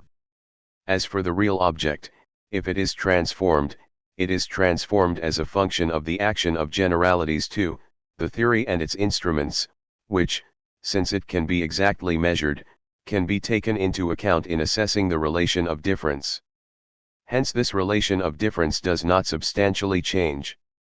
For the case to be radically different, the real object and, as well, the transformation to which it is subjected by the theory and instruments, generalities 2, would have to be completely unknown and unknowable, but that is absurd, and takes us far from science, into mysticism.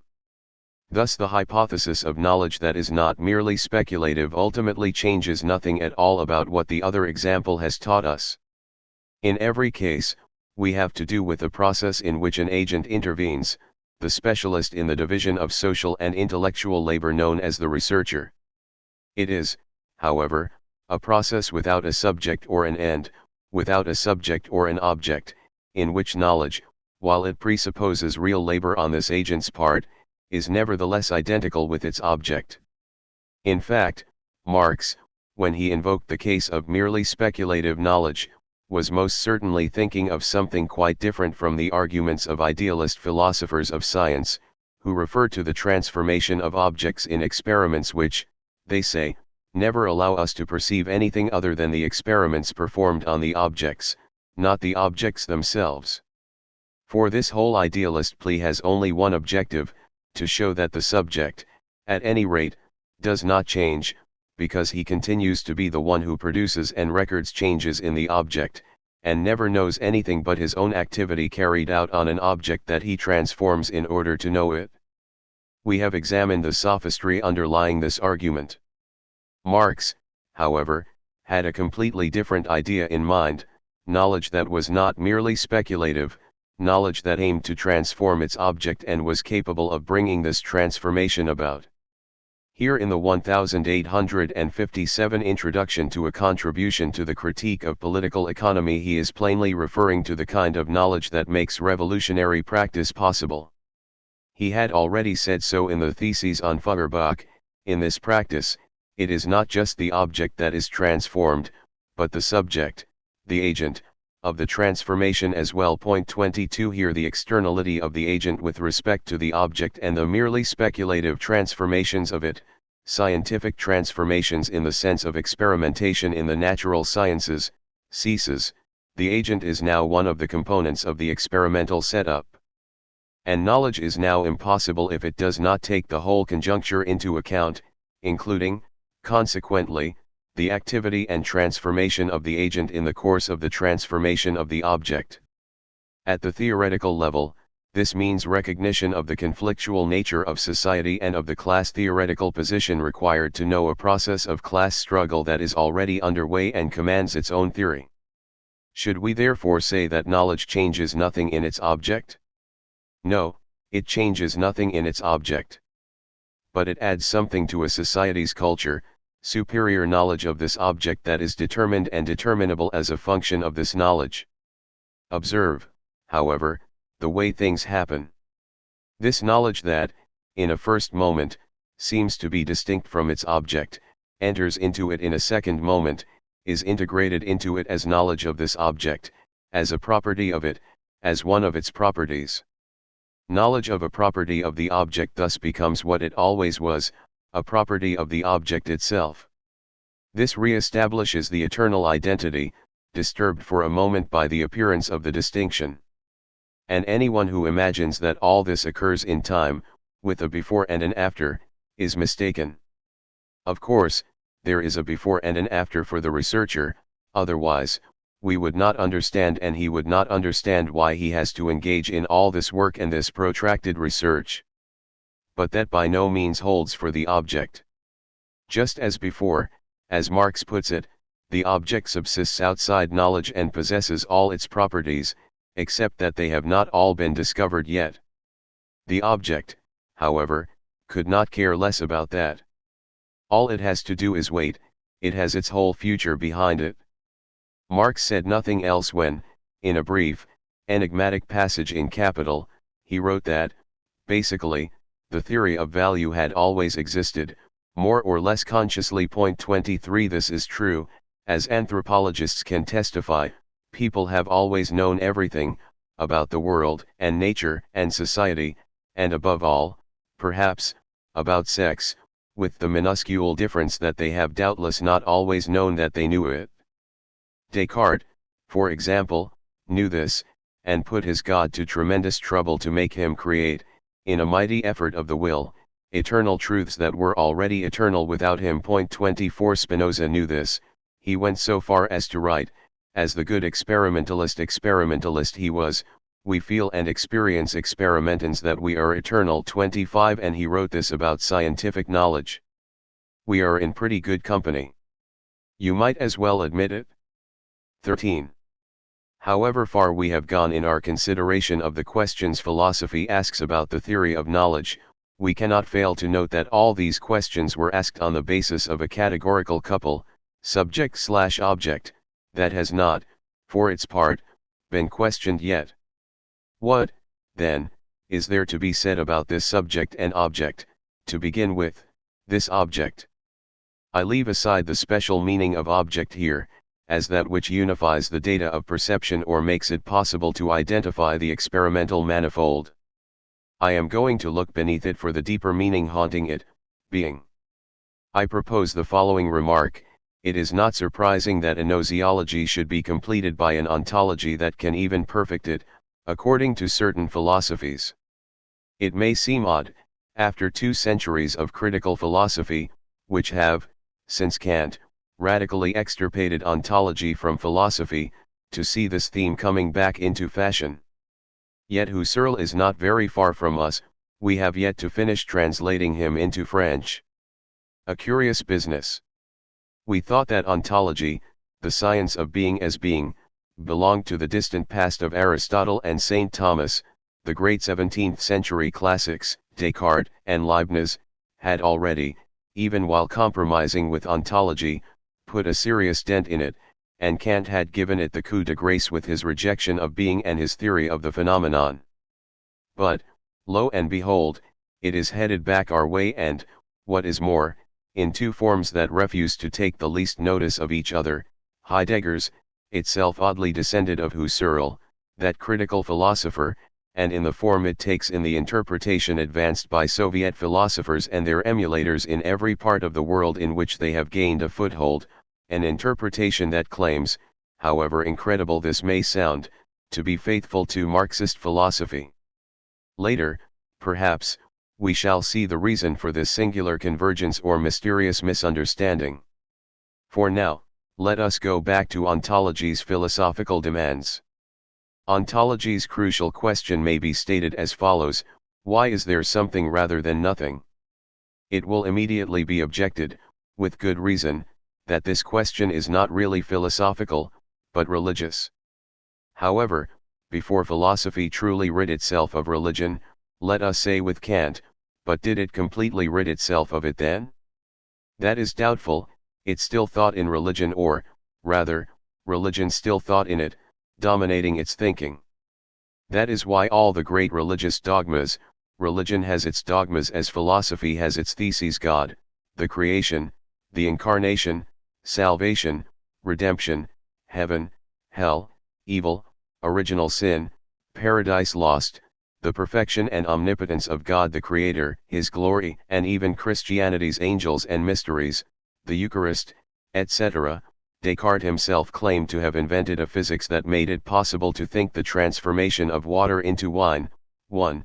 That is why all these dogmas haunt philosophical thought, in forms that are only partly philosophical. This question well and truly figures among the great questions that philosophy inherits from religion: why is there something rather than nothing? Being rather than nothingness. And the philosophy of this period thinks, as we can see in Descartes, against the background of this extreme opposition, the opposition of being and nothingness, with man holding the middle ground, as Pascal too thought, along with, ultimately, all the other philosophers of the day except Spinoza. Why, then, is there something rather than nothing? To this question, philosophy, quite like religion, offers no answer in the proper sense of the word. It offers illustrations and justifications instead. It shows, by way of example, that there is in fact something rather than nothing, hence that being is and nothingness is not, something that is obviously tautological. We have, however, been sufficiently forewarned about the tautological character of every philosophical question, even when it is taken from a dogma and transposed, not to be surprised by this by now. And, after all, adults and children ask very similar questions and come up with answers. The one about the ocean, for instance. How come the ocean doesn't overflow, when all the rain from the sky falls on it and untold rivers go pouring into it? The answer goes, for starters, there are big patches of sand on the seafloor, and they absorb a lot of water. Then there are fish of all sizes in the ocean. Like Spinoza said, the big ones eat the medium-sized ones, who eat the little ones too. That frees up lots of space. Finally, the ocean is teeming with an endless multitude of fish, the ones just mentioned, and they all go swimming around with their mouths open, which forces them to drink a tremendous amount of water. And since the water is salty, they're always thirsty. There you have a good question and a good answer. The philosophy of ontology can't match it. All it can say is that being is, and that being is because that's the way it is, and that's all there is to it. Accomplished fact, in its utter speechlessness. One thinks of Hegel confronted by his mountains, so it is, Kant confronted with what he called the factum, brute fact, of reason, and so many others whom it would be easy to name, beginning with Aristotle, who observes, look here, being is expressed in several senses, and he counts them and says that's the way it is, and so on ad infinitum. Point 3. It is not the uses to which we can put being, what we can expect from it, that will ever teach us anything about its reason for being. For being can be put to every use there is, although it has only a limited number of senses in Aristotle, the categories of language. One can make use of being to commune with it in religious fusion or ecstasy, or even philosophical meditation. Heidegger, one can even, like Latelier, find being in the bowl of a beautiful beech in the forest of Fontainebleau, now a place of pilgrimage, or look for it, like Lequire, who did not know how to swim, in the sea at Palavas, from which he never returned, or look for it in a star singer, sportsman, or actor, or the face of a beloved woman or, again, that of a child. In such cases, however, one looks for it, even if one is Saint Jean de la Croix or Saint Teresa of Avila, only in order to find oneself, that is, to save oneself. One can also rely on being to give direction to one's life or direct the lives of others towards ends in which one happens to have an interest, and if one should, perchance, be the leader of an army or a religion, or the leader of a state, a party, or both, this can produce rather satisfying results, although, when it comes to mobilizing souls, there are ways and means infinitely superior in their class to this ridiculous plaything known as being. Philosophy does in fact make use of being, but in a completely different way. The that is how it is which it utters as if it were an accomplished fact, a fact that, consequently, no longer need be accomplished, serves it as a basis and ground on which to plant all the visible beings in the world, inanimate, animate, or spiritual, in their characteristic existence and determinations. It is thus characteristic of being to ground existence and the determination of existence. Being is a God of sorts, who, however, stands not in a relation of creation, hence of distance, with the world, but in a relation of presence. Being is presence, as Derrida has very ably shown, and has shown even with respect to Heidegger, whom he judges severely, but does not neglect. Being is being there, Dasein, in Hegel's opinion as well as Heidegger's, in the literal sense, I mean, for the philosophical sense is not the same in the two philosophers. It is because being is there, present, here and now, from all eternity, that there are finite, provisional, temporal beings, whom Heidegger calls beings atents, thereby distinguishing ontology as the science or philosophy of being from the ontic, the science or philosophy of beings, and Heidegger rightly aspires to re-examining, in spirit and in truth, the whole history of Western philosophy, which, he believes, wrongly, as we shall see, is, in its entirety, locked into the categories of the ontology founded by the Greeks, with Plato standing head and shoulders above the others, for this ontology itself predates Plato, and Heidegger is right to look for it in the pre-Socratics. Thus it is because being is there that beings exist, you, me, a cow, this or that science or historical event and so on. And it is because being is what it is, omnipotent as well as omnipresent, that every being is determined as it is, and endowed with the capacity to determine other beings. Thus everything happens in being, but under the law of being. We still do not know what that law is, apart from this double function of foundation. On top of this double function, moreover, comes a third. It concerns the end of beings. It too is determined in them by being, which possesses it in itself in advance, and can either reveal it to human beings, the miracles of religion or of history and nature, or hide it from them, in accordance with the secret design of its calculations and plans. For we know nothing about being, about its mode of foundation, mode of action, or the ends it pursues through beings, except that it is, founds, determines, and destines. That is not much, yet that is all. We know, in any case, that we know nothing about it, and that is invaluable knowledge, the docta ignorantia, learned ignorance, celebrated in the Middle Ages, when people's views of being were, for atmospheric reasons, particularly foggy, so much so that certain mystics went about celebrating the dark night of being as the supreme light, elaborating, to orthodox theology's dismay, what was called negative theology after Denis the Areopagite, who denied that we can give God the least human name. Without first negating it. 4 This smacked of revolt and revolution, it was something like the anti-psychiatry of the day. We cannot, in any case, deny these courageous men the merit of going all the way down a road only gingerly tread by others, faint-hearted souls who deemed themselves quite advanced for having taken a step or two down it. At all events, there is here, in ontology's typical way of proceeding, whatever differences in meaning we may find between an Aristotle and a Heidegger, and these are very important, a demand that inevitably arises as soon as one puts a theory of knowledge into operation, or the other way around, one cannot but wonder about the nature of this object that is said to be known and, behind it, in the last instance, about the nature of the being that sustains it in its existence, determines it, and assigns it an end. This demand can be more or less clearly perceived or conceived, and can be thwarted by the eruption of an unpredictable conjuncture. It has its logic nonetheless, which reproduces idealist philosophy's major theses. We already know some of them: the thesis of the foundational origin, here identical to being, or the thesis of the identity of origin and end.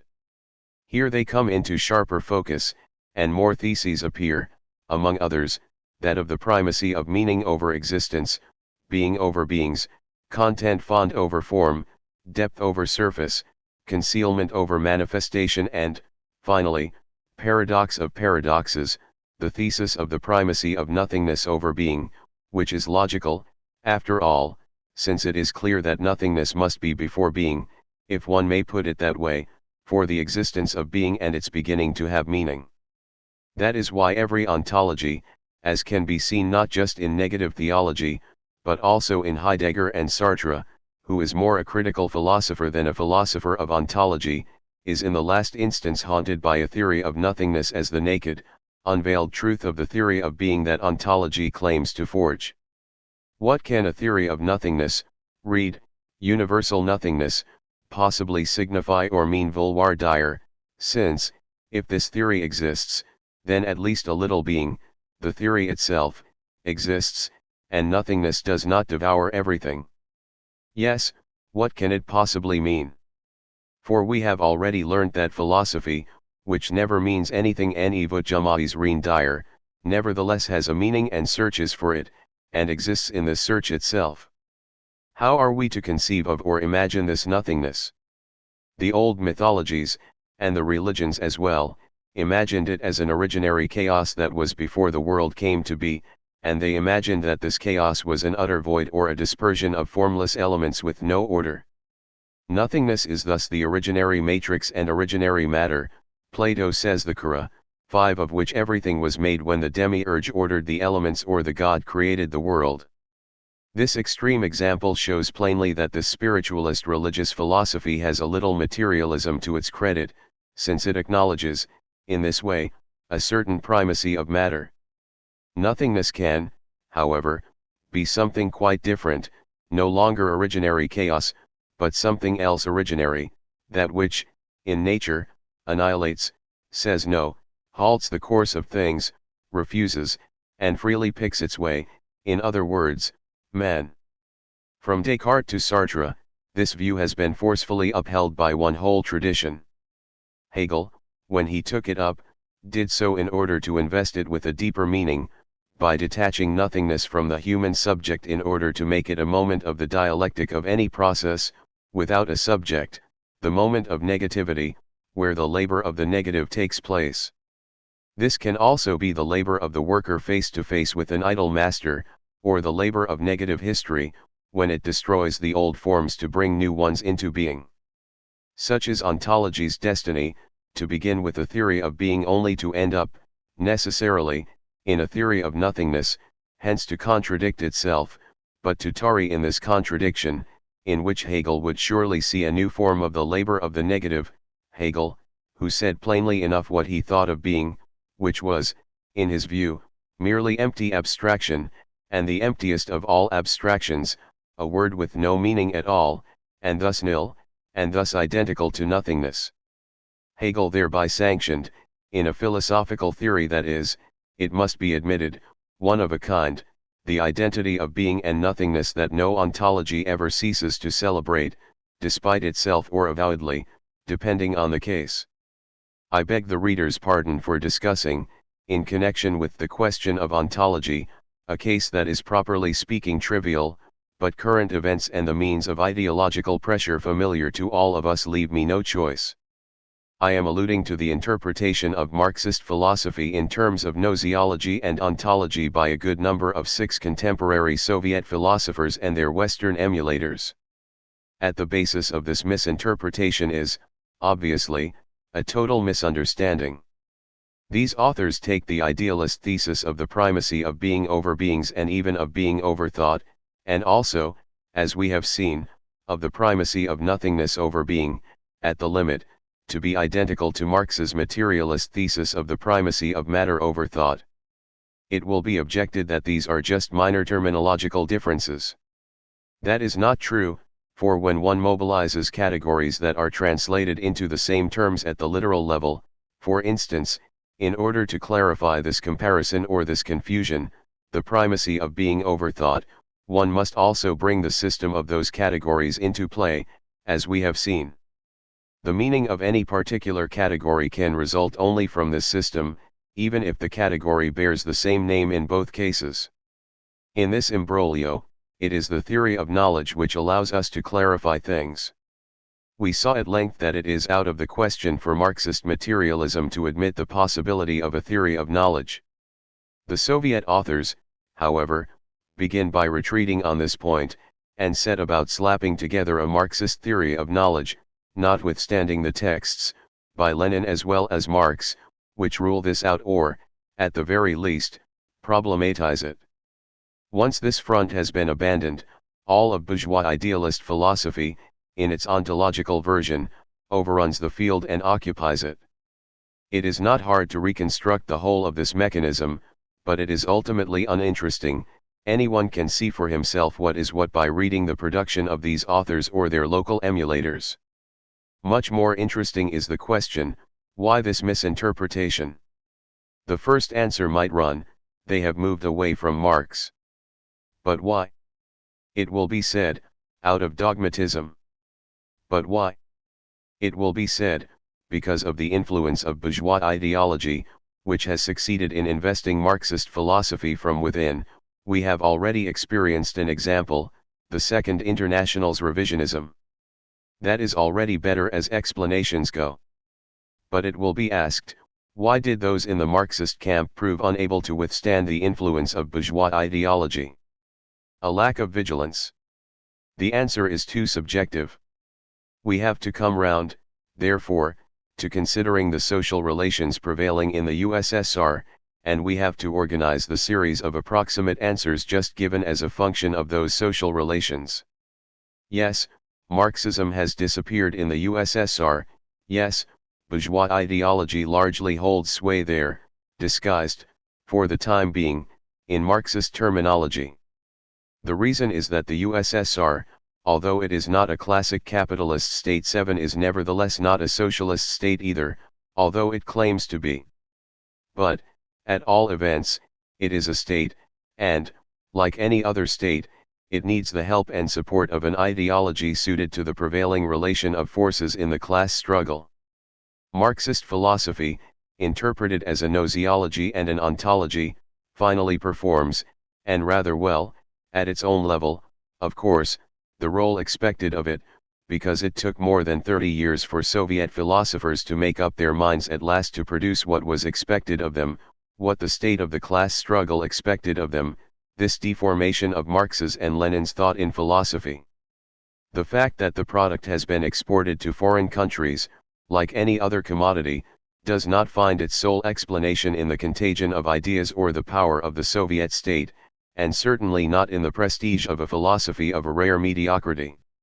It finds its explanation in the state of the class struggle in our countries, where the class struggle is waged, with the help of well-known practices, by communist parties that need this philosophy in their turn in order to maintain their domination over their rank and file.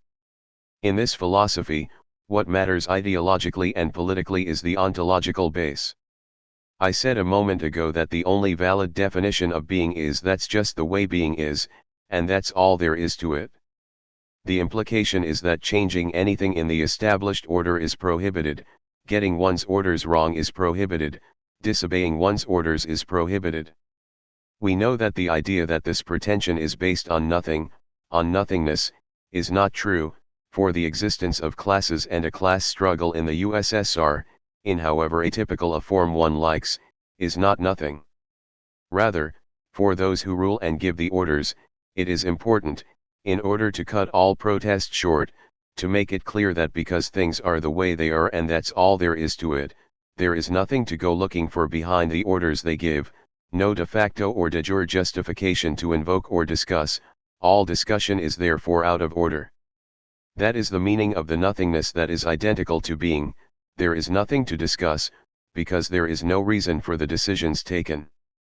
Fact reigns supreme. One can put on kid gloves and go looking for the de jure reasons for this reign of fact in a decorative gnoseology, but that's just for the sake of appearances. The die has been cast, and all the discourse about knowledge is just the discourse of the ignorant, as all the discourse about being is just a discourse about nothingness and null and void. And those who take it into their heads to question these facts are promptly reminded of the order of their duty, and of the nothingness of their pretension, by the nothingness of the courts and the prison administration, the administration of life and death, that cease to inflicting on them a, be it recalled, state of the whole people which, for its part, is mindful of its duties not just towards philosophy and humanity, but towards the ruling class as well. Of course, these considerations do not exhaust the questions of ontology, which are infinite. For once we have posed the thesis of being, we discover that its mechanism is a little more subtle than we have said. Being is not just that's the way it is. This character takes the liberty of going into detail. He is not one of those people who say that the practical side of things will take care of itself. He goes out into the field and puts things in proper order, since, after all, the things are his. He establishes order in being, read, in the ensemble of beings. He puts each in its place, one above the next, in accordance with a carefully conceived hierarchical order guaranteeing, between one being and the next, the organic bond required to ensure that their entente, far from threatening the head of the construction site, who is also the chief of state, consolidates his domination in the most peaceful possible form. There we have the reason for the order of orders that we spoke of earlier, this taxonomy that has been haunting ontologizing Western thought since Aristotle and even Plato, the great classifiers, down to Leibniz and modern logical neopositivism. This time, however, we have found in it the substantial satisfaction of knowing why this order of orders exists and, therefore, why its orders do, because being is. This time, this order is at last founded, which is reassuring, for, earlier, it was unfortunately possible to wonder whether it was not fortuitous and accidental, after all. If tomorrow, as Hume asked himself, the sun failed to come up, if my wife left me, if my workers went on strike, if my Algerians went back home, what a wretched shame it would be. Now we're sure of what we're about. I know very well that you're going to reply, a lot of good that does us, because, being or no being, it all comes down to the same thing, since Hegel has very ably explained that being is a lot of hot air. But you are speaking for yourself, my friend, you who have a mind free of all prejudice or chock full of prejudice. Think of the others for just a second, those who have no prejudices or nothing but, and ask yourself whether it changes nothing about their lives, their convictions, or their servility to know that things are guaranteed, that that's the way it is and that's all there is to it, instead of finding themselves still in the void and, therefore, exposed to the temptation to change something about their lives. Being, then, is order, and is the ordering of beings grounded in being and determined and assigned their destiny by being. Of course, given the omnipotence of being, this order can be infinitely diverse. It can be as flat as a sidewalk, like Cartesian space or a plane in the Beauce region, and extend to infinity.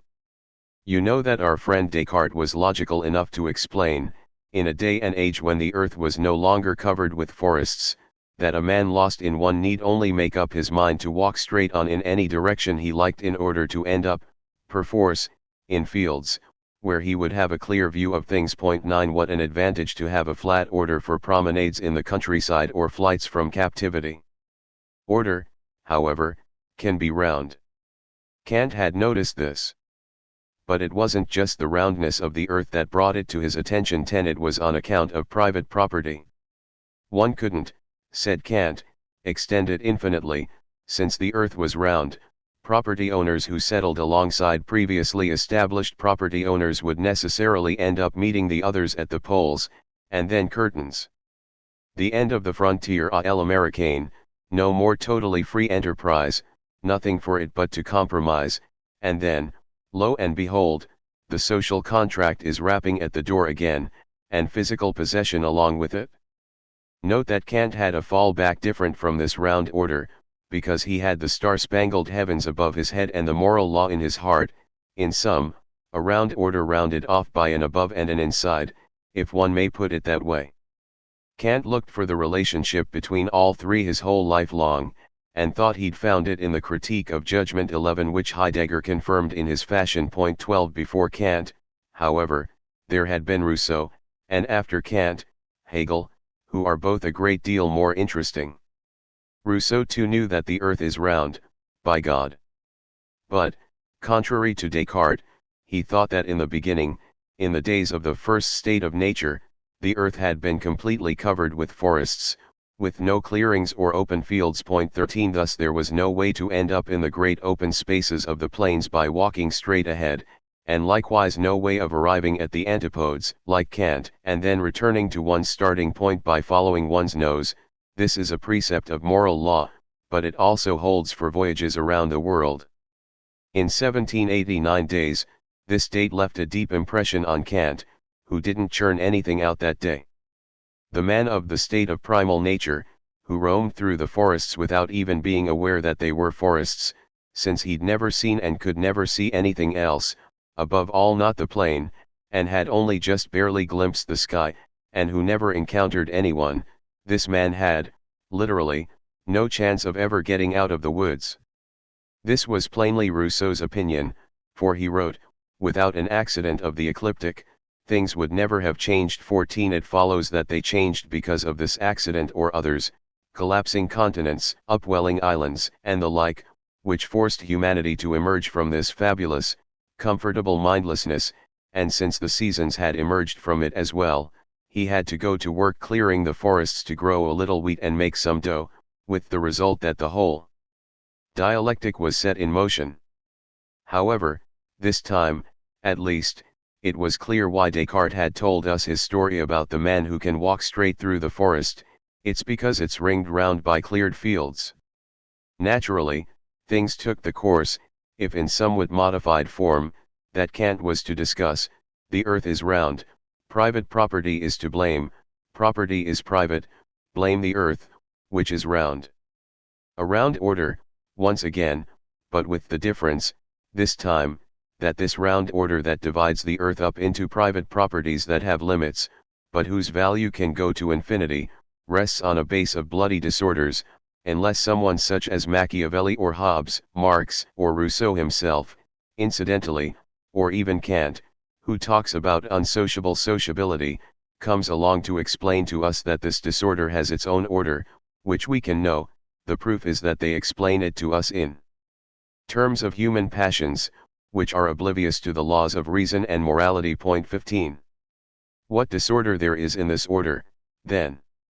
We might well ask whether the affirmation of this order, flat, round, or whatever you like, is not there in trompe-l'œil, to make people, those who must submit to this order, including you, my friend, believe that this order exists, or, let us say, should exist so that order may reign. The simple order, the 200 families are not overly demanding, of the poorly established order, which, because it is poorly established, must be consolidated by a supplement of order. But when you strike down these Cartesian paths, since they go somewhere, they're not Heideggerian, not these paths, beware of a backlash, for you smack a little too heavily of heresy. This leads not to Swann's way, but to Marx's. In Hegel, things are more radical. Order is round, no problem there, since everything is a circle, and the whole is a circle of circles, and so on, ad infinitum. Better, there is no longer this opposition between Kant's and Rousseau's round order. The earth is round, and that other dimension, which has no curve to it, but has to do with high and low, the star-spangled heavens and the moral law in Kant's vertical dualism. Hegel is consistent. There's no getting out of the roundness of a circle or sphere once you're in it. Are you in the world? You want to add the heavens to it? Fine, you're in this round world, then, rounded off by the heavens above the roof, and also by the moral law with which you've clearly been impregnated, since it's inside you.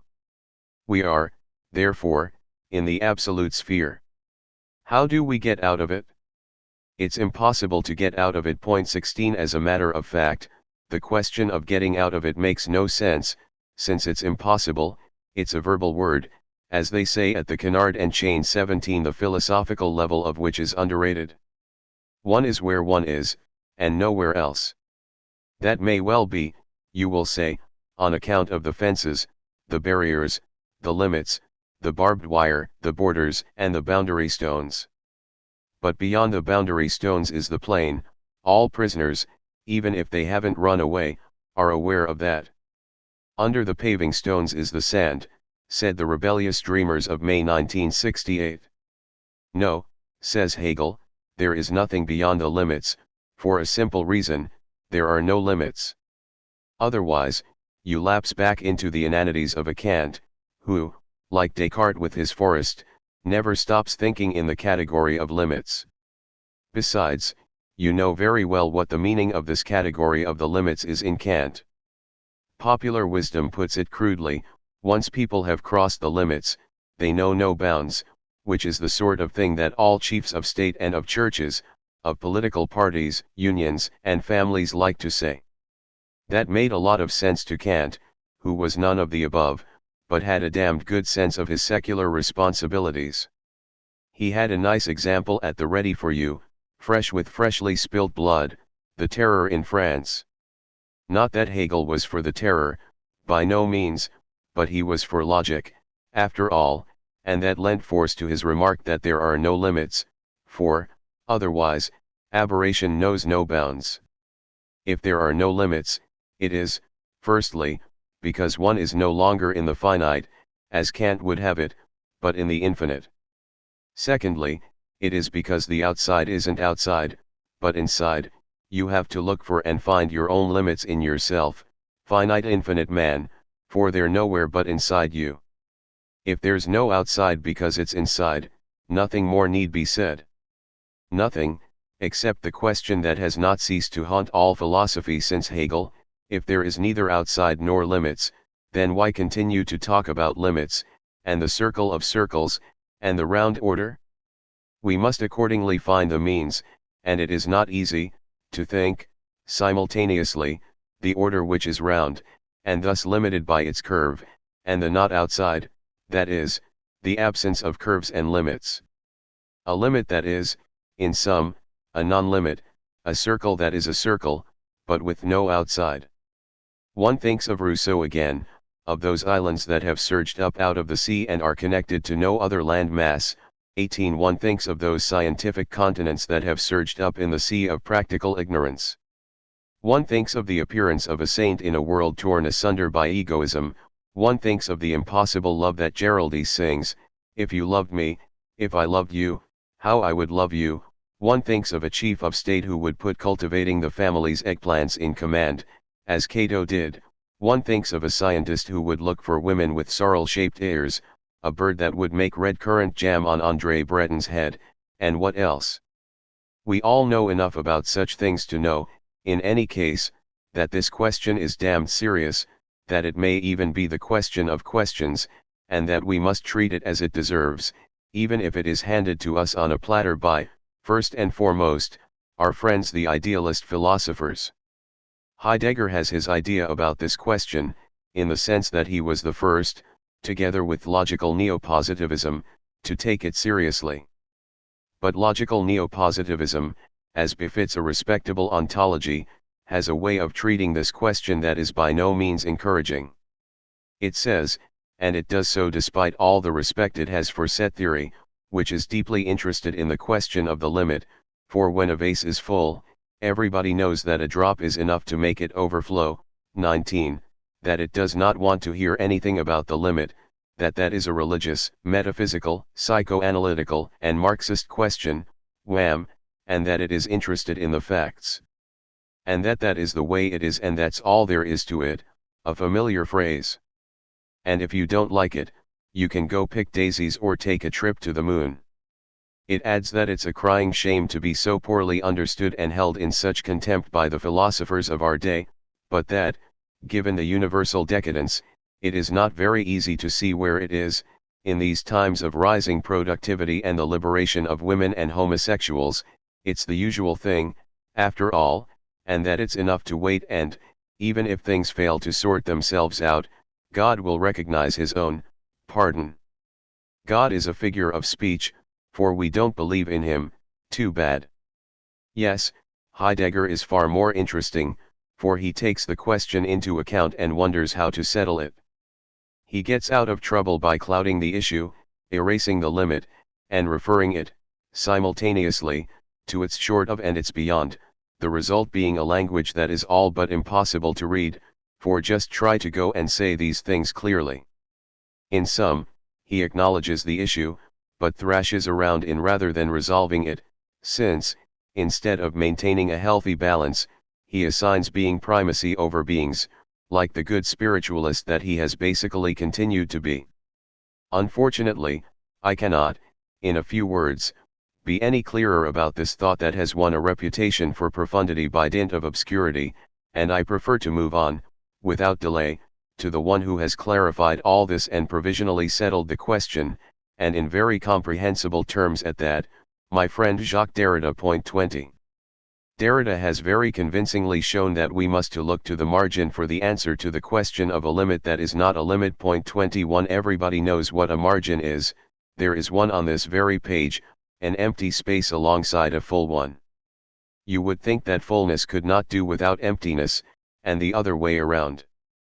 This presupposes a limit between the two, of course, but a limit that is not an order or, at any rate, does not derive from an order, since we can vary the margin, and thus the limit. It makes no difference whether the margin is 2 centimeters wide, or 3, it's enough to come to an agreement with the compositor, and you're all set. Derrida has seen, then, that this play matters to the margin, quite as much as the margin matters to the limit. But this play of course changes everything, since it is free, not constrained, thus it frees itself and frees us of all order, flat or round, monist or dualist, or even twisted. This margin is now beginning to sustain our hopes, after being subjected to our despair. For what is in the margin is marginal, the mad, children, deviants, philosophers, the mentally ill, deranged or normal artists, the abnormal and so on. And it turns out that, once normality has been demystified, Canguilhem has done a great deal to help us understand this. 22. After Spinoza and Nietzsche, one suddenly realizes that interesting things go on in the vicinity of the margin, on the margin of official society, where the exploited workers and the immigrant workers are, together with children, from whose mouths the truth has long come, and artists, from the greatest to the humblest, with Breton and his friends in between, and the poor in spirit when they are saints, even if they don't know it, and the mad, and certain prisoners, Soviet and Latin American prisoners in particular, and so on. The margin is also the beach, the one on which everyone will alight to enjoy the sun after we have at last crossed this terrible river of socialism in the boat of the dictatorship of the proletariat. And then we shall have the free reign of the margin on the beach of communism. There will be no more written texts, no more written right, no more written law, no more written orders, no more writing, nothing but living traces, traces of the spoken word, exchanges of words and goods without money, without, written, accounts, exchanges of looks and voices. 23. Of love or hate, with no dishonest descriptions of the merchandise. This will be the end of the dictatorship of writing, the end of the dictatorship of language, the reign of the universal margin and the universal family, I tell you, the reign of whiteness, which one will see in the whites of people's eyes, the universal reign of whites, that is, of the white race, but all the races will be white blanc, that is, all colors, and only the wise guys blank specks, literally, white beaks will have to watch their behavior, unless they turn into Prince Charmings. Merle's blanks, literally, white blackbirds. What is more, all blackbirds will be white, black will be suppressed, along with all the mourning and suffering it is possible to avoid. What is encouraging, for I know you're going to say I'm raving, is that the margin is no utopia, it exists today, well and truly, in reality. Witness not just Derrida's theory, but the existence of all the marginal sorts, in the official statistics or not. It exists and is developing in every country, yes, in every country, even the USSR. 24 I shall explain that to you someday, unfortunately, I don't have the time today.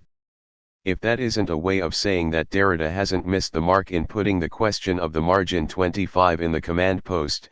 26 The interest of Derrida's research resides in the demonstration that philosophy and politics are, in a certain regard, the same thing.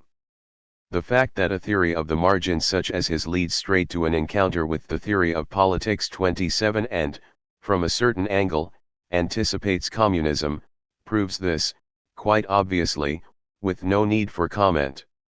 It must nevertheless be said that, from the theoretical standpoint, this reflection on the limit introduced by the notion of the margin takes some liberty, serious liberty, with forms tout court, not just those of the geometry we know, the flat or the round, but the differential limit or, again, the twisted, the Mobius strip dear to Lacan, 28 or even the soft and the viscous, with which the physics of solids has begun to concern itself. After Sartre. 29 It must be said that, when it comes to forms, all the known sciences, especially since falling to their knees before mathematical logic, are woefully impoverished in the face of the forms observable in human relations, in intersubjectivity or the unconscious, where the formless Ellen form of fantasies holds sway. As a rule, however, the sciences do not care to know anything about all that, it diverts them from the forms in which they think their own affairs, which are, consequently, the forms that suit them.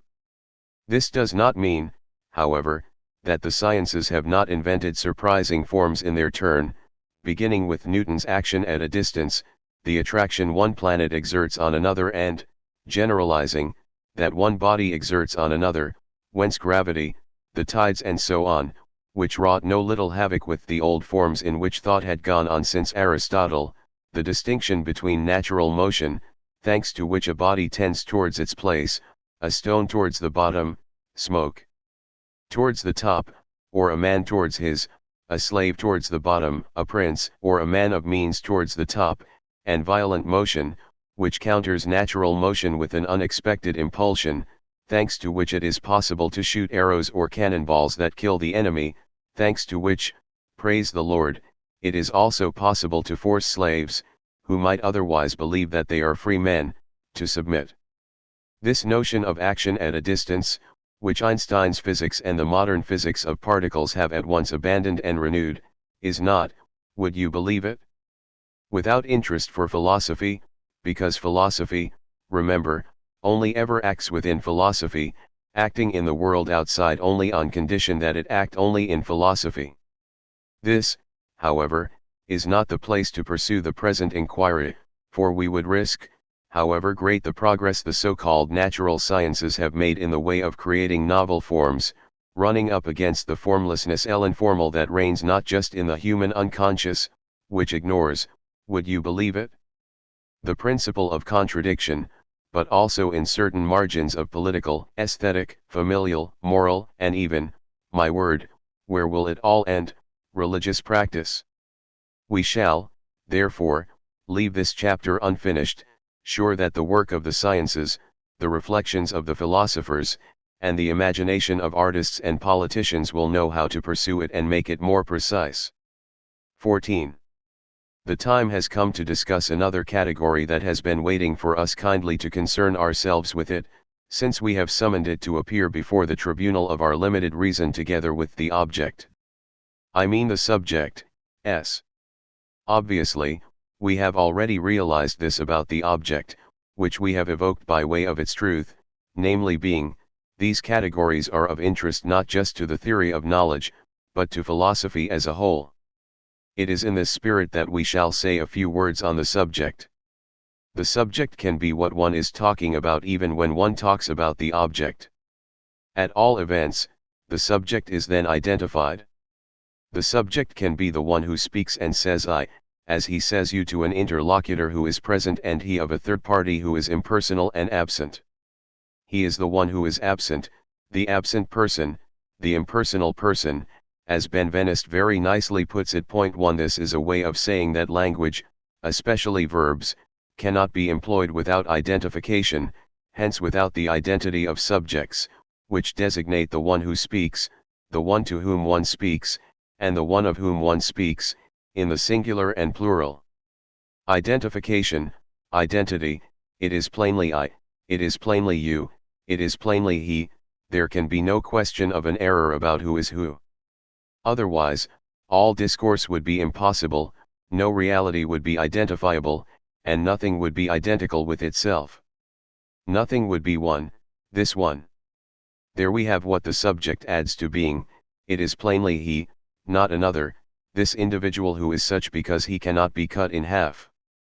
Thus Hegel tells the story of Solomon rendering a judgment without appeal in the case of two women both claiming to be the mother of the same child, since each of them says that the child is hers, let it be cut in half.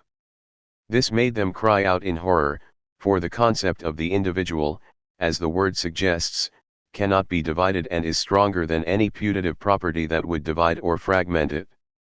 We have to go back to what is prior to and decca to every subject, the unconscious, in order to acknowledge, as Freud had said and as Melanie Klein showed with respect to very young infants too, that there exist fantasies of partial objects, hence that fragmentation can be a form of existence, and that the non-division l'indivis of the subject presupposes this primordial fragmentation as that which it must go beyond in the Oedipus complex in order to attain to the existence of the subject, 1. And indivisible, like the Republic or God. For the fact is that, in philosophy as well as politics, all division is deadly. It is plainly he, not someone else, and he is one and indivisible, such is the subject, in principle. Thus it is the subject that makes it possible to identify every object or reality as being identical to itself in space and time. The subject is, then, the self, it is plainly he, not another, that which Hegel calls the Selbst, capable of saying it is plainly I, not another, one and self-identical, identity being reflection of the one upon itself as subject. This category of the subject, which we are defining by its philosophical function, even when it does not have the same name it does in our language, which is terribly contaminated by bourgeois legal ideology, we shall see why, even when it has a different name, is obviously indispensable to every philosophy, whether it adopts this category or rejects it. For how is one to proceed, once being has been posited, to bring it to manifest itself in such and such forms, one and indivisible, and capable, if they could speak, of saying, yes, it is definitely I am indeed the stone, this dog, and so on, for we can count on beings endowed with the power of speech, with the reservation that, inasmuch as they can speak, they can also lie, that is, not just be deceived, but also deceive. How is one to proceed once being has been posited, if not by positing the subject or its equivalent in order to think particular beings in their individuality and identity? Thus it is that Plato, to take just a few examples, for examples abound, proposed the theory of participation. Point 3. Every concrete, self-identical individual exists only through participation in the idea that is its idea. A beautiful boy, a beautiful girl are beautiful only through participation in the idea of the beautiful. That, however, is not enough, for such participation confers only the generality of beauty on them, not the singularity of the existence of subjects. At this point, Plato imagines his theory of the mixture mélange, with mixing paradoxically founding the individual distinction between subjects in order to account for even their most singular individuality. Point 4. What is combined in this way to constitute such singularity? Kinds of being, the sophist, being and not being, the general and the particular, the beautiful and the ugly, the same and the other, and so on, kinds of being that anticipate Aristotle's celebrated categories. For Aristotle realized that Platonic theory was not just contradictory, because the mixture is intended to found, and thus to guarantee, the not mixed, distinction, the subject's singularity, but was also incapable of producing the intended result.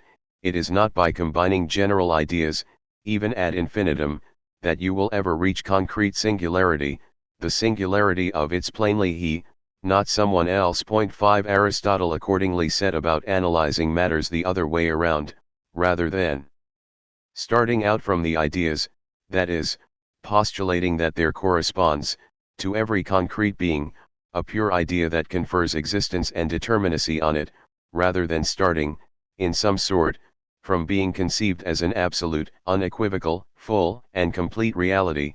He started out from the concrete, from that which anyone can see and touch here and now, and store in his memory in order to subject it to reflection. That is why Aristotle is rightly regarded as the father of empiricism, which we will discuss later. Analyzing real things this way, Aristotle discovered that they were multiple and distinct, ad infinitum, yet that, in this being that was their existence, the first sense of being, they displayed not forms, but singular modalities common to all of them, quantity, quality, time, space, place, duration, and so on, other senses of being. Aristotle was surprised to discover, unlike Plato, that there was a finite number of these modalities, a finite number that Kant would later adopt, 6 to Hegel's profound indignation. Aristotle called these modalities categories 7, the word is not used in our sense here, although the two senses are related. It was by conjoining the being of existence and, at the same time, the combination of the relevant modalities of the being of the categories. Being is expressed in several senses, while basically identifying the philosophical categories of being with the linguistic categories of being, the modalities of the declinations and conjugations, that Aristotle believed he had attained the result that Plato had failed to, that he had attained, at last, the singularity of the existing subject.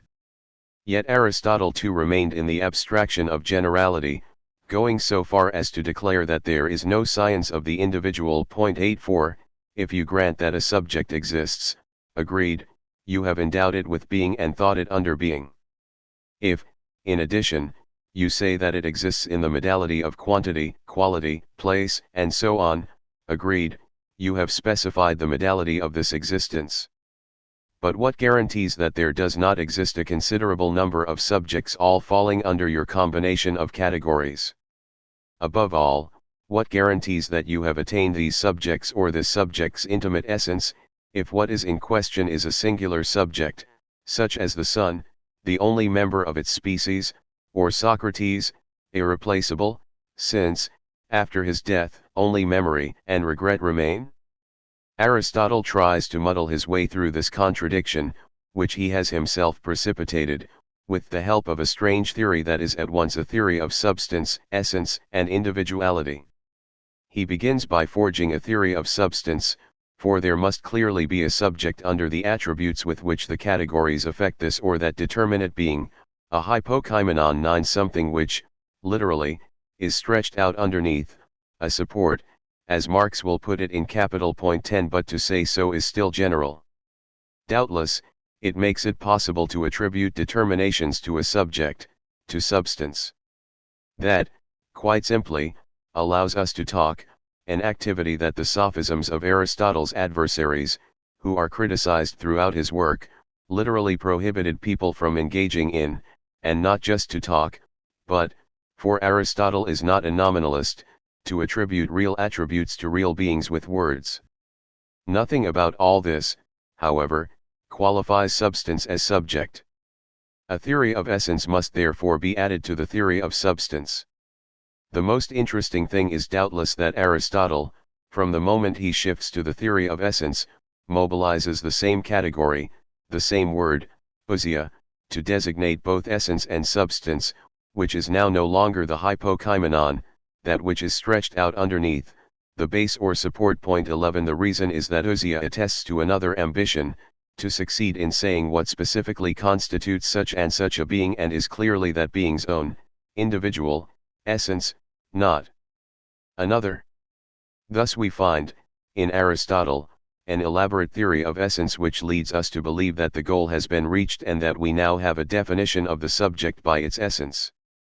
That, however, would be too simple, for essence is still a general notion that is applicable to any being, and the requirement that this essence be such and such a being's individual essence is itself general. That is why Aristotle, despairing, but lucid, goes back to work, and asks himself what individualizes the subject. Read, here, individualizes both in being and in its definition, since the two theories, of being and of definition, are always combined in Aristotle. He gives, naturally, several different answers, because he is stuck. What individualizes is now matter, but what is matter? Matter is ambiguous in Aristotle, who, a few vague, passing impulses notwithstanding, is no materialist, now accident and now form. Point 12. Is there any need to translate these expressions into ordinary language? If matter individualizes, this means not just that such and such a variety of matter defines a particular rock, animal, or human being, but also the singular disposition of this matter, that a particular dog has red fur, a particular person has a long nose, and so on, and, as well, the time and place of its existence. The dog descended of my bitch, the baker's wife, the mother of my children, the President of the Republic in 1976. If accident individualizes, this means, to confine ourselves to the example of human beings, that being cross-eyed made the woman whom Descartes loved what she was, that stuttering defined Chauvet, that limping defined Lesage's devil, that sleeping whenever he wanted to defined Napoleon, that sleeping all the time defined Kutuzov, and so on. Point 13. Finally, if form individualizes, Aristotle hangs all his dashed hopes on form, for form is the highest cause and the one that most closely espouses its object. This means that the end or goal or destination defines the subject's individuality, the subject's individual end, given that, in particular circumstances, and although every graveyard is filled with irreplaceable people, individuals are not interchangeable, as everyone knows perfectly well. I is not you, my wife, thank God, is not me. Aristotle could not be replaced by anyone, Alexander the Great even less, and the world is made up of beings whom one will never see twice. 14. Whom we must, therefore, either love or eliminate. When Aristotle speaks of final form fin, he does not mean function, because every function can be fulfilled by any functionary at all, one need only recruit him. It is, rather, a question of finality, an irreplaceable finality, for the world is made in such a way that one place cannot be occupied by two beings, that two people cannot sit on the same chair unless one takes the place occupied by the other and literally throws him out, something that is contrary to nature, physis, which finally steps in to attempt theoretically to plug the holes in this lacunary system. Yes, there is a nature, sublunary nature, the here below. The moon and stars are exempt from change, because they go round and round in circles. 15. Whereas animals and people are condemned to being unable to go round in circles, which is why they are mortal. Yes, there is a nature, and this nature is an order, the order of orders, which assigns each individual being its place and function in its organized whole. It is nature which makes some people slaves by nature. 16. And sees to it that they will remain slaves for as long as the shuttles do not turn, round and round, all by themselves. 17. It is nature which sees to it that there are chiefs of state by nature and, naturally, philosophers by nature to elaborate the theory of this nature, which is terribly diplomatic in its silence. But, thank God, the philosopher speaks for it, so that everyone accepts the place imposed on him and everything runs smoothly. Yes, runs smoothly, because one sees, when one makes the final tally, that this movement and this change that do not run smoothly do run smoothly, and that the final tally is always the same. The history of political constitutions proves it, they always go through the same phases: monarchy, republic, tyranny. Aristotle was familiar with heaps of constitutions, having counseled kings and chiefs of state on the basis of a theory invariably confirmed by events, barring one or two exceptions, among them the one that saw Aristotle ending up banned without leaving Athens. For the fact is that there are exceptions in nature, although nature does nothing in vain and makes no leaps. These exceptions are, precisely, monsters, the theory of which we also find in Aristotle, who was honest and never passed one up, never passed up an occasion, that is, this man also forged a theory of the occasion. That, then, is how an intelligent person tries to muddle his way through a theory of the subject when it is underpinned by a theory of being and a theory of essence. It can be seen that he did not succeed in formulating a theory of this species of individual. Hegel ironically discusses the subject. All indications are, to judge by the number of bad apples mauvais sujets, literally, bad subjects haunting his work, from slaves unwilling to accept that that is what they are, through statesmen who are carried away by ambition or do not accept the destiny assigned them by nature, or the bad philosophers known as the sophists who are unwilling to call a spade, to the passions unwilling to abide by the golden mean. All indications are that it was not possible to formulate such a theory on this theoretical basis.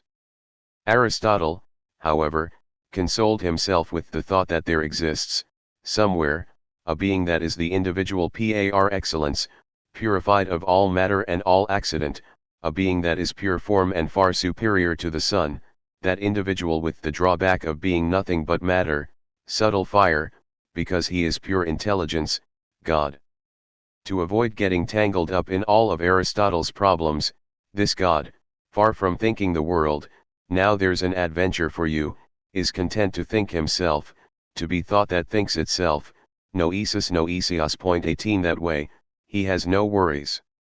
And, being thought, he contents himself with contemplating both lunary and sublunary nature from afar, and acting on it at a distance, already, like the good philosopher he is, since he is nature's telos and, consequently, exerts, already, a beneficial power of attraction over it. This is a way, to be sure, of dispensing with God, something that gave Aristotle a reputation for being a materialist, which Averroes systematized among the Arab philosophers in Spain, to the indignation of St. Thomas, who fought him without respite. 19 But it is also a way of placing God off to one side, far from all opposition, as the supreme category that philosophy needs, despite all, in order to think what it thinks, the world and its own failures. And it is also, this is what is terribly concrete, a way of guaranteeing nature, that is to say, the established order, the order of already acquired knowledge. Of course, even if it had to be developed, Aristotle founded the first CNRS 20 in history, but, as well, the social and political order, which desperately needed guarantees in a day and age in which the class struggle kept producing, unpredictably, coups d'état and social upheavals. 15. I would here like to make a simple remark in passing. It is that a true philosopher such as Aristotle thinks, and thinks in a consistent way, on the basis of his philosophical presuppositions. The philosopher is not a man who seizes on the fly whatever presents itself to him. In his fashion, he puts to the question not nature, but his own questions, and carries them to their conclusions. In carrying them to their conclusions, when he is an idealist, the case of materialism will be examined later.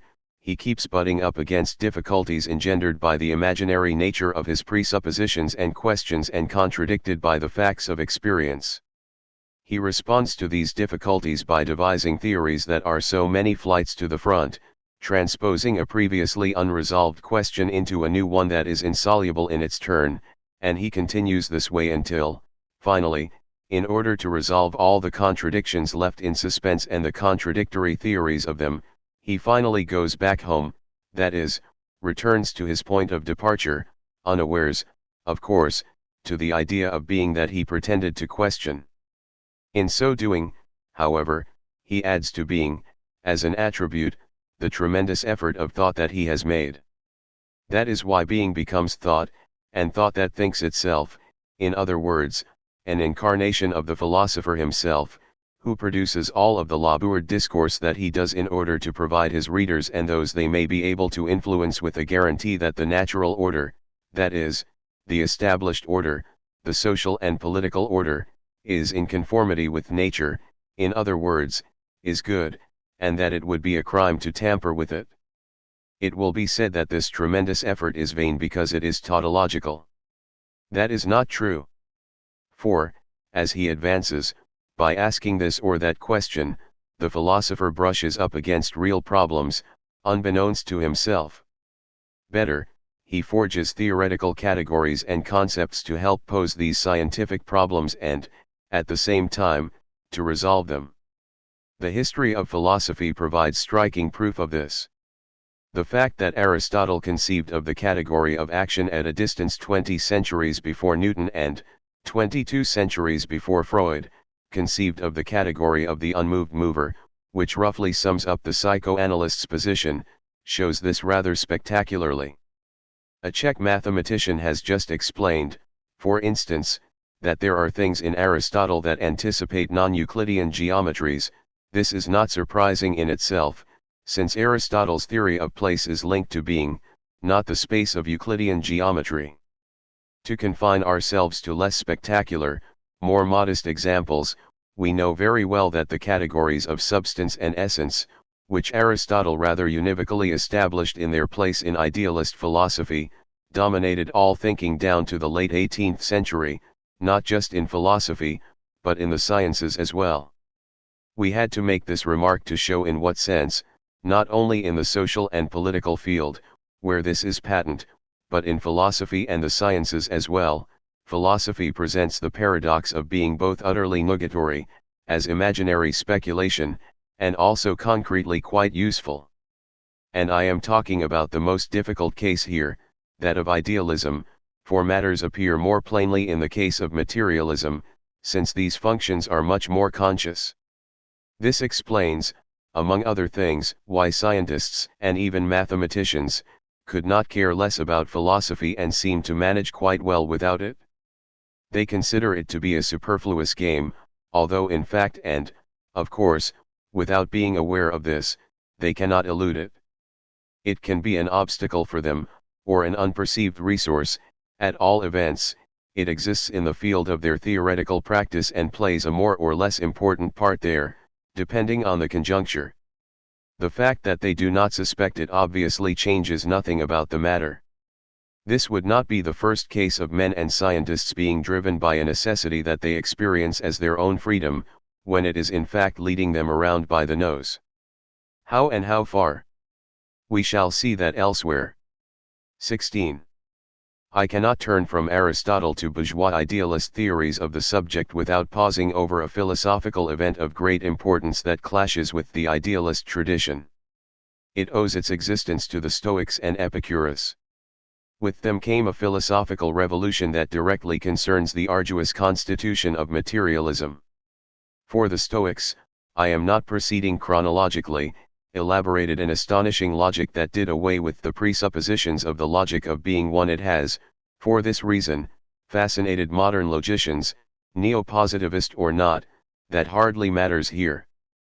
The Stoics chose not to subsume, subordinate, beings and facts under pre-existing categories. They refused, in sum, to begin with the origin and being.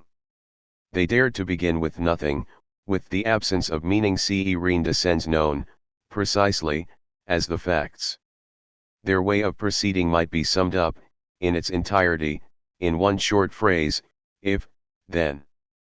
If human beings are mortal, then there is no future life, we must, therefore, try to find happiness here below, we must, therefore, struggle to achieve it in the form in which it is possible.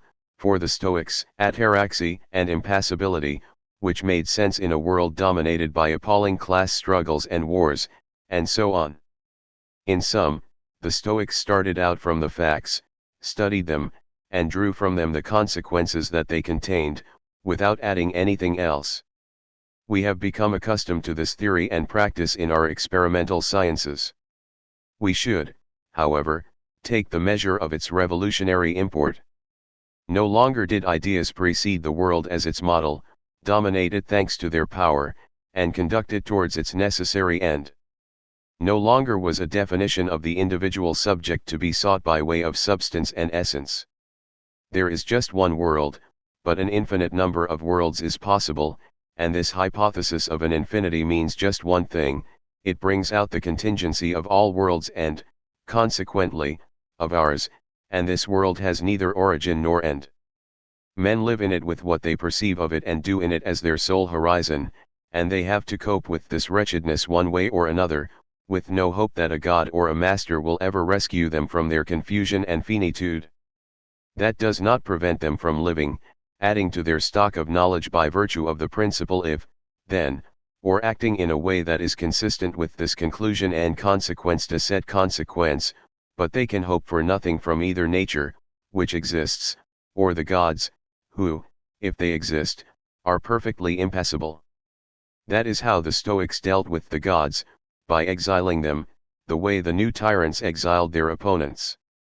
An excellent policy, and one which averts bloodshed, as long as one is certain that one's opponents will never regain sufficient strength to set back out on the conquest of power.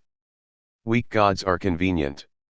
This simple idea would give rise, in due course, to phenomenal developments in the sciences and politics, furnishing weapons against religion and despotism as well. Epicurus went infinitely further. Point 2. He did not content himself with indicating, by way of the hypothesis of a plurality of worlds, the contingency of ours. He went into detail to show contingency at work by thinking it. He did not set out from an origin, either, which is always an origin of meaning and end. The truth of things in its entirety is wholly contained in the origin, as is, together with their truth, their necessary ends, that is, their destination and, consequently, each individual's role in the state. He set out from a strange fact, inspired by Democritus, the fact that, from all eternity, for the world is eternal, a materialist thesis par excellence, the world has been composed of atoms, indivisible corporeal particles, perfect because indivisible individuals. This settles part of the question of the subject, falling parallel to each other in the void like raindrops. We find the image of the rain in Lucretius's Epicurean poem on the nature of things. Point 3. On this hypothesis, obviously, nothing happens. It is important that nothing happen before all beginning, hence that there reign the nothingness of events le niente de evenements, but not the nothingness of matter, just as it is important that this matter be not formless, but very sharply defined, inasmuch as it is made up of perfectly similar atoms that are subject to gravity in the void and ready, should the occasion ever offer, for the event. Thus, for the world to be, nothing must happen before its beginning, yet all the matter suitable for forming it must exist, otherwise, we would be squarely in idealism. How, then, can the world begin? It can do so thanks to a property of the atoms, declination or swerve, the clinamen, which enables them to deviate imperceptibly, by an infinitesimal difference, from the straight line of their fall. When that happens, the deviant atom necessarily encounters the one next to it. From this we see that, according to Epicurus, it is deviance or deviation that is at the beginning of the world, deviation, not the norm. This constitutes a radical critique of all norms, logical, legal, moral, political, or religious. It sweeps the stage of the world clear of all such prejudices, and lets things come about by the necessity of deviation and aggregation. In fact, the different atoms, encountering each other and aggregating, produce the singular entities that we know and that constitute our world, the only one we know. Differences in aggregation produce differences in constitution, form, and appearance. This resolves the question of the individual subject in a simple way. The crucial point in this theory, apart from the thesis of deviation-deviance, concerns the encounter, which is the developed concept of contingency. For nothing predestines any particular atom to encounter any other particular atom, and yet it is from this contingent encounter, which takes place in matter and has matter as its principle, that everything is produced. With the thesis of the encounter, Epicurus introduced into philosophy an idea of phenomenal importance that has hardly been consciously perceived until now, except by Machiavelli, Spinoza, and Marx. That everything is an encounter, of either elementary particles or composite bodies and subjects, that every encounter takes place under the domination of that other encounter of time, space, and their contents that we call a conjuncture, using a word that repeats encounter, but in the form of junction, and that every encounter is, under the conditions stated above, contingent, and necessarily contingent. All this opens up unprecedented perspectives on events, and thus also on history and time. For an encounter, if it comes about, can also come undone silse fate, put se de faire. It can quite simply be a missed encounter and not take place, the 14th century Italian bourgeoisie and the capitalist mode of production, a missed encounter. It can be just a brief encounter, a man and a woman, Louis XIV and the Grand Turk, the USA and China, or a lasting encounter, a successful romance, Marx and Engels, etc. It can also be a premature encounter, Aristotle and non-Euclidean geometry, and thus go unnoticed, or a posthumous encounter, Marx and Spinoza, fertile in this case, futile in others, Leon Blum and Marx. Point 4. If, however, we pursue the concept of the encounter further, taking into account the conditions of its failure as well as its success, we must say that an encounter does not take place unless something takes prend. 5. The atoms must be hooked in order to hook together. Once the encounter takes, it has taken place.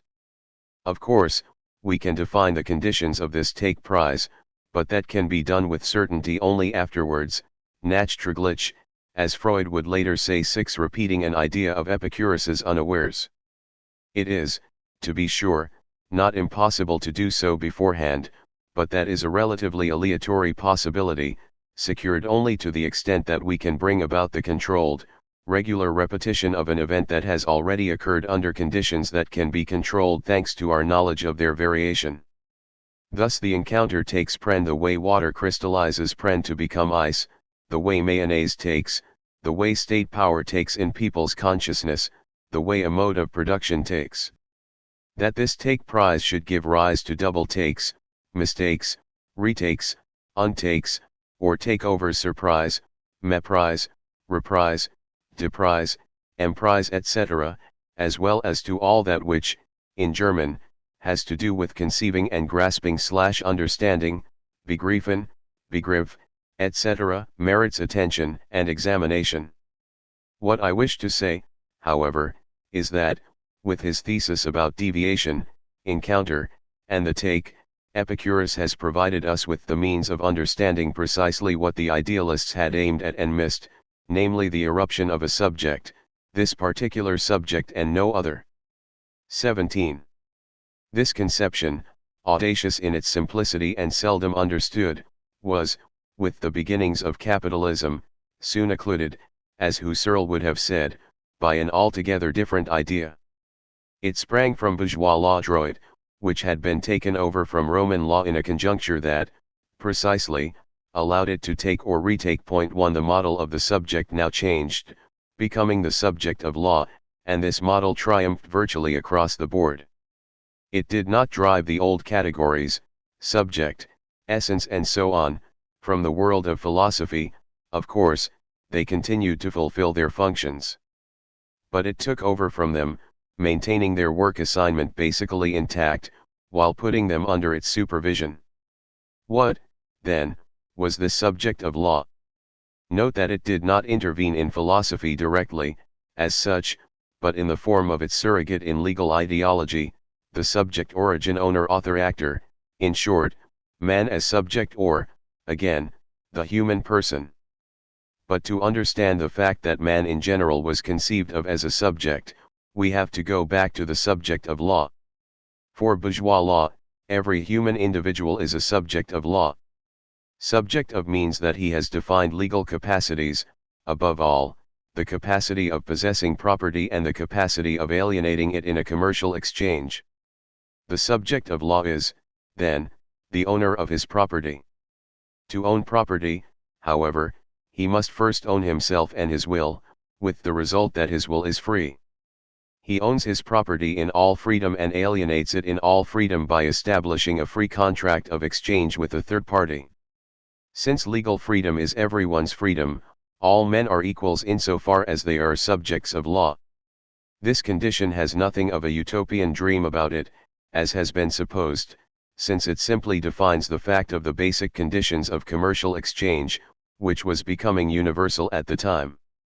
Right is a matter of fact, and expresses nothing but fact. The fact it expresses is doubtless the fact of commercial law droit marchand, but, in this case, right droit and fact coincide, a property whose mirage idealist philosophy had pursued in vain. It is this fact of right that is taken up in legal ideology for interesting reasons of principle.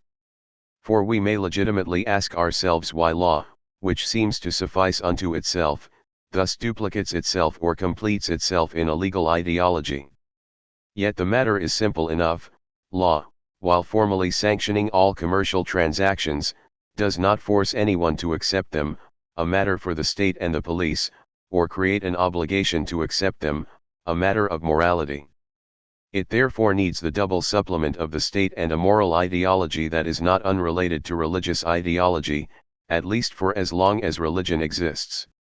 What one then calls legal ideology is this ideology partway between pure law and moral religious ideology, an ideology that takes up the categories of law, while conferring on them a form acceptable to morality and religion. This operation of transfer and transformation comes about through a displacement of the category of the subject, which ceases to be a simple subject of law, with limited attributes, in order to become a human subject, capable of being invested by legal categories, but also by moral and religious categories. To the categories of property, freedom, and equality, this new subject thus adds the moral categories of fraternity, generosity, moral consciousness, good intentions, and an upright conscience, as well as the religious categories of the finite creature created for his salvation by way of sin and a redemption that guarantees him eternal life. And since these legal, moral, and religious ideologies obviously affect the ideology of the practices brought to bear on nature, and also those that human beings bring to bear on other human beings, the practices of production and of politics, this new subject becomes, in addition, an active, operative subject responsible for his actions, conscious of his projects, and master, or not, of his acts. And, when everything is over, he pays the reckoning before, not God, but the tribunal of history, which, however, is not a tribunal, except for the unrepentant idealists who maintain that the world has a meaning even when it is secular and capitalist. As Marx has shown, all bourgeois philosophy has been erected on the basis of legal ideology. Kant can be called its supreme representative, at least in the period in which the bourgeoisie was aspiring to take power. From the bourgeois standpoint, Kant is a true materialist philosopher. He put an end to ontology, pursuing the critique of being and substance inaugurated, against Leibniz, by Locke and Hume. He drove religion from the territory of science and morality, relegating it to the corner reserved for the postulates of practical reason, the appendage of a morality that could have done very well without it, were it not for the idea Kant had of the purity of moral acts, of which we do not find, he said, a single example on earth.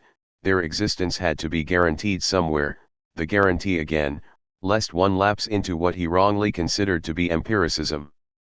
Kant drove all the pseudosciences, the sciences without an object, the metaphysics of being, psychological ontology, ontological psychology, ontological theology, from the field of scientific knowledge the way Christ drove the money changers from the temple. He produced a theory of knowledge, the critique of pure reason and the critique of judgment, which is wholly given over to sweeping being from the field and defending the idea that it is not being, but phenomena that are accessible to human knowledge, which is in part a priori, in other words, independent of all experience, in its pure forms, whether they are forms of perception or forms of the understanding and reason. He showed that the cogito is not ontological, Descartes' I think, nor, a fortiori, psychological, that is, empirical, but transcendental, in other words, above all experience, since it provides a unity that can only be a priori, binding together all the elements of either a perception or a scientific judgment, whether that judgment is itself a priori, mathematics, pure physics, or empirical, experimental physics. What Kant had accomplished for knowledge with his pure subject he accomplished for morality with his pure conscience, by showing that no moral act was conceivable without the a priori known as good will, the pure will to do good and nothing else, in the absence of any empirical motive. Point 2. And Kant showed, surprisingly, since Kant was not Sartre, that this pure good will drag the whole structure of practical reason in its wake, that is, moral reason, which also has its pure categories, pure judgments, pure reason, and pure ends. This is normal, in a sense, since everything is pure in morality, but it is necessary at the same time, because, since morality is never pure in real life, it was necessary to distinguish the pure in it as a condition of the impure, at the price of tracing this impurity back to human passions and interests, to the pathological that humanity has doubtless freely chosen from all eternity in a kind of original sin, since it is so deeply attached to it that its whole life is, against the purity of practical reason, governed by it. I shall not dwell on the well-known fact that the same conception of the pure subject also governs, in Kant, both the theory of art and the theory of society and history. He did not innovate much in any of these areas, because he had been preceded in this conception by the 18th-century philosophers, Hume, Locke, and Locke's successors, Hume and co.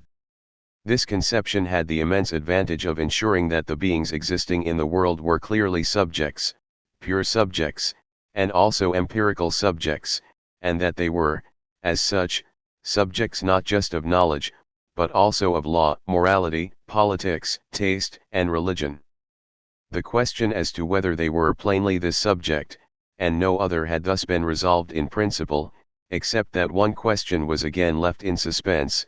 It was impossible to deduce the fact of the singularity of such and such a subject in particular, although one had the assurance that he possessed the form of the subject in general.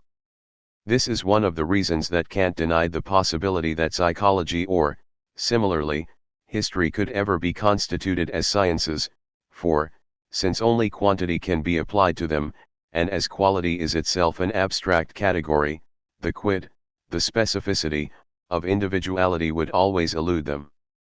Real history was to show that Kant was mistaken, and that he was mistaken precisely because he had grounded his whole conception on the legal ideology of the subject. 18. Before Kant, however, and while taking diabolically wily precautions, someone had struck down a different path, a materialist path, Spinoza. Spinoza quite simply began with God.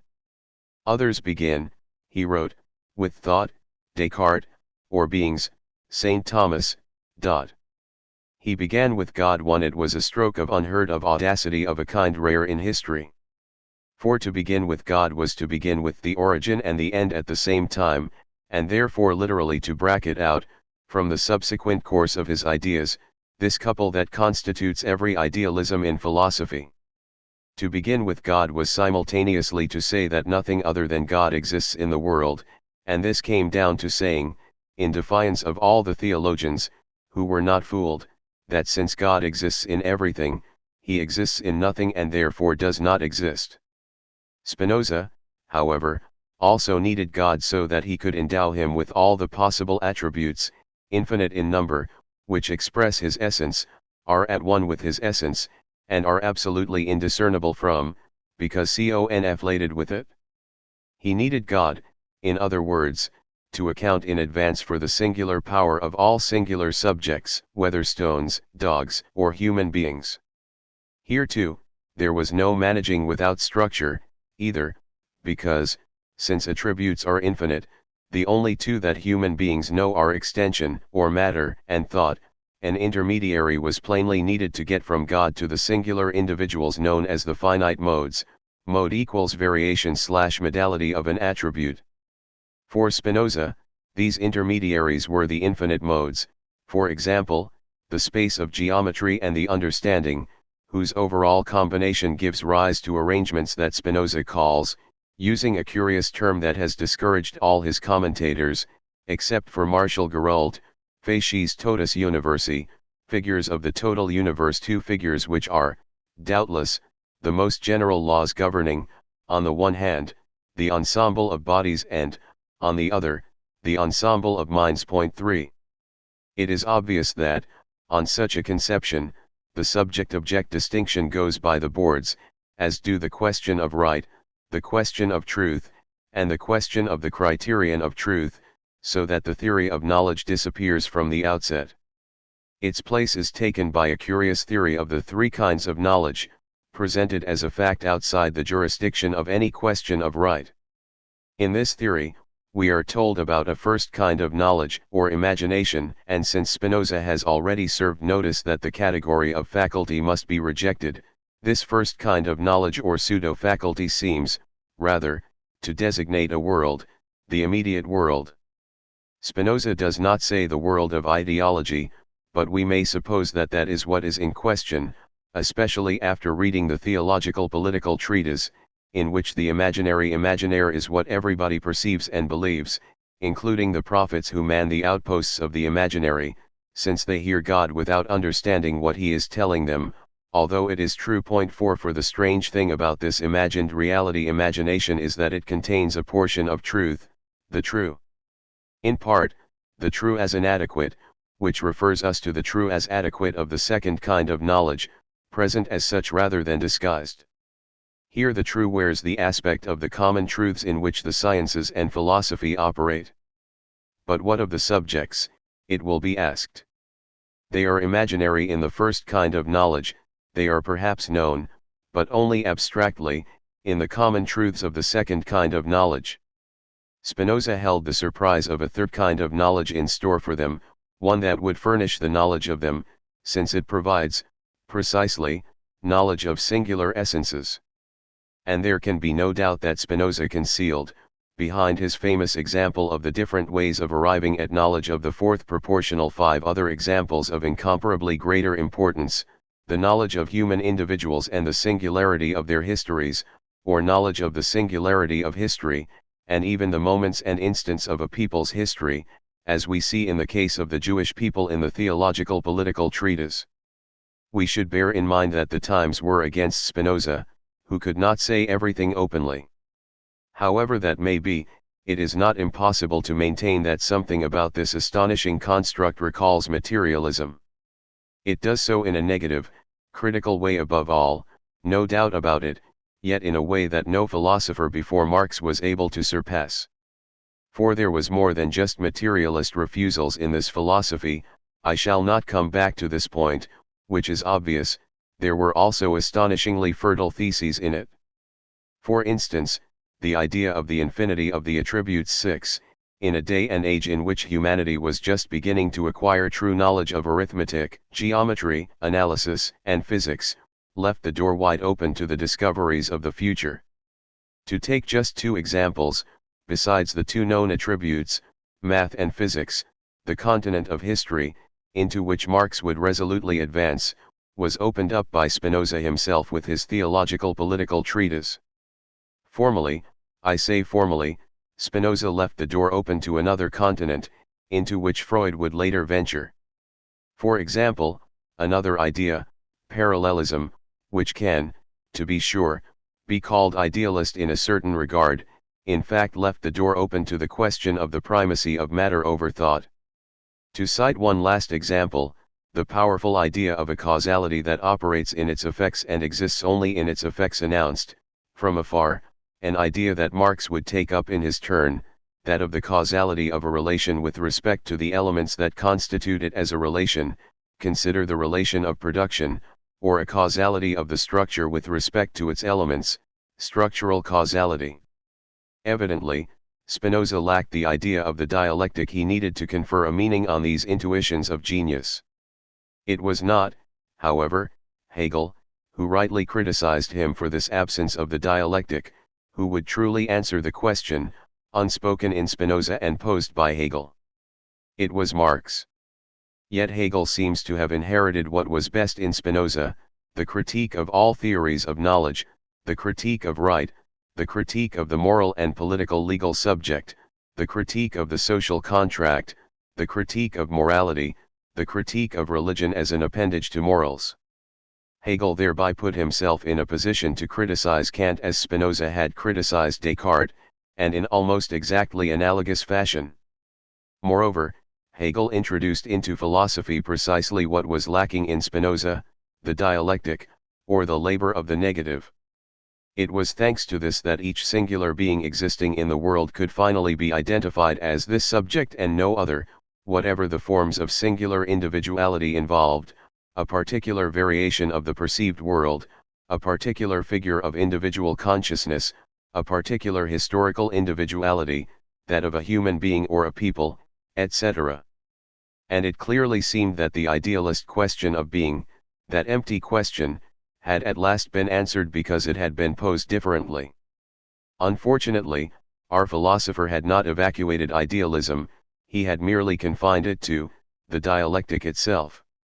For the old Aristotelian idea of determination by the end or telos, teleology, operated at full capacity in the dialectic, and was announced openly, with complete confidence. Thus every being, far from possessing its essence in itself, saw it fulfilled in its end 7 in another being that was its development and realized its essence in its stead, on the pretext that this second being was for itself what the first was only in itself. Hegel thus restored the finalized order of a material, intellectual, and social nature in which every being was supposed to occupy the place and possess the essence assigned to it by the end of the world, with the being that was its truth serving as a provisional intermediary, the world spirit that ruled over the whole course of things from the start, despite, and including, the incidental expenses of history which Hegel, as a good theoretician of capitalist production, did not hesitate to acknowledge and enter in the accounts. Why does it rain upon sands, upon highways and seas? Malebranche asked, troubled, but he also said that if God had created valleys, it was to provide a run-off for the water that poured down from the mountains. Hegel took charge of this historical refuse, declaring that it was required for the production of history, although it produced nothing itself. Thus this nothingness entered into the positive dialectic, with evil, wars, and everything else that is outrageous in theologians' eyes. 8. An accountant was needed, however, and it was Hegel himself who kept the books, not God, who had been struck from the list of philosophical personnel. This restored the Aristotelian figure of the philosopher who knows everything, the figure of absolute knowledge, whose name Hegel had been the first to dare to pronounce, who is not God, it is true, but his consciousness, who is not the prince, it is true, but his consciousness, the prince being merely the earthly figure of God. All this happened during the French Revolution and the Restorations, periods rich in events and reflections, from which Hegel drew the lesson that history had ended, because the bourgeoisie still considered itself eternal, since it had just come to power, and since history had ended, the concept existed concretely in the form of the concept, an obscure formulation that should be translated, the truth dwells at last among men, all men are citizens of a state, and free and equal, they are upright, and never lie when they speak, for that shows on their faces, or, if they hide it, there exists a good police force that will make them talk, policemen being, as has been well known since Brunswick, who, poor man, said so before he was forced to flee them, representatives of reason. The affirmation that history has ended has been misunderstood. It does not mean that time has been suspended, but that the time of political events is over and done with. Nothing more will happen, you can go home and go about your business, you can enrich yourselves, and all will be well, your property is guaranteed. This whole history of the guarantee, this long, painful conceptual history of the guarantee thus culminates, pathetically, in a guarantee of private property. With it culminates, in the same way, the whole long history of the guarantee of the proprietorship propriet of things, the properties proprieties of things, the specificity propria of things and of everyone, hence of the subject, whose hands are always clean propria, for there are no bad apples or, if there are, there are courts and there are hospitals for the mad to take them in and rehabilitate them. Everyone can sleep in peace, decent folk in their homes, thieves in the prisons, the mad in the hospitals. The state of reason watches over them, this state that is, as Gramsci said, borrowing a phrase from I don't know whom, a night watchman. 9 In the daytime, the state slips away, since the citizens keep watch. An excellent economy, the economy of bourgeois exploitation. Like the prettiest girl in the world, the bourgeoisie can only give what it has. 10 Which is already not half bad. 19. This was not the opinion of Marx, who said out loud what the proletarians thought, but kept to themselves. I repeat that Marx has not given us a book of philosophy, but just a few allusions, that Engels has left us only a polemical work, Anti-Düring, and that Lenin has bequeathed us, apart from materialism and empirio-criticism, nothing but reading notes on Hegel. They had other things to do, and, we shall see why later, they were quite right. Philosophy is not the motor of history. The fact is, however, that they have left us in a real pickle, the more so because Marx, who was once young, like everyone else, perpetrated, in the works of his youth, as they are called, a certain number of written thoughts that could only be borrowings, subject as he was, like everyone else, to the influence of the masters of the dominant idealist philosophy, beginning with Hegel and Feuerbach. I too attempted, in my youth, which was unfortunately belated, to sort these possible confusions out somewhat. They had, incidentally, been rather well exploited by all those with an interest in betraying Marx in order to mislead Marxists and proletarians about his thought. Yet, when one reads the contribution, 1859, 1 and capital, 1867, or Lenin's, Gramsci's, and Mao's works, there can be no doubt about the matter. There exists a Marxist materialist philosophy, whose theses we must laboriously reconstruct, since Marx worked none of them out, a handful of exceptions aside. To which we must add this very easily understandable fact: despite a rupture and a break that are visible in his texts, Marx did not rid himself once and for all of the dominant bourgeois ideology, which, because it was dominant, never ceased to dominate him despite all, and to preserve in him, despite his best efforts, certain old formulations still smacking of idealism. A great deal of work that has not yet been undertaken will be required to settle accounts with these residues and fine points. 2. Despite all, we may say roughly the following. For Marx, who rejected the whole idealist problematic, and radically rejected it, like Spinoza and also Hegel, as far as what Hegel took from Spinoza is concerned, materialism's first demand is to bring philosophy into line with what it really, practically is, in other words, to ensure, within philosophy itself, the primacy of practice over theory. This simple idea, to ensure the primacy of practice over theory in the materialist philosophical theory that proclaims this thesis because it is materialist, is itself revolutionary, if it is concretely, practically realized. For to ensure this primacy means treating philosophy as it is, not in its theory, which varies, as we have seen, from one extreme to the other, but in its practice. But what is philosophy in its practice? It is struggle, a combat that is perpetual and preventive because it is universal.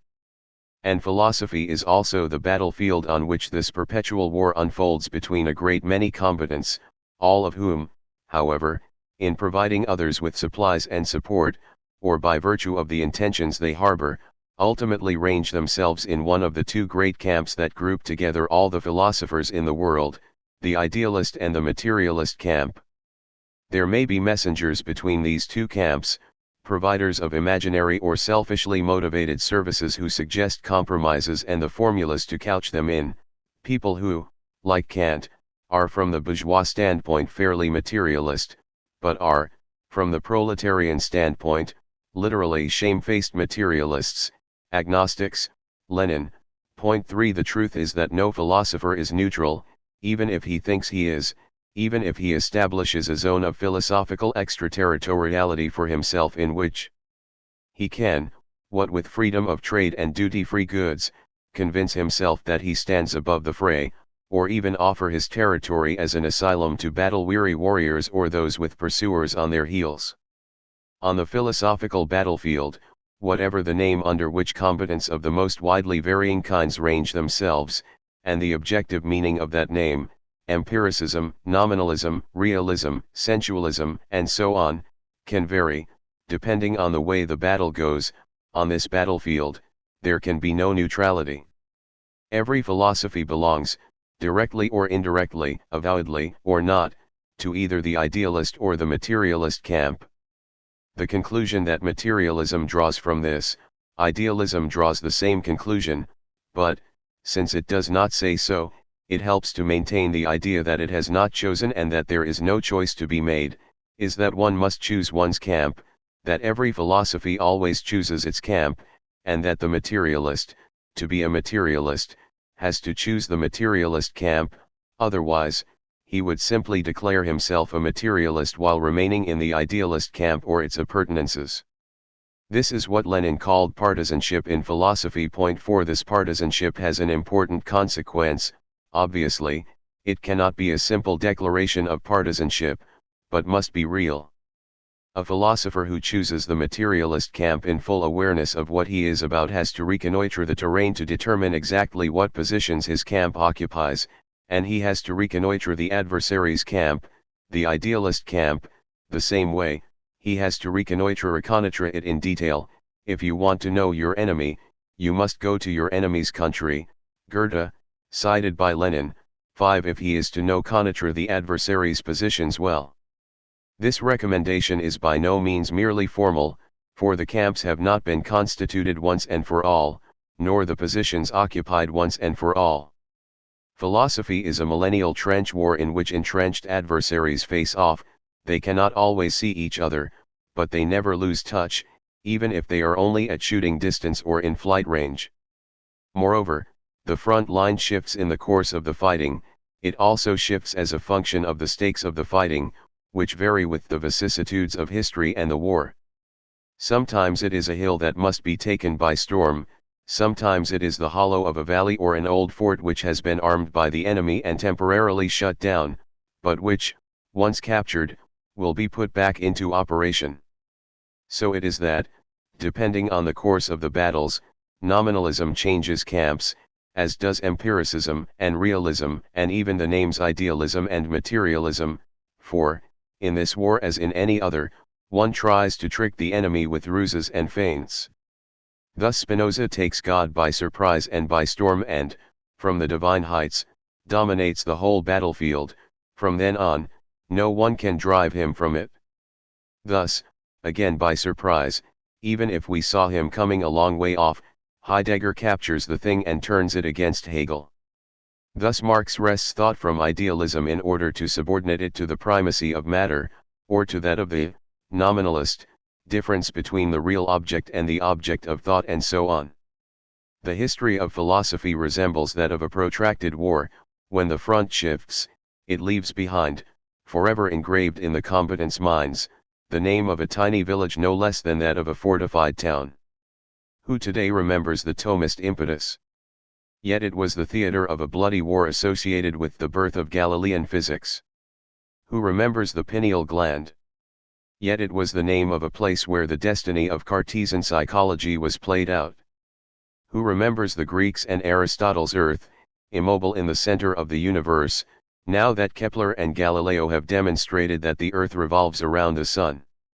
Yet Husserl remembered it, and recaptured it, although this fortification had been abandoned and shut down, and he armed it again in his fashion, using weaponry all his own, when he declared that the earth as first principle does not move. 6. Once again, neither categories nor theses have anything definitive about them, since their meaning is conferred on them by the role falling to them in a given philosophy's categorical system, which is governed, in its turn, by the current conjuncture of the struggle. 20. The foregoing explains why it is hard to establish an exhaustive list of the theses of materialism. At all events, we know that these theses, like those of idealism too, are infinite in number, since the way they are formulated varies as a function of the adversary and the conjuncture. This does not mean that it is impossible to state some of them. We must keep in mind, however, that formulations of them can vary with the conjuncture and its stakes. More than ever, we have to understand theses as positions, a set of positions.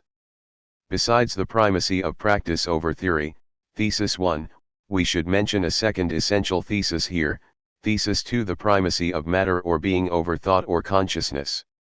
This thesis allows us to justify all the analyses that historical materialism substitutes for what idealism calls the theory of knowledge.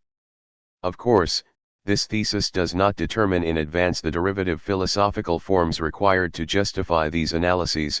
Justify does not have a moral sense here, but must be understood in the sense of to adjust, to make more accurate, since they depend, to a great extent, on the way the conjuncture develops.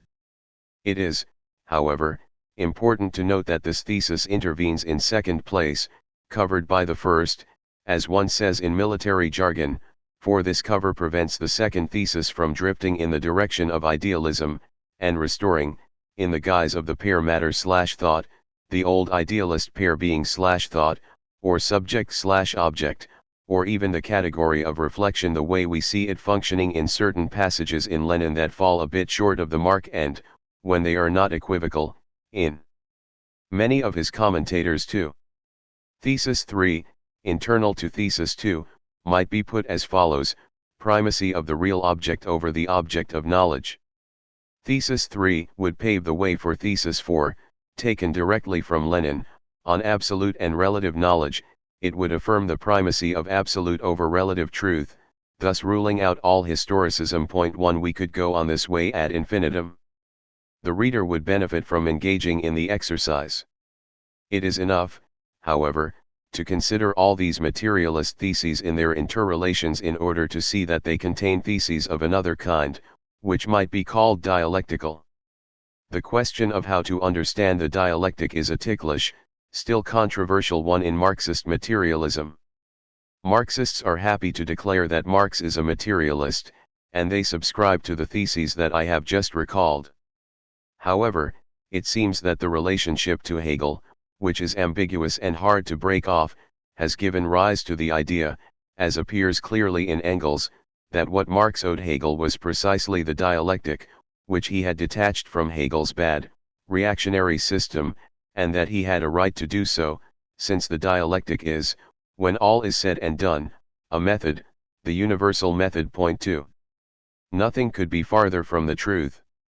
Every philosophical method is the inevitable byproduct of an idealist theory of knowledge, and it is a mystery by what miracle a system as bad as Hegel's could have been thus miraculously paired off with a first-rate, revolutionary and, what is more, universal method.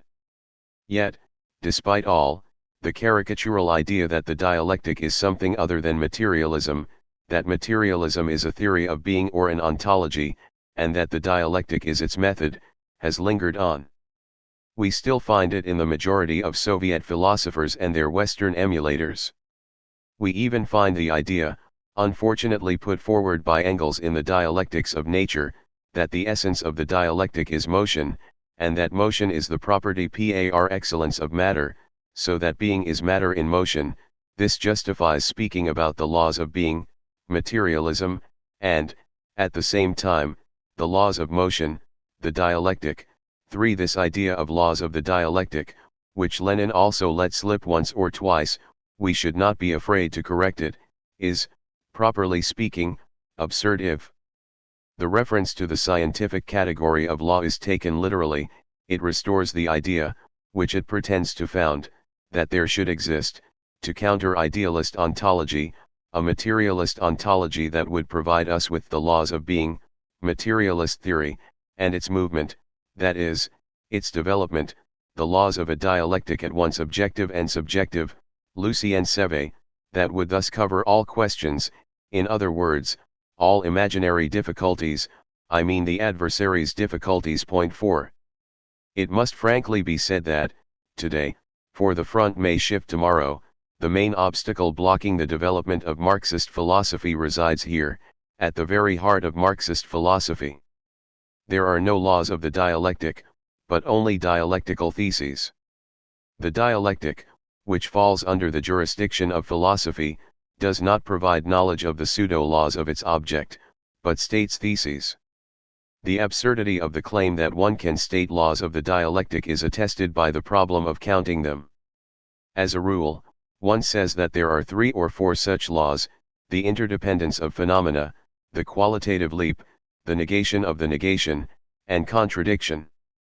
Yet Lucien Sévé himself, who maintains, in his way, that this idea of laws of the dialectic is correct, reveals other, supplementary laws for us in his research.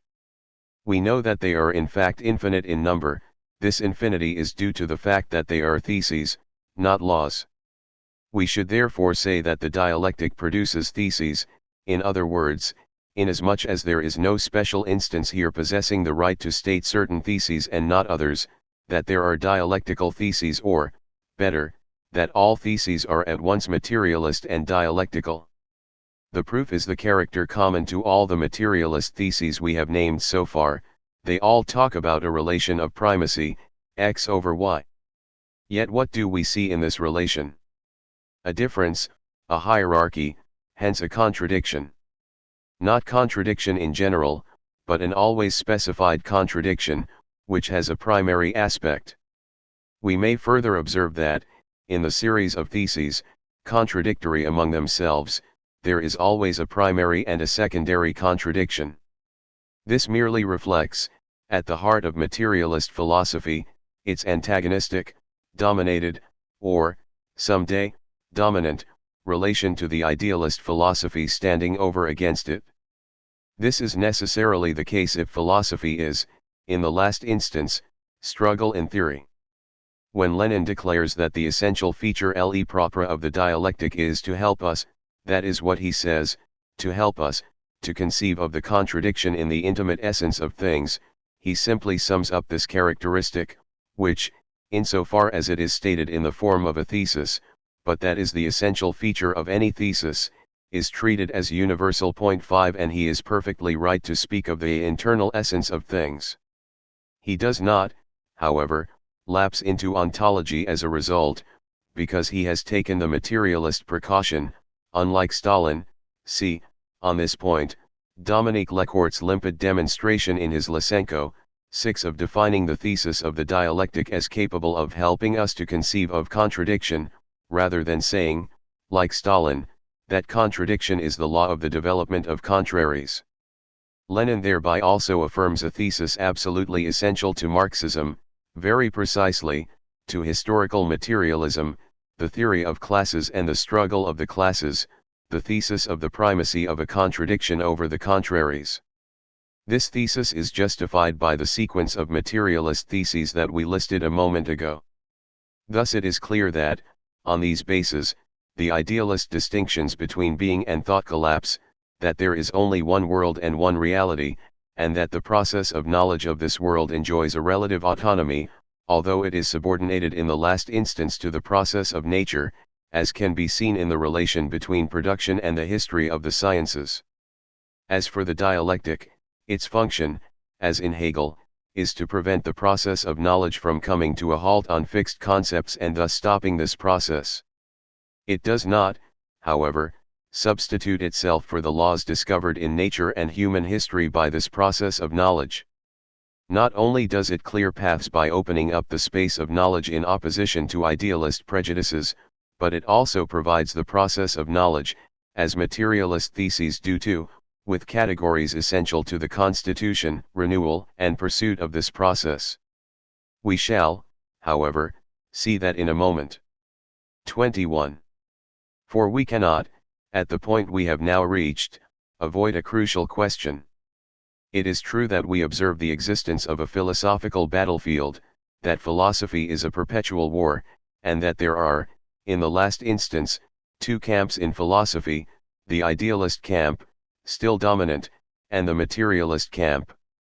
It is true that the battle follows a shifting front as it unfolds, and that, astonishingly, we see on this front, depending on the conjuncture, old positions of strength that have been abandoned being put back into operation by those who conquer them, and so on. But what explains the fact that one does battle in philosophy? And what is this conjuncture that is capable of varying and producing these shifts in the front, including the spectacular reversals that we have discussed? We have to get to the bottom of the matter here, to what cannot not be the sketch of a scientific theory of philosophy. It cannot be objected that such a scientific theory is impossible in principle because we have said that philosophy is not a science. The science that we are proposing will not be a philosophy, but a science of philosophy. It might, however, be further objected that, since philosophy is a battlefield, anyone who enters the field to forge the theory of it will be caught in the crossfire and must himself take sides, for, if he fails to, he will find himself outside the field and thus out of range of his object. This objection does not stand. It has in its favor only the appearances of a confusion, the one that would reduce a science of philosophy to a variant of philosophy, and have us believe that objectivity is impossible in the field of human realities or theories about philosophy. Yet this objection, which no philosopher before Marx was able to overcome, was well founded then, at a time when there existed no science of the laws of the class struggle. This is how we shall define historical materialism, in the shortest and, at the same time, most accurate way. There could therefore be no theory of philosophy that was not philosophical, and no one could break out of the infernal circle, either a philosophy without science, or a science of philosophy that was still a philosophy. What, then, are the principles on the basis of which a scientific theory becomes, not just possible, but also necessary for the class struggle of the proletariat and its allies? Marx stated them in his rather well-known theory of historical materialism. He demonstrated that human beings living in society are determined by the class structure of the social formation in which they live and reproduce themselves, in the case of class societies, obviously. He demonstrated that every social formation is organized in accordance with a determinate mode of production, and that this mode of production of people's material subsistence assigns the production of material goods the function of determining, in the last instance, all the effects of the superstructure. This presupposes the joint existence, in the social formation, of a base, productive forces reproducing themselves in the course of production under the dominance of the relations of production, and a superstructure, bringing together, on the one hand, law and the state, and the different ideologies on the other. Marx thus demonstrated that every class social formation is based on a relation of production that is a relation of exploitation, and that this relation of exploitation varies with the modes of production, but ensures, in all cases, the extortion of surplus labor from the immediate producers, who are exploited by those who possess the means of production. He demonstrated that only the capitalist mode of production has a relation of production which implies the freedom and legal equality of the immediate workers, the proletariat, as well as those who possess the means of production, the capitalists, that the proletarians sell their labor power to the capitalists in exchange for a wage calculated to make their reproduction and that of their families possible, without ceding the value of their production to them. The surplus of this value over their wage represents the surplus value that the capitalist class appropriates by force disguised as law. For what is involved here is not individual, intersubjective, human relations, but class relations, hence class struggle. The proletarian, like the capitalist, is, as Marx says, a representative of his own species, that is, his own class, and it is on the basis of classes that we should understand the situation imposed on individuals, just as we should understand classes on the basis of class struggle. 1. The materialist thesis of the primacy of contradiction over the contraries finds an echo in the scientific concept of the determination of classes by class struggle. But Marx did not leave it at that. He showed that if a social formation exists, a matter of fact, it is because it has survived down to the present. If it has managed to survive, it is because it has managed to reproduce part of the conditions of its production. For it is characteristic of human societies that they draw their subsistence from immediate nature, but only on condition that they work on it, that they cultivate it. Increasingly, the process of producing human subsistence is becoming independent of brute nature. It bears on a nature that has already been worked on, which must be reproduced to produce. For a social formation to exist, it must be reproduced. To exist in history, for a social formation, is to have reproduced and to reproduce itself. A social formation that is for some reason, catastrophe, war, and so on, incapable of securing the means of its reproduction quite simply perishes. It is on this condition that we civilizations know that we are mortal. Valery, point 2. The reproduction of the conditions of production is realized, obviously, in the course of production in the broad sense, both immediate material production and its legal, political, and ideological conditions. The reproduction of the raw materials and machines needed to replace those worn out or used up in production is secured in material production. The reproduction of labor power is likewise secured in material production, through wages and their indirect modern social forms. Yet this does not exhaust the process of reproduction. We should, moreover, slightly modify the word when we move from the base to the superstructure, and talk about perpetuation and conservation rather than reproduction. For the length of the periods involved is by no means the same in the superstructure as in the base. In the base, reproduction is realized over a very short cycle that can measure as little as 1 day, in the case of a daily wage, and is generally calculated on the basis of a civil year in accounting practice. In the superstructure, the reproductive cycle takes place over a longer period. In certain cases, philosophy, it is virtually indeterminate, or even experienced as eternal. The reason is that the function of the superstructure is to ensure the perpetuation of the general conditions of production, hence of exploitation, hence of class struggle, hence of the class domination of the exploiting class and the submission of the exploited classes. It is obvious that this task extends over a much longer period and is realized over a cycle very different from that of the economic infrastructure. The state apparatus, must first be in place. This supposes not just that the ascendant class must already have taken state power, but also that that class has transformed the state apparatus, so as to adapt it to its exploitation and oppression, something that cannot come about without a class struggle in the economy, politics, and ideology that always takes a long time. Second, law has to be put in place or, at any rate, to have begun to function. This happens beforehand in the case of capitalism. The state has to see to it that the courts and police impose constraints so that law as well as the value of the money in circulation is recognized, with law sanctioning capitalist commercial relations and the currency sanctioning the equivalence of commercial values. The state must, further, be able to call on an army to maintain the integrity of the national market that the capitalist bourgeoisie needs in order to develop. Finally, the state has to fit itself out with state ideological apparatuses capable of ensuring the dominant class's ideological unity and its hegemony over the exploited class. History shows that, to accomplish this general task, ensuring the legal, political, and ideological conditions of reproduction and production, a new class needs centuries. The bourgeoisie took its inception in England in the late 13th century, and there still exist very many countries in the world, the majority, in which the bourgeois revolution has yet to be completed. Point 3.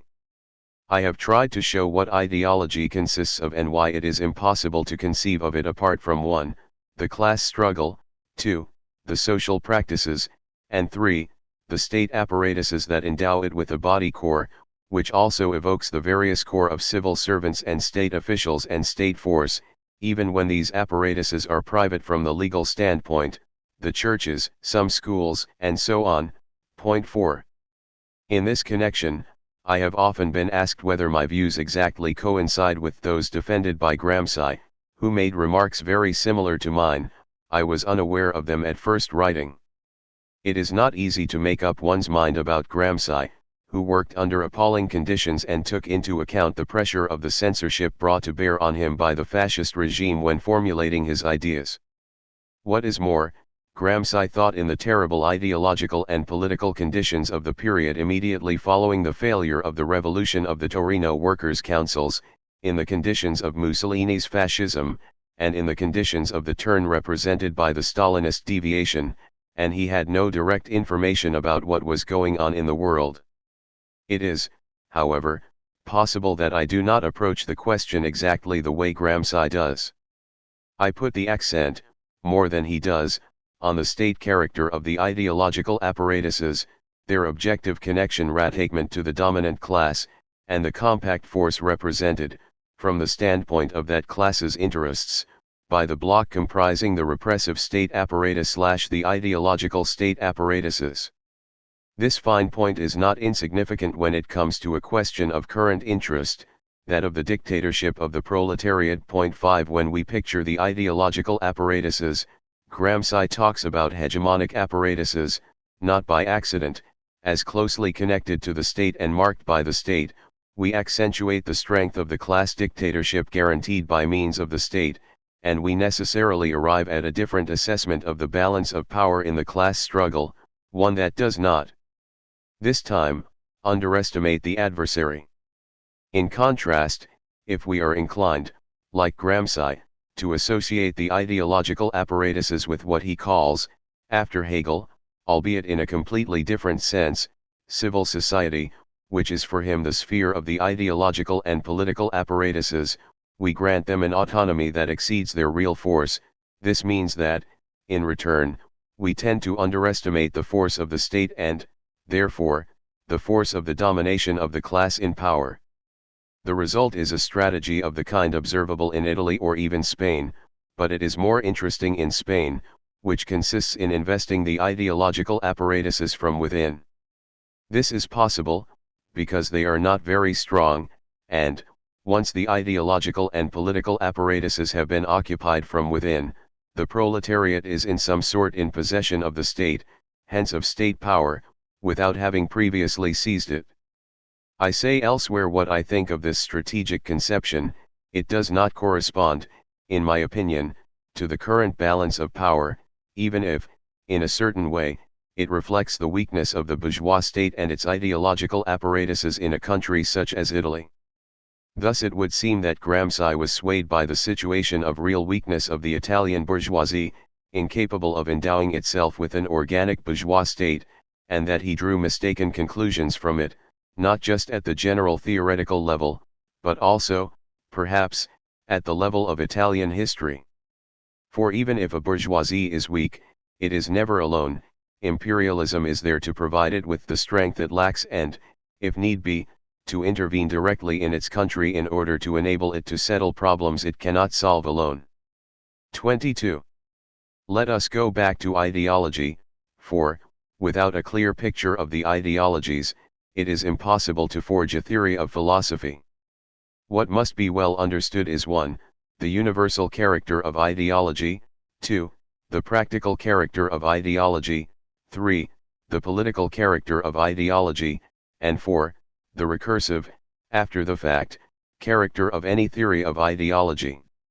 We know that the soul always thinks, Descartes. Point 1 Freud even showed that it thinks unconsciously. In any case, we know that human beings have always had ideas, at least from the moment they began living in society and had language at their disposal. Engels. We have, however, become increasingly aware, thanks to the work of ethnologists, that the ideas of the most primitive men we know are not, at bottom, individual or psychological ideas, pure, direct perceptions of nature or their fellow men.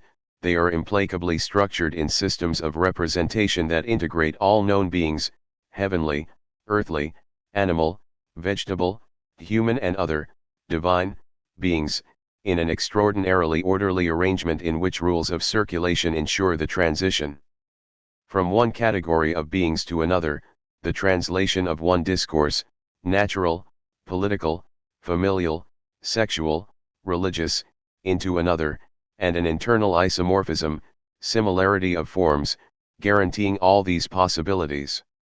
Thus nothing in all this is immediate or the result of empirical operations, nothing in it is psychological and subjective. We have, rather, an order of extraordinarily determinate representations that plainly plays a regulating role, similar to the role of knowledge, in a so-called primitive society's productive practice, its relationship with nature, as well as its social practice. We must therefore give up, once and for all, the idea that ideology is nothing but ideas, in other words, the bourgeois conception of ideology. The ideas that we find in every ideology constitute, on the one hand, a more or less strict system, primitive societies without classes, or a more or less loose system, class societies, in which class struggle introduces this play and this flexibility, which can be extreme, into the system. On the other hand, these ideas are also practical or else stand in direct or indirect relation with practice, whatever form that practice takes, linguistic, productive, social, religious, aesthetic, moral, familial, sexual, and so on. In a primitive society, in which there are no classes, but social distinctions not based on exploitation of one segment of the population by those who possess the means of production, the relationship of these ideas to practice, albeit invested with the attributes of a vast imaginary system, is not really imaginary.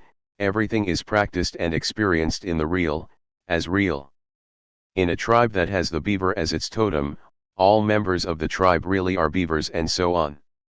The proof that all these representations are quite real is provided by their effectiveness, the effectiveness of magic, initiation rites, exogamy, and so on, which ensure, in positive fashion and without fail, human beings' relationship to nature and each other, despite the great complexity of this relationship.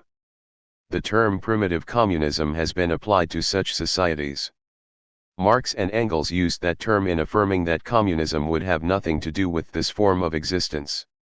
It is, in fact, purchased at a high price, not only nature's overwhelming domination of society, but also, and above all, the sacrifices in human life required to maintain this equilibrium, whether it is a question of wars or of all the ritual murders perpetrated to ensure that equilibrium reigns. These apparently peaceful societies are among the cruelest in human history. Of course, the emergence of classes, and thus of class struggle, completely altered ideologies' forms of existence. In class societies, the division of labor, which had existed in classless societies too, where it was, however, communal, found itself subordinated to, and multiplied by, the class struggle and its effects. The result was a social division of the practices, a division that had class significance, and an apparent fragmentation of ideology that likewise had class significance. The principle that there is no practice except under the domination of an ideology and by means of an ideology, in part, the ideology of this practice, was generalized and, in the process, even as it was subordinated to the class division of ideology then underway, culminated in the constitution of distinct practices to which there corresponded distinct ideologies, which we may call local and regional practical ideologies. At the limit, every craftsman could have his own ideology, for a certain relationship to raw materials and a certain rhythm of labor and repose leave their mark on people's thinking. It was observed a very long time ago, even before Hesiod, just how profoundly works determined people's thinking, that peasants' thinking was different from sailors, sailors, from merchants, merchants, from politicians, and so on. This ideological division at the micro level, however, seemingly the ultimate basis for the relationship between each ideology and its practice, cannot mask the great political and class divisions of ideology. These minute ideologies would not exist without the social division of labor, which produces its own ideology in its turn, independently of these many ideologies, because it is elaborated above all on the basis of the division into classes, and therefore the class struggle. Thus this double observation leads us to the recognition that ideology exists in the form of a double and even triple division. 1. The division of ideology as a function of the division of the multitude of practices, in which scientific practice will soon intervene. 2. The division of ideology into ideological regions corresponding to the practical ideologies that come into play in the class struggle to perpetuate the relation of production, the ideology of economic production, legal, moral, political, religious, aesthetic, philosophical, familial ideology, and so on, ideologies that will take the form of ideological state apparatuses. And 3. the division of ideology into tendencies reflecting the tendencies of the economic and political class struggle.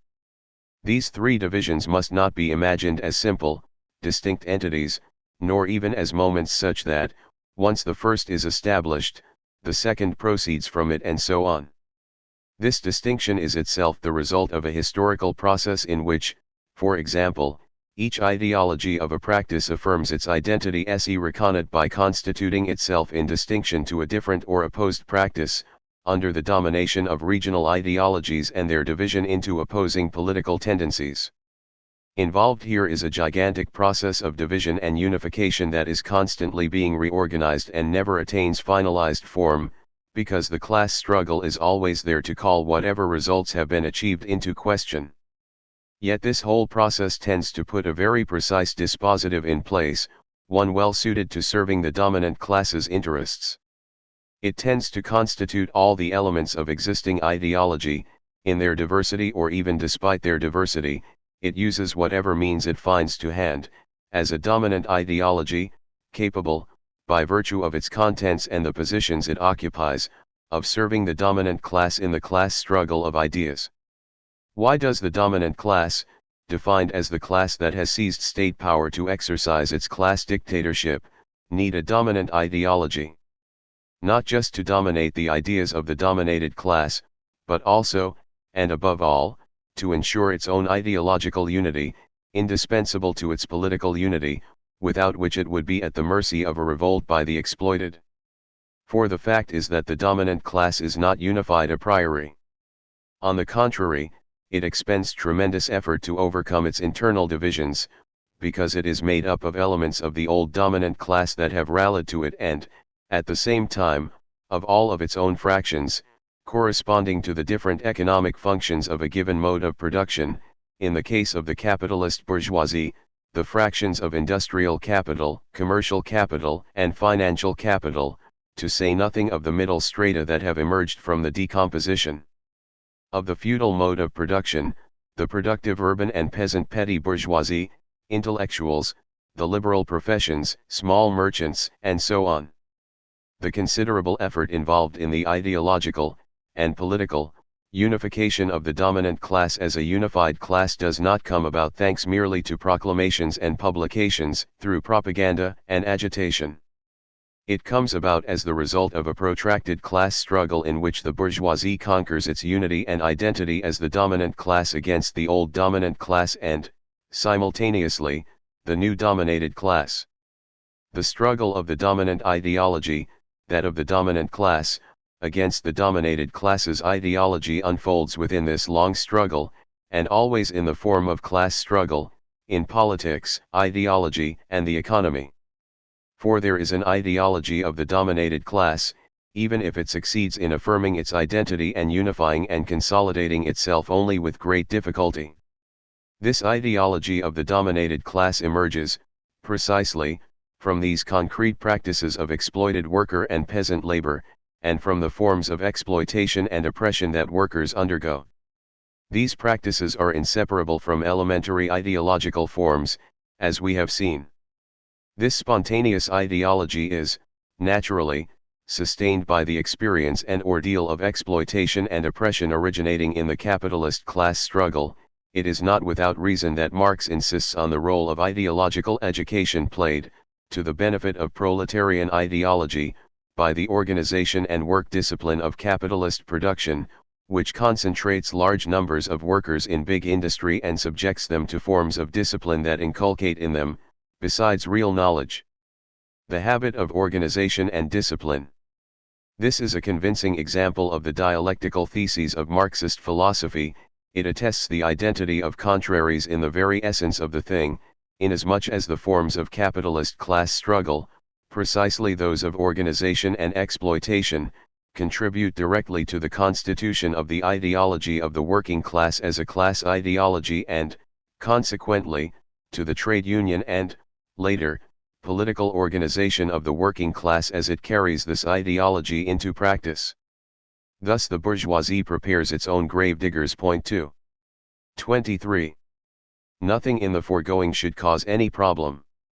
Things become more difficult, however, when we try to account for the existence of the sciences and philosophy in this ensemble.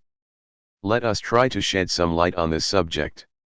The sciences have not always existed. Practical knowledge, however, has, arriving at its results thanks to extremely ingenious empirical procedures involving simple observation of the movements of the heavenly bodies, animals, plants, seas, and winds, or the properties of various kinds of matter, among which fire and iron played a crucial role. Such practical knowledge has always been bound up with the productive forces and their development, first tools, then simple machines, for instance, machines for the elevation of water. Initially due to individual producers, this practical knowledge slowly became the prerogative of workers specialized in certain techniques. Thus blacksmiths played a decisive part in primitive societies that had developed to a certain extent, as did magicians, shamans, and others who regulated the rhythms of labor and the hunt according to the relevant magic signs. Gradually, the division of labor became more pronounced in the realm of practical knowledge and the techniques for producing work tools. The same thing happened in the realm of knowledge of the biological reproduction of the species and the reproduction of the social order. But all this knowledge was confined to the empirical realm. This remained the case until the day the first science in the world erupted, the science of numbers and geometrical figures, arithmetic and geometry. We have said a word about how this science is likely to have originated. When it finally came into existence, there occurred something like a break between it and its prehistory. The reason was that it did not bear on the same objects or apply the same techniques to produce results. It worked on an abstract object, numbers, space, figures, and proceeded by way of pure demonstrations that abstracted from all concrete determination. The results it obtained were then objectively, that is to say, universally valid, no matter which concrete objects they were brought to bear on. This was a revolution in the field of knowledge as a whole and in all the practices linked to existing knowledge. Philosophy dates from the eruption of the first science in the world. When Plato engraved on the pediment of his academy, "Let none who is not a geometer enter here," one he was taking due note of this fact, and demanding that every aspiring philosopher begin by acquiring knowledge of mathematics. Plato would undertake to teach the candidate what he was supposed to learn in familiarizing himself with it. What does philosophy owe mathematics? Precisely the idea of objects and demonstrations that are pure, in other words, abstract, rigorous, exhaustive, and objective, or universal.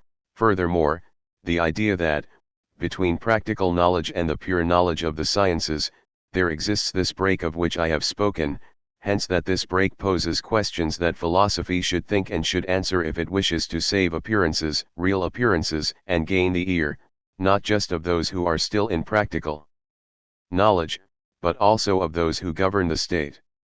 All of Plato's work rests on this foundation, not only the ideas, but also their opposition to the world of sense perception, the distinction between opinion, daza, and mathematical understanding, dianoia, the distinction between these two orders of knowledge and philosophical knowledge, superior to all other kinds and capable of thinking this difference and surmounting it, anabasis and katabasis, participation, the theory of essence and the beyond of essence, and so on.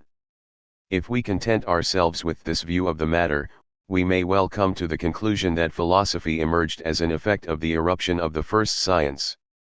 Examined a little more closely, however, things turn out to be more complicated. For the advent of mathematics was not neutral. It erupted as the solution to a crisis in a world in crisis that was not prepared to take mathematics in its stride, indeed, a world that mathematics disrupted somewhere, at a vulnerable point in its ideological resistance. Philosophy can accordingly be regarded as a response to this threat and a safeguard against it, a means of patching up this tear in the unified tissue of the dominant ideology. The most urgent things had to be attended to first. It was necessary to take possession of mathematics and gain the upper hand over it in order to put it back in its place in the order it threatened to disrupt. We can also interpret Plato along these lines. For the same author who requires that every philosopher be a mathematician subjects mathematics to a singular treatment in his philosophy, he relegates it to second place in knowledge in order to subordinate it to philosophy, which, even as it provides mathematics with guarantees, controls it, and controls it in the name of the good, that is, of politics, the good of the polity. 24.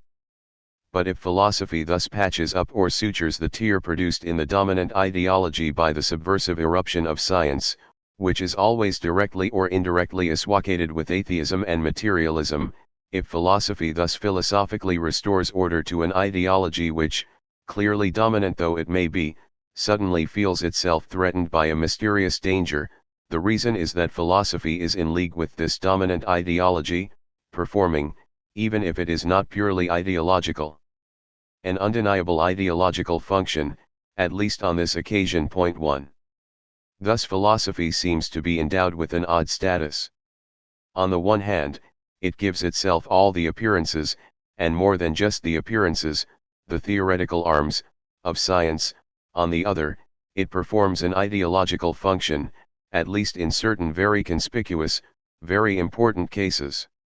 Here it is precisely science that seems to constitute the danger which it, philosophy, must ward off so that ideology, which it serves in this instance, can recover its unity and serenity. But the reader will have noticed that all things are not equal in this apparent symmetry and opposition.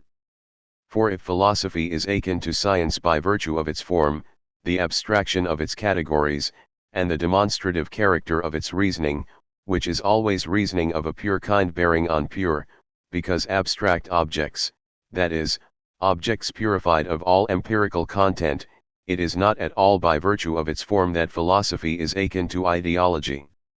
It is so by virtue of its function, or the role that even its form starts to play when it functions in the dominant ideology's service. And if ideology's ultimate function, its function in the last instance, is to serve the class struggle, the function of the dominant ideology being to serve the dominant class's class struggle, while that of the dominated ideology, when it has been constituted, is to serve the dominated class's class struggle, if, in sum, ideology's function is ultimately political, we must not be afraid to acknowledge this for philosophy as well, and to say, with Mao, Lenin, and Gramsci, yes, philosophy is ideological and political by virtue of its function. Under these conditions, philosophy seems to be double, political by virtue of its function, theoretical scientific by virtue of its form, with its political function representing the essential determination of this double aspect. This makes it possible to understand the fact that philosophy begins, and that its beginnings are marked by the theoretical scientific form that constitutes its specificity. For the content, function, of philosophy goes back far beyond the birth of the philosophy of the philosophers. If this content is that of the dominant ideology, we encounter it from the moment a dominant ideology exists in class societies. It exists then in a form which, as we saw in connection with the religious question about being, although it does not yet possess philosophy's rationality and demonstrative character, nevertheless testifies to a certain logic. That is why the great religious and political questions, the latter are usually disguised as religious questions, long preceded the birth of philosophy and have survived it, for philosophy, which represented new class interests, was for a long time subject to the domination of religious questions. Under these conditions, it is understandable that the advent of a science, the first, itself associated with precise social interests, should have provided the occasion for the birth of philosophy by providing it with the form of pure abstraction, rationality, and demonstration that would characterize it thereafter. But then we can also understand why adopting this form did not impair philosophy's ideological political function, which was, rather, reinforced by the introduction of these new forms of reasoning and demonstration. This very special situation seems to make it possible to understand the double position of mathematics, in other words, of what was then science, in Plato, the first great idealist philosopher known to us. One has to be a geometer to be a philosopher, and that puts science in first place, but, as soon as the philosopher starts talking about science, it is to put it in second place, after philosophy itself. This attests to the primacy of politics over the forms of scientific rationality in philosophy itself. Philosophy acknowledges that primacy in its practice. But if this is so, a problem inevitably arises. Of what use is it to philosophy to borrow the dominant forms of rationality and scientificity? What does the dominant ideology gain by thus appropriating the services of this rationality, given that, in any case, this appropriation changes basically nothing as far as the dominant ideology's function or its objectives and stakes are concerned? We have to resolve this problem. We cannot, however, resolve it without going back to the dominant ideology and its relationship to the state. We have insisted on the fact that ideology exists in ideological state apparatuses. We have also insisted on the long process of class struggle indispensable to constituting the ascendant and, later, dominant class's ideology as the dominant ideology. We must be careful not to lapse into an idealism of the class struggle here, the belief that all these struggles, from the economy through politics to ideology, are struggles for pleasure or prestige or simply for victory.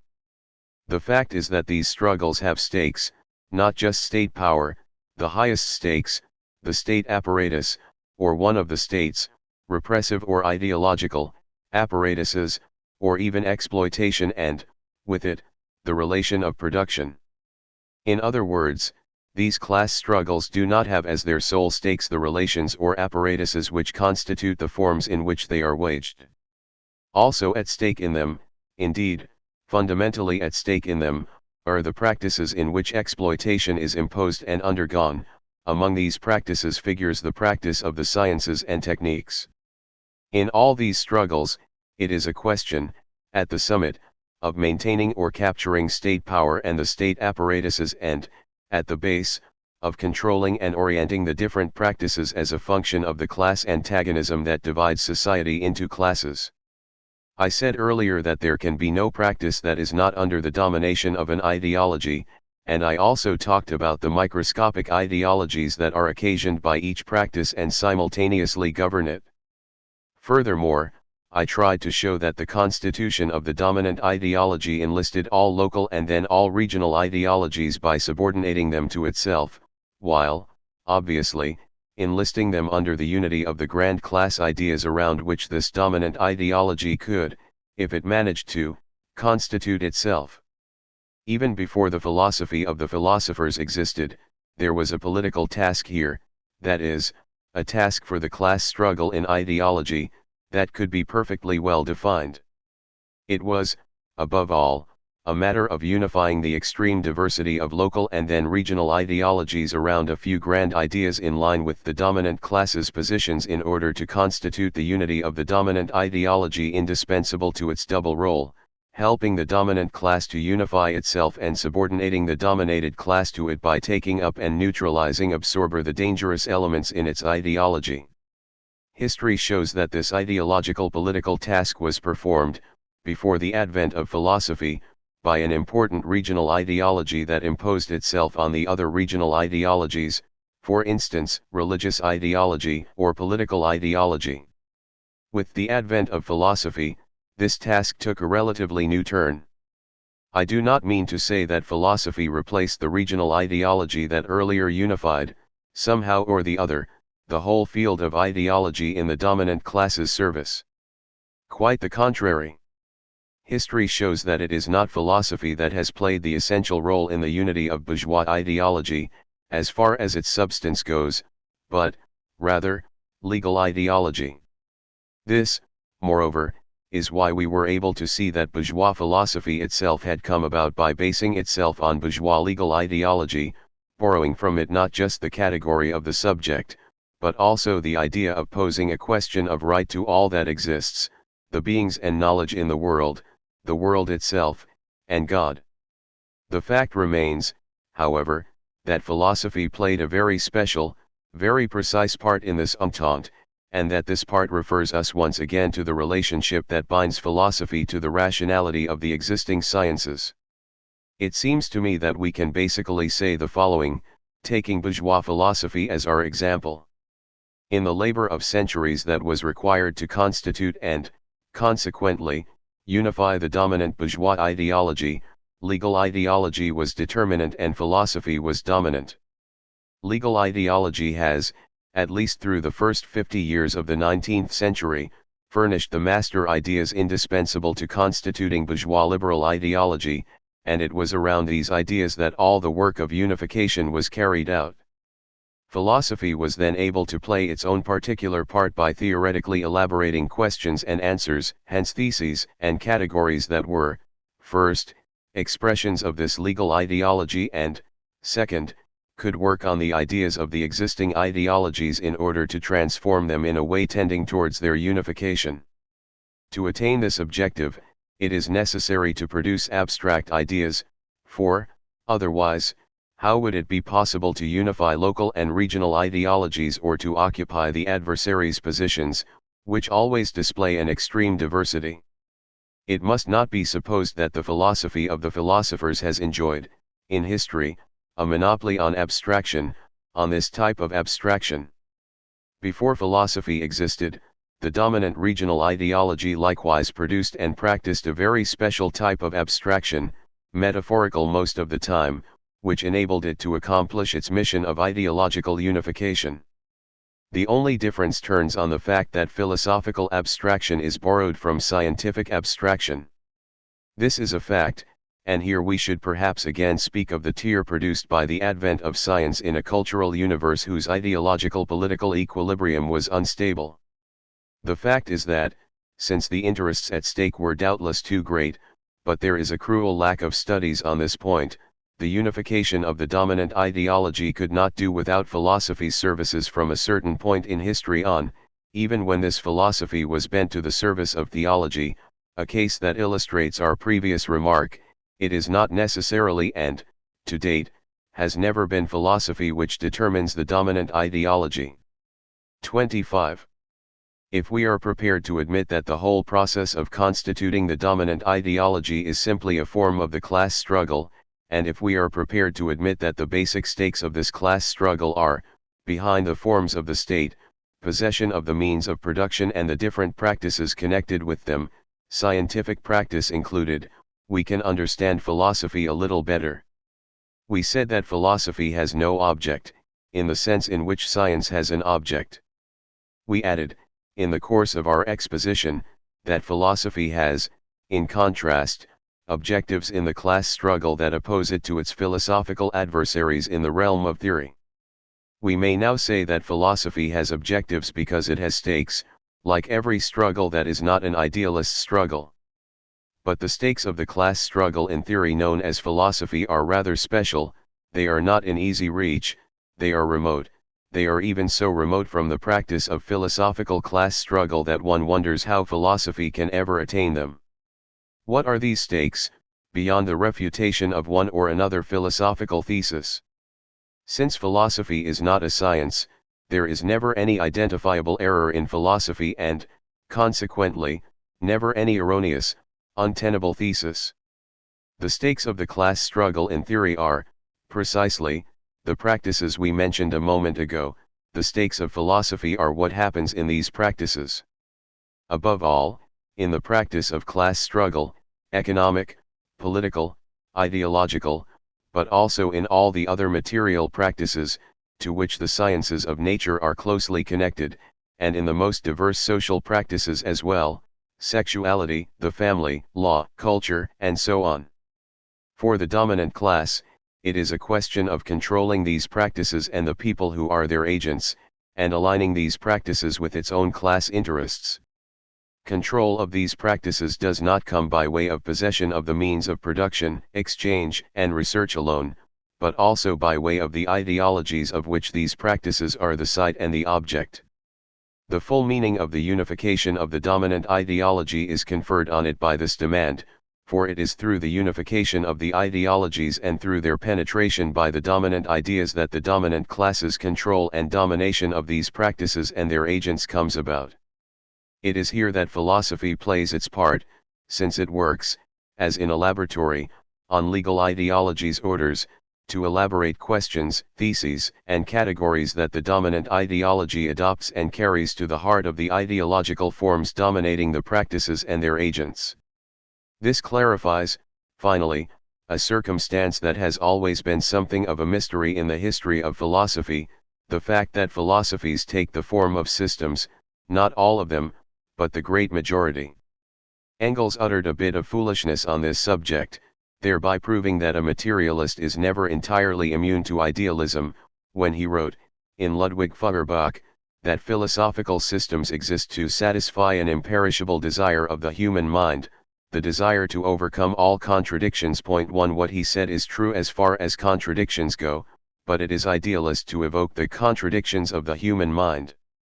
The contradictions in question, which are very real, are the ones the dominant class encounters in constituting its dominant ideology. They are therefore, in the last instance, class contradictions, it being understood that there also exist other contradictions, in human beings' relation to nature as well as in individuals' unconscious relationship to themselves. It is perfectly true that the dominant class tends to resolve these contradictions, for they are incompatible with its class domination. And the unification of ideology as the dominant ideology is, precisely, one means of resolving class contradictions. This is the demand to which the systematic form of most philosophies is a response, as is the object that the whole idealist tradition, from Plato to Kant and Hegel, proposes to philosophy, thinking the whole. When philosophy assigns itself the objective of thinking the whole, it freely confesses that it too plays its theoretical part, an abstract part, in the task of unifying the dominant ideology. We should, moreover, take care to avoid the trap represented by the existence of non-systematic philosophies, such as Kierkegaard's or Nietzsche's, for they are reactive, dependent on the systems they criticize, and contribute, by playing devil's advocate, to representing, in the dominant ideology, oppositions that could have been very dangerous if they had remained unspoken or unknown. This remark of course has its limits, as does the role of philosophy in constituting the dominant ideology, as we have seen. All this is well and good and, in a certain way, coherent, but, since it is class struggle which, in the last instance, motivates this resolution of ideological contradictions, what shall we say about science? On the horizon of this naive question, there appears the specter of the class character of the sciences and of scientific objectivity. On this last point, I refer the reader to Dominique Lecourt's book. 2 The principle involved, however, calls for explanation. For scientific practice is a practice and, as such, it too is carried out under the domination of a determinate ideology, an ideology which, like the spontaneous ideologies of all the practices, reflects something of the truth of its practice.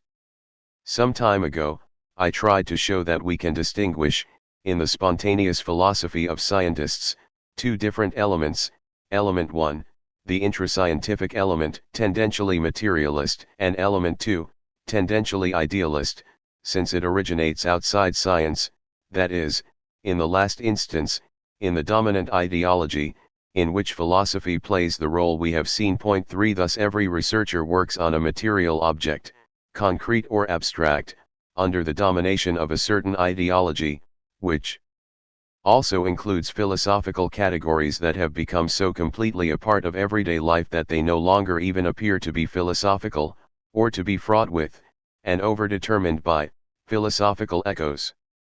Drawn from currently prevailing philosophy or even the philosophy of the past, these categories can either constitute obstacles to research, to researchers' theoretical practice, or can facilitate it. As a rule, scientists are unaware of this. They content themselves with solving the problems posed by the nature of their object, thanks to their experimental setup. All this work naturally produces a materialist reduction, a materialist critique in actu of the idealist contents of the categories and ideas under whose domination scientists work. This reduction culminates in the production of objective knowledge, which consigns to oblivion the false or partially false ideas by which the process might have been momentarily tempted or dominated. A scientist rids himself of them without a word or a comment. For him, error does not exist, either he is in it, but does not think it, or he has eliminated it and it has disappeared from his mind. Hence his vulnerability to ideology's ready-made ideas, which present themselves to him without his being aware of it at the very moment in which he rids himself, without noticing it, of other ready-made ideas. Why has there never been any serious attempt to struggle against this diabolical trap in which the scientist finds himself caught? It is all too obvious that bourgeois idealist ideology stands to gain from it. It manipulates the scientist unawares, taking him as far as the threshold of the knowledge that he produces, and then leads him astray again. The scientist's ideological submission matters more to the bourgeoisie than the productivity of research, all the official declarations notwithstanding.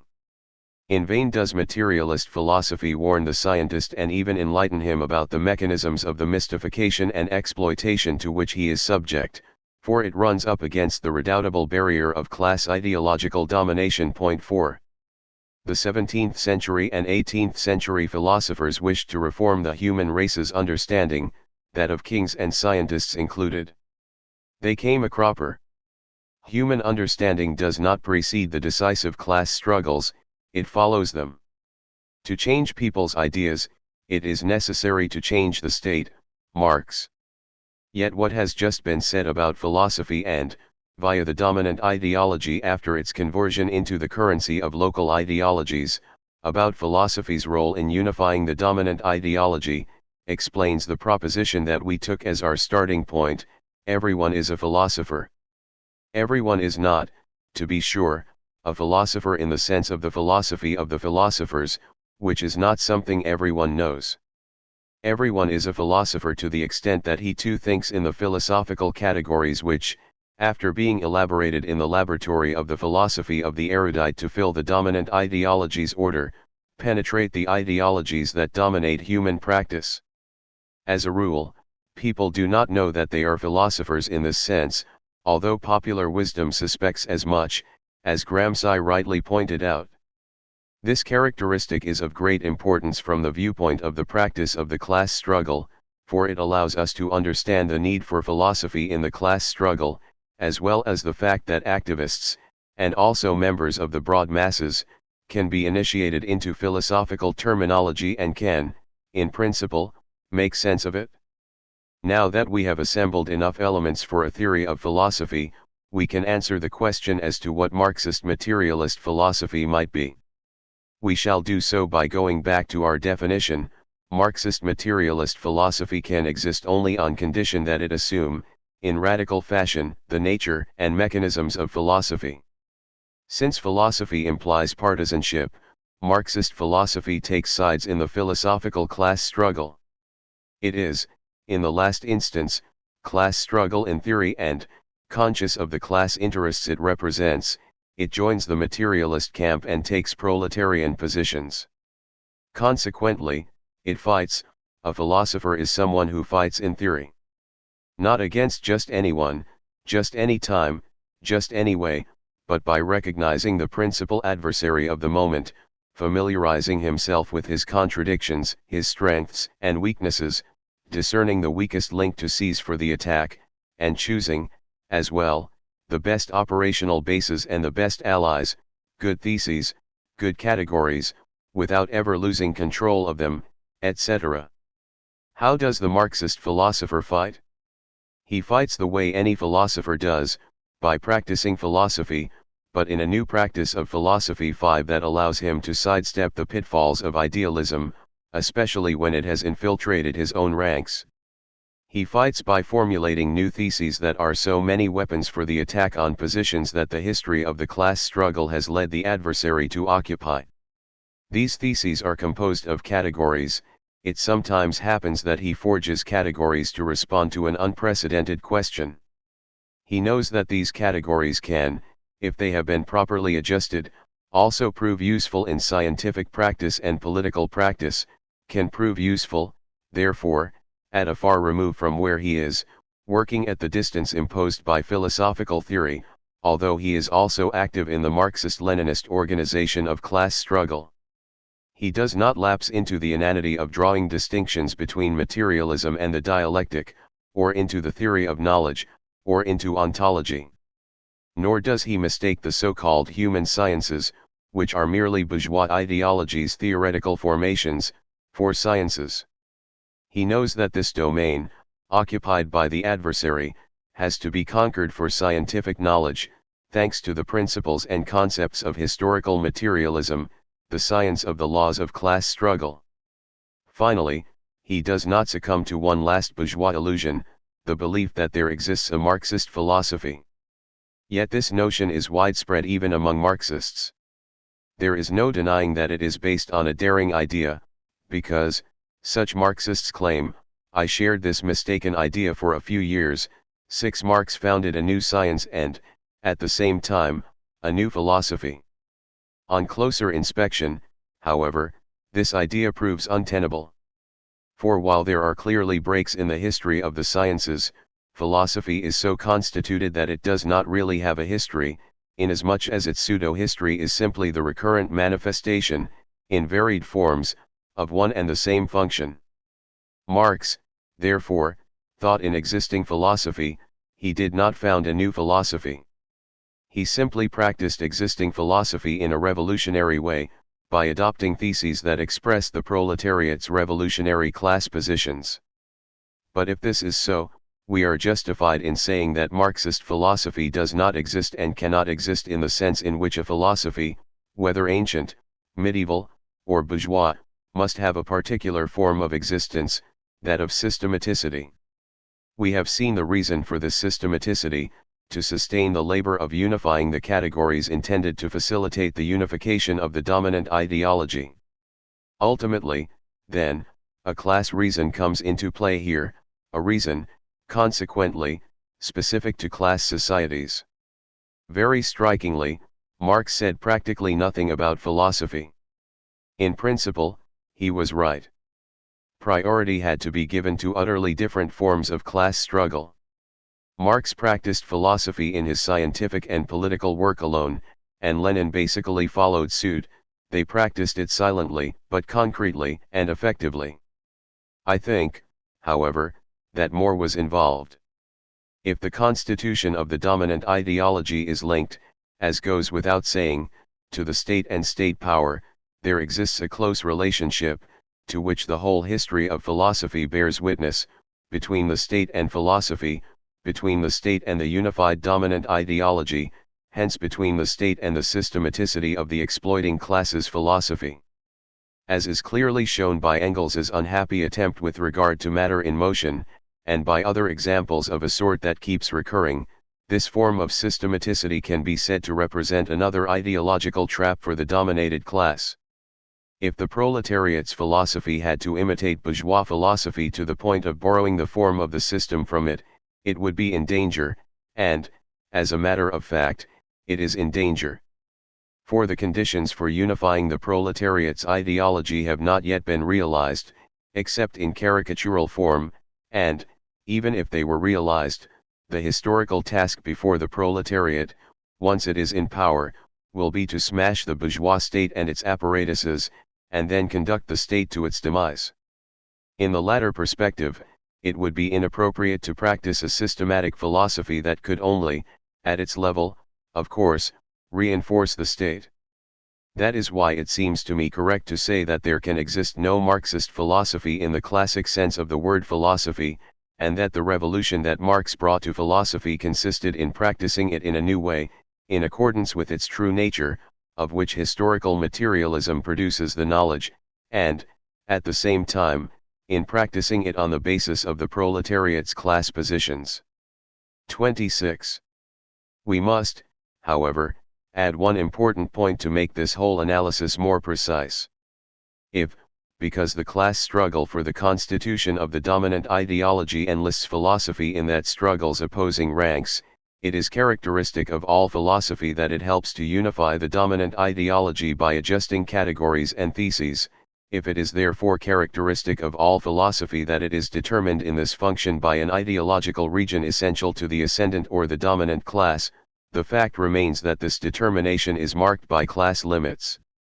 However we approach the matter, we cannot help but think that a philosophy such as bourgeois philosophy, developed on the basis of bourgeois legal ideology and under its determination, is defined in the last instance by its role in the class struggle, and that it cannot, consequently, escape a subjective class determination. If we now turn to the philosophy or the new practice of philosophy that the working class needs to unify the ideology of its class struggle, we will find ourselves confronted with the same determination, assuming that our definitions are correct. The new practice of philosophy will be, willy-nilly, and even if the formula is offensive, a new avatar of the handmaiden of politics, of proletarian politics. It is well known how the young Lukács dealt with this problem, by endowing the proletariat with a universal essence that brought about the desired coincidence between, on the one hand, the proletariat's subjectivity and, on the other, the universality of this subjectivity, become objective as a result. Marxism, however, cannot endorse that sort of idealist solution. Point 1. The fact is that Marxism has the principle of a materialist solution to hand, a solution in conformity with the science, founded by Marx, of the conditions and forms of class struggle. For what was the novelty that Marx introduced here? It was a theory of the dialectic connecting the different levels of the class struggle, a theory which, consequently, made it possible to think the necessity and the objective laws of what happens in and between the different levels of the class struggle, economic, political, ideological, theoretical. Marx gave us, among other things, the wherewithal to outline a theory of philosophy's role in the theoretical class struggle, and of its effects and repercussions in the ideological class struggle, in regional and local ideologies and, through them, in the different practices. Finally, he allowed us to see that the philosophy charged with the role of theoretical elaboration of the unification of existing ideologies as a dominant ideology did not itself determine this role, but that its forms were commanded from without by an ideology determinant of the dominant class's practice and class struggle. Before Marx, philosophy may be said to have played its role without being aware of the conditions determining it, to have played its role blindly. Since it had no idea of the laws governing it behind its back, it thought it had no back, and identified its own nature with the only consciousness of itself that it had, of what it considered to be its object and vocation, unveiling the truth, meaning, the origin, and the end. And it conceived of its own history as the history of the forms of this unveiling, which, paradoxically, had always been attained and had always to be undertaken anew.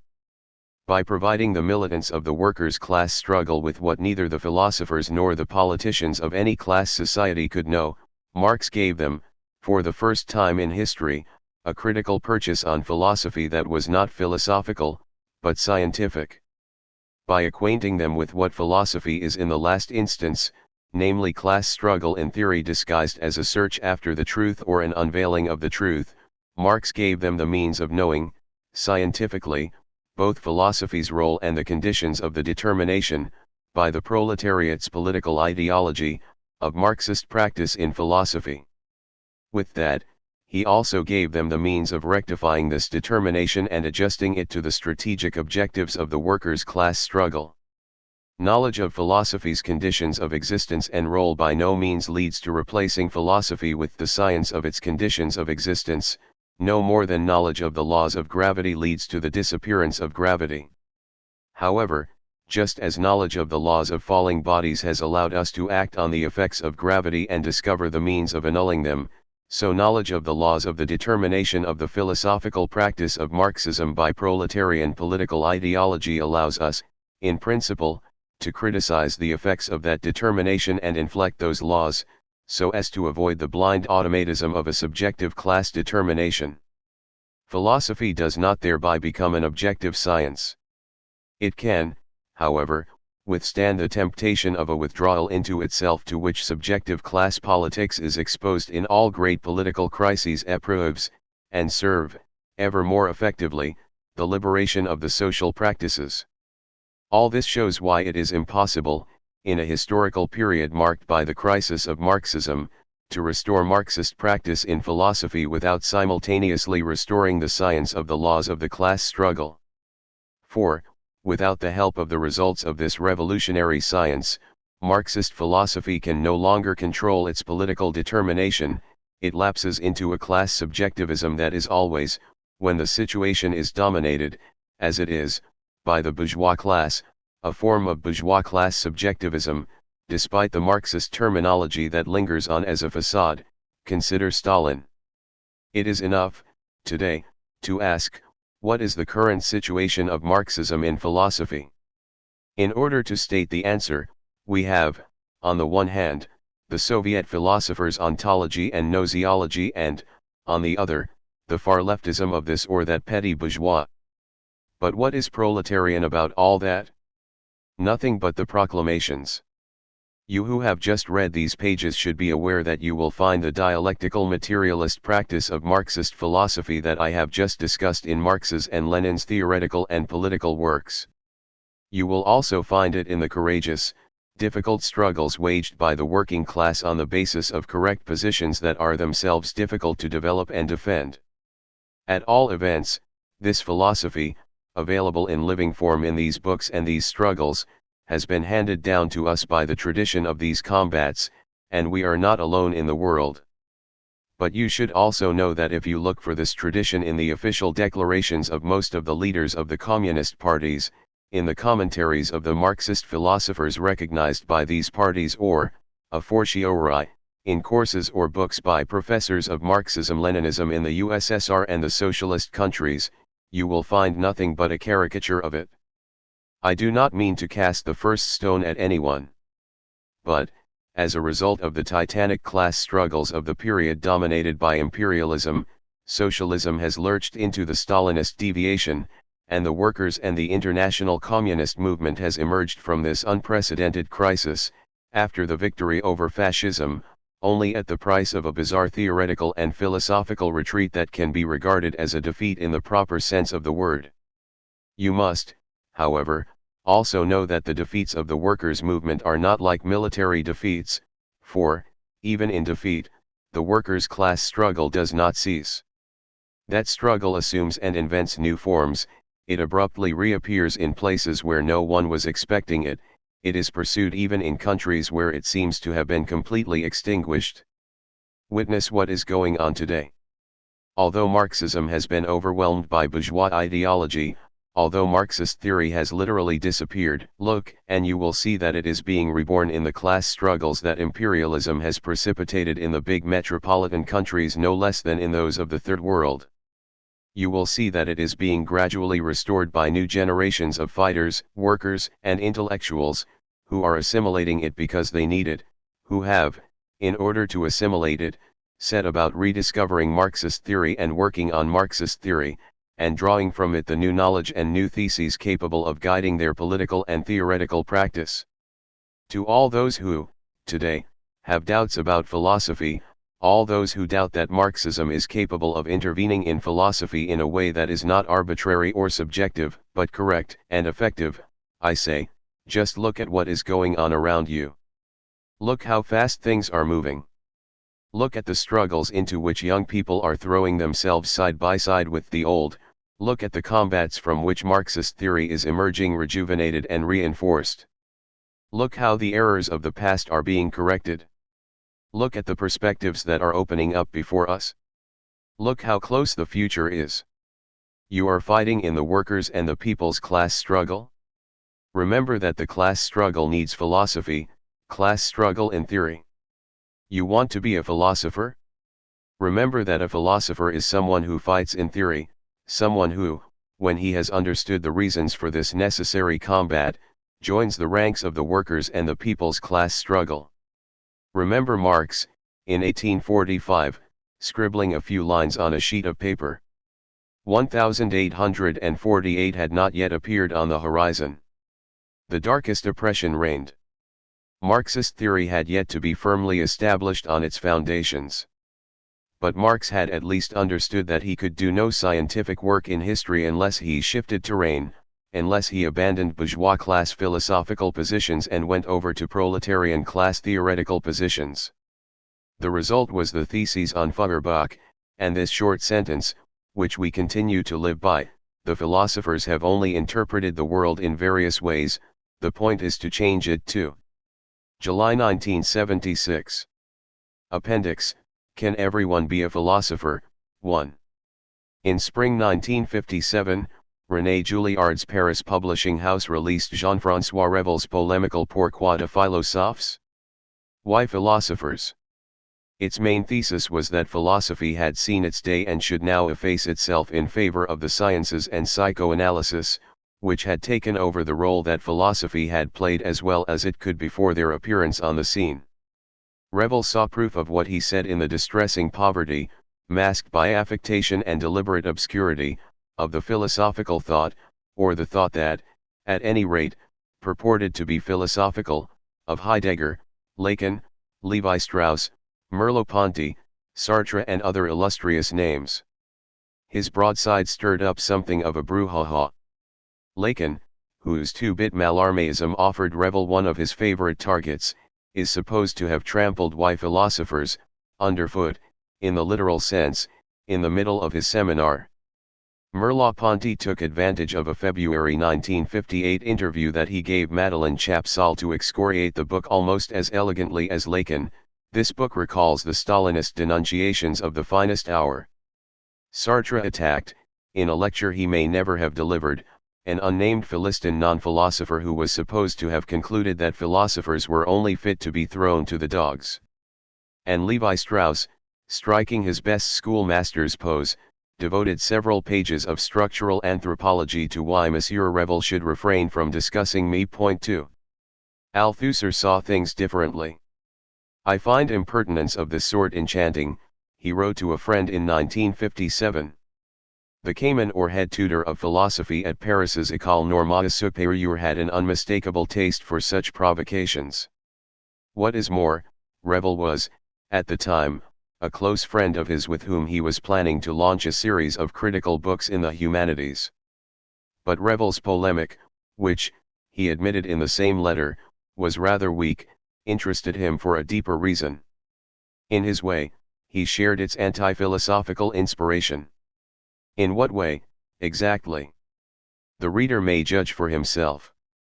On October 8, 1957, there took place in Paris, in a hall at 44 Rue de Rennes, in the framework of a series of lecture debates called Cercle Ouvert, Open Circle, that was chaired, at the time, by Jacques Nantet, a discussion around why philosophers.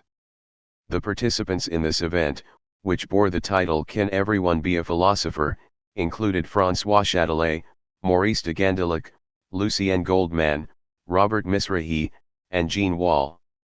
Althusser's intervention in the discussion that followed the debate proper, a triumph, according to a letter he wrote the next day, was published 2 months later in the little review Cercle Ouvert. It is here reproduced unabridged. I wonder whether the question, posed the way it's been posed, deserves to be examined at such length. Can everyone be a philosopher? I think Misrahi is clearly right to say that, however we define philosophy, it's obvious that no one can philosophize without training. It's as hard to learn to philosophize as it is to learn to walk. I think, however, that, in the presentations we've heard here, a number of important problems have been identified and broached. The first one is that of the language of philosophy, or of what has been called, to cite Marx's phrase, philosophical jargon. This is an important problem, but it's a screen problem and, relatively, a false problem. For we always imagine we have to show that philosophy has a right to a technical terminology. The problem is whether philosophy has a right to consider itself a specialized discipline. Consequently, it seems to me that the problem of philosophical jargon can't be considered by itself, but has to be immediately related to what comprises its justification, its legitimization, namely philosophy's right to exist as such. There we have the fundamental problem that seems to have emerged from this discussion. Whatever reservations I may have about Revel's book, and I could endorse many of those I've heard this evening, I share, at bottom, its essential inspiration. I believe that Revel has taken on, in a way all his own, with his personal talent and from one particular angle, a problem at the heart of contemporary preoccupations, even if it doesn't date from today. It dates, in fact, as Châtelet and Goldman have said, from the 18th century. Basically, this problem is whether we have to get rid of philosophy, at least of philosophy in its fundamental essence, with respect to what it claims to be and what differentiates it from other disciplines, other activities, other spiritual and intellectual attitudes, the same way we have to get rid of religion. There exists in the world a whole series of different spiritual attitudes that claim to be justified, yet aren't exempt for all that from criticism or examination of their titles to existence. When we ask whether philosophy can exist, if it exists, if it has a right to exist, we ask a question similar to those which, in the 19th century, were often asked about religion. Does it have a right to exist? What are the titles that justify, not just its existence in the present, but its ambitions to continue to exist in future? I think it's pretty much impossible to pose this problem today in anything but a historical perspective.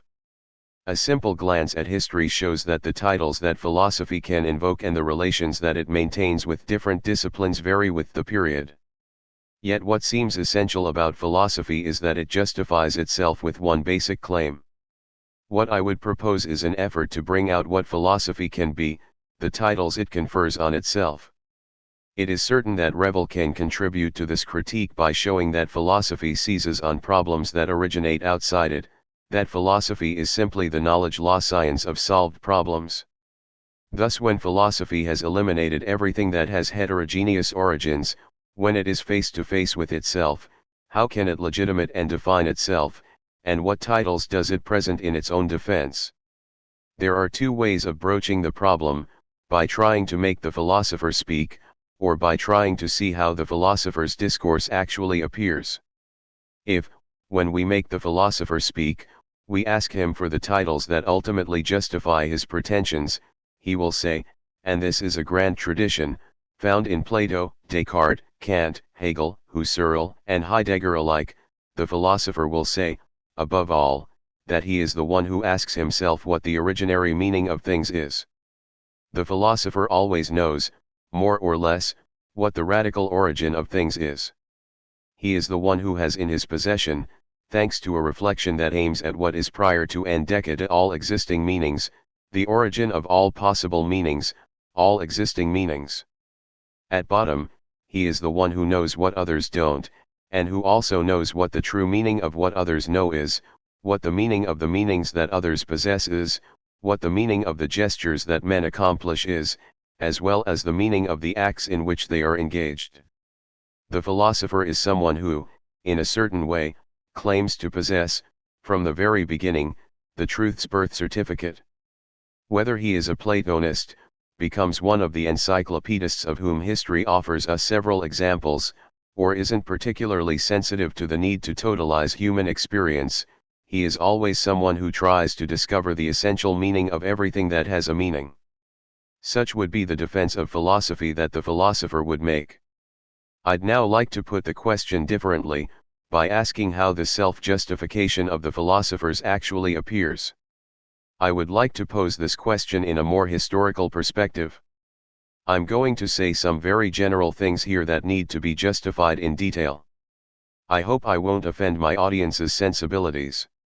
Whether it is a question of Plato, Descartes, Kant, Hegel, Husserl, or Heidegger, it seems to me that the philosopher actually finds himself, when he defines himself in terms of this claim, in an ambiguous, contradictory position.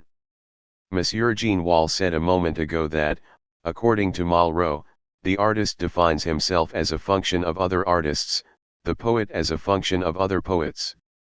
Now what is striking about philosophers, at least the great philosophers, is that they define themselves in fact, and they are, to an extent, aware of this, as a function of the philosophies they reject. In other words, the effort we are engaged in making now, to the extent that we are making it in order to try to get rid of philosophy, is an effort that all the great philosophers in history have made. We see Plato trying to liquidate a philosophy that seems threatening to him, that of the sophists, the subjectivists of his day. We see Descartes trying to get rid of what he calls false metaphysics, the metaphysics of the scholastics. We see Kant developing an elaborate critique of metaphysics and so on. In that respect, we're simply their heirs, we're pursuing and extending one and the same inspiration. Why do philosophers feel the need to get rid of existing philosophies? Because they consider them to be threatening in certain respects, to be compromising certain causes in question, certain historically important causes. Whether it's a matter, in Plato's day, of constituting an objective reflection, whether it's a matter, with Kant, of defending Newtonian physics or constituting a field of objectivity in which the natural sciences can develop, whether it's a matter, with Husserl, of struggling against the subjectivism which, in the late 19th century, shortly after the crisis in physics, threatened all of the natural and human sciences, we see philosophers tempted by the idea of ridding themselves of the philosophies that seem to them to put the future of humanity in jeopardy. Here, then, is where the basic drama of the problem of philosophy is played out, in the very moment in which the great philosopher tries to get rid of philosophy, in order to get rid of it, that is, in order to remain true to the goal preoccupying us, he founds a philosophy. Take the example of Kant or Husserl. As far as Kant goes, his effort to free himself of the trammels of a relativistic empiricism culminates, in fact, in a struggle against a form of ideology that seems threatening to him, but he can take up this struggle only on condition that he found a philosophy, in other words, on condition that he go back to what is, in his opinion, at the origin of all meaning and all objectivity. The great philosopher's effort to rid himself of philosophy seems to me to have, as its necessary counterpart, a recourse to what we call philosophy. In this combat, the philosopher who wishes to destroy philosophy takes refuge, in some sense, in what must clearly be called a philosophical hinterworld arrière-monde. That is, the philosopher leaves our world, which is an egg. He is someone who sees this egg from the outside, he emerges from it in order to declare that it is an egg, that the meaning of this egg he has emerged from is such, and he goes on to spell out that meaning. It seems to me that this distance the philosopher takes from the meanings that he wants to found is, emphatically, constitutive of the very essence of philosophy. Since I have used the word foundation, I believe that the philosopher lives with the feeling that, to justify a cause he wants to defend, he has to leave the field, precisely, in which this cause appears, that is, he has to leave the world in which this cause is defended and attacked. It seems to him necessary to take a sort of originary distance from this world. That is why we see a double combat playing itself out in the great philosophers, a destructive combat and, at the same time, a foundational combat. The problem that arises for us is the following: is it possible to return to the grand philosophical tradition, a critical tradition destructive of the ideologies of the present, without once again founding a philosophy, and philosophy has a very precise meaning this time, without taking refuge in this kind of point removed from both time and space that will be, for the philosopher, the origin of everything that it will be possible to state and the foundation of everything it will be possible to affirm? Is it possible, for us, to reject philosophy without founding a philosophy? On this point, the opinion that seems to have crystallized is that, as far as the natural sciences go, philosophy has played its role and the natural sciences have extricated themselves from philosophy. The situation isn't the same for the human sciences. Goldman has rightly said that the existing mode of social relations doesn't make it possible to display a state of mind that would make the confrontation superfluous. I would like to cite as an example here, without pretending to resolve the problem, that of Marx, who tried, precisely, to destroy philosophy in the very field in which it seemed to be the most vital, that of the human sciences. Marx's texts on the end of philosophy are famous. Marx proclaimed the necessity of putting an end to philosophy in the field of history, precisely, the fundamental field of the human sciences. What seems important to me is not so much this affirmation, but, basically, the path Marx followed to arrive at it. We are familiar with this path, it is that constituted by the works of his youth, in which he frees himself from Hegel's and Feuerbach's influence and arrives at the maturity of his thought. As far as the human sciences are concerned, Marx realized that the word philosophy, that is, this pretension of discovering the meaning of history, for what is in question here is history, ultimately came down, in the work of a philosopher, to coinciding with an epoch's illusions about itself, that is to say, with a dominant ideology. And, in a way that is very precise in Marx, putting an end to philosophy in the field of history consisted in carrying out a critique of existing ideologies, of their relations with the whole historical corpus under consideration, a critique that was possible only after a scientific theory of history had been constituted. Marx made this attempt, which Goldman has also undertaken in one particular field, with respect to Hegel. He produced a critique of the philosophy in which he had grown up and from which he had freed himself. For him, the slogan "put an end to philosophy" had a very precise, very concrete goal. Its sole meaning was to coincide with a historical discipline that allowed him to forge a theory of philosophy. I believe that if we ask, what will become of philosophy? We can in any case assign it the task of becoming the history of philosophy, not in the sense this had for classical philosophers, but in the Marxist sense, in which the task consists in asking from which point on a philosophy is born, flourishes, and dies.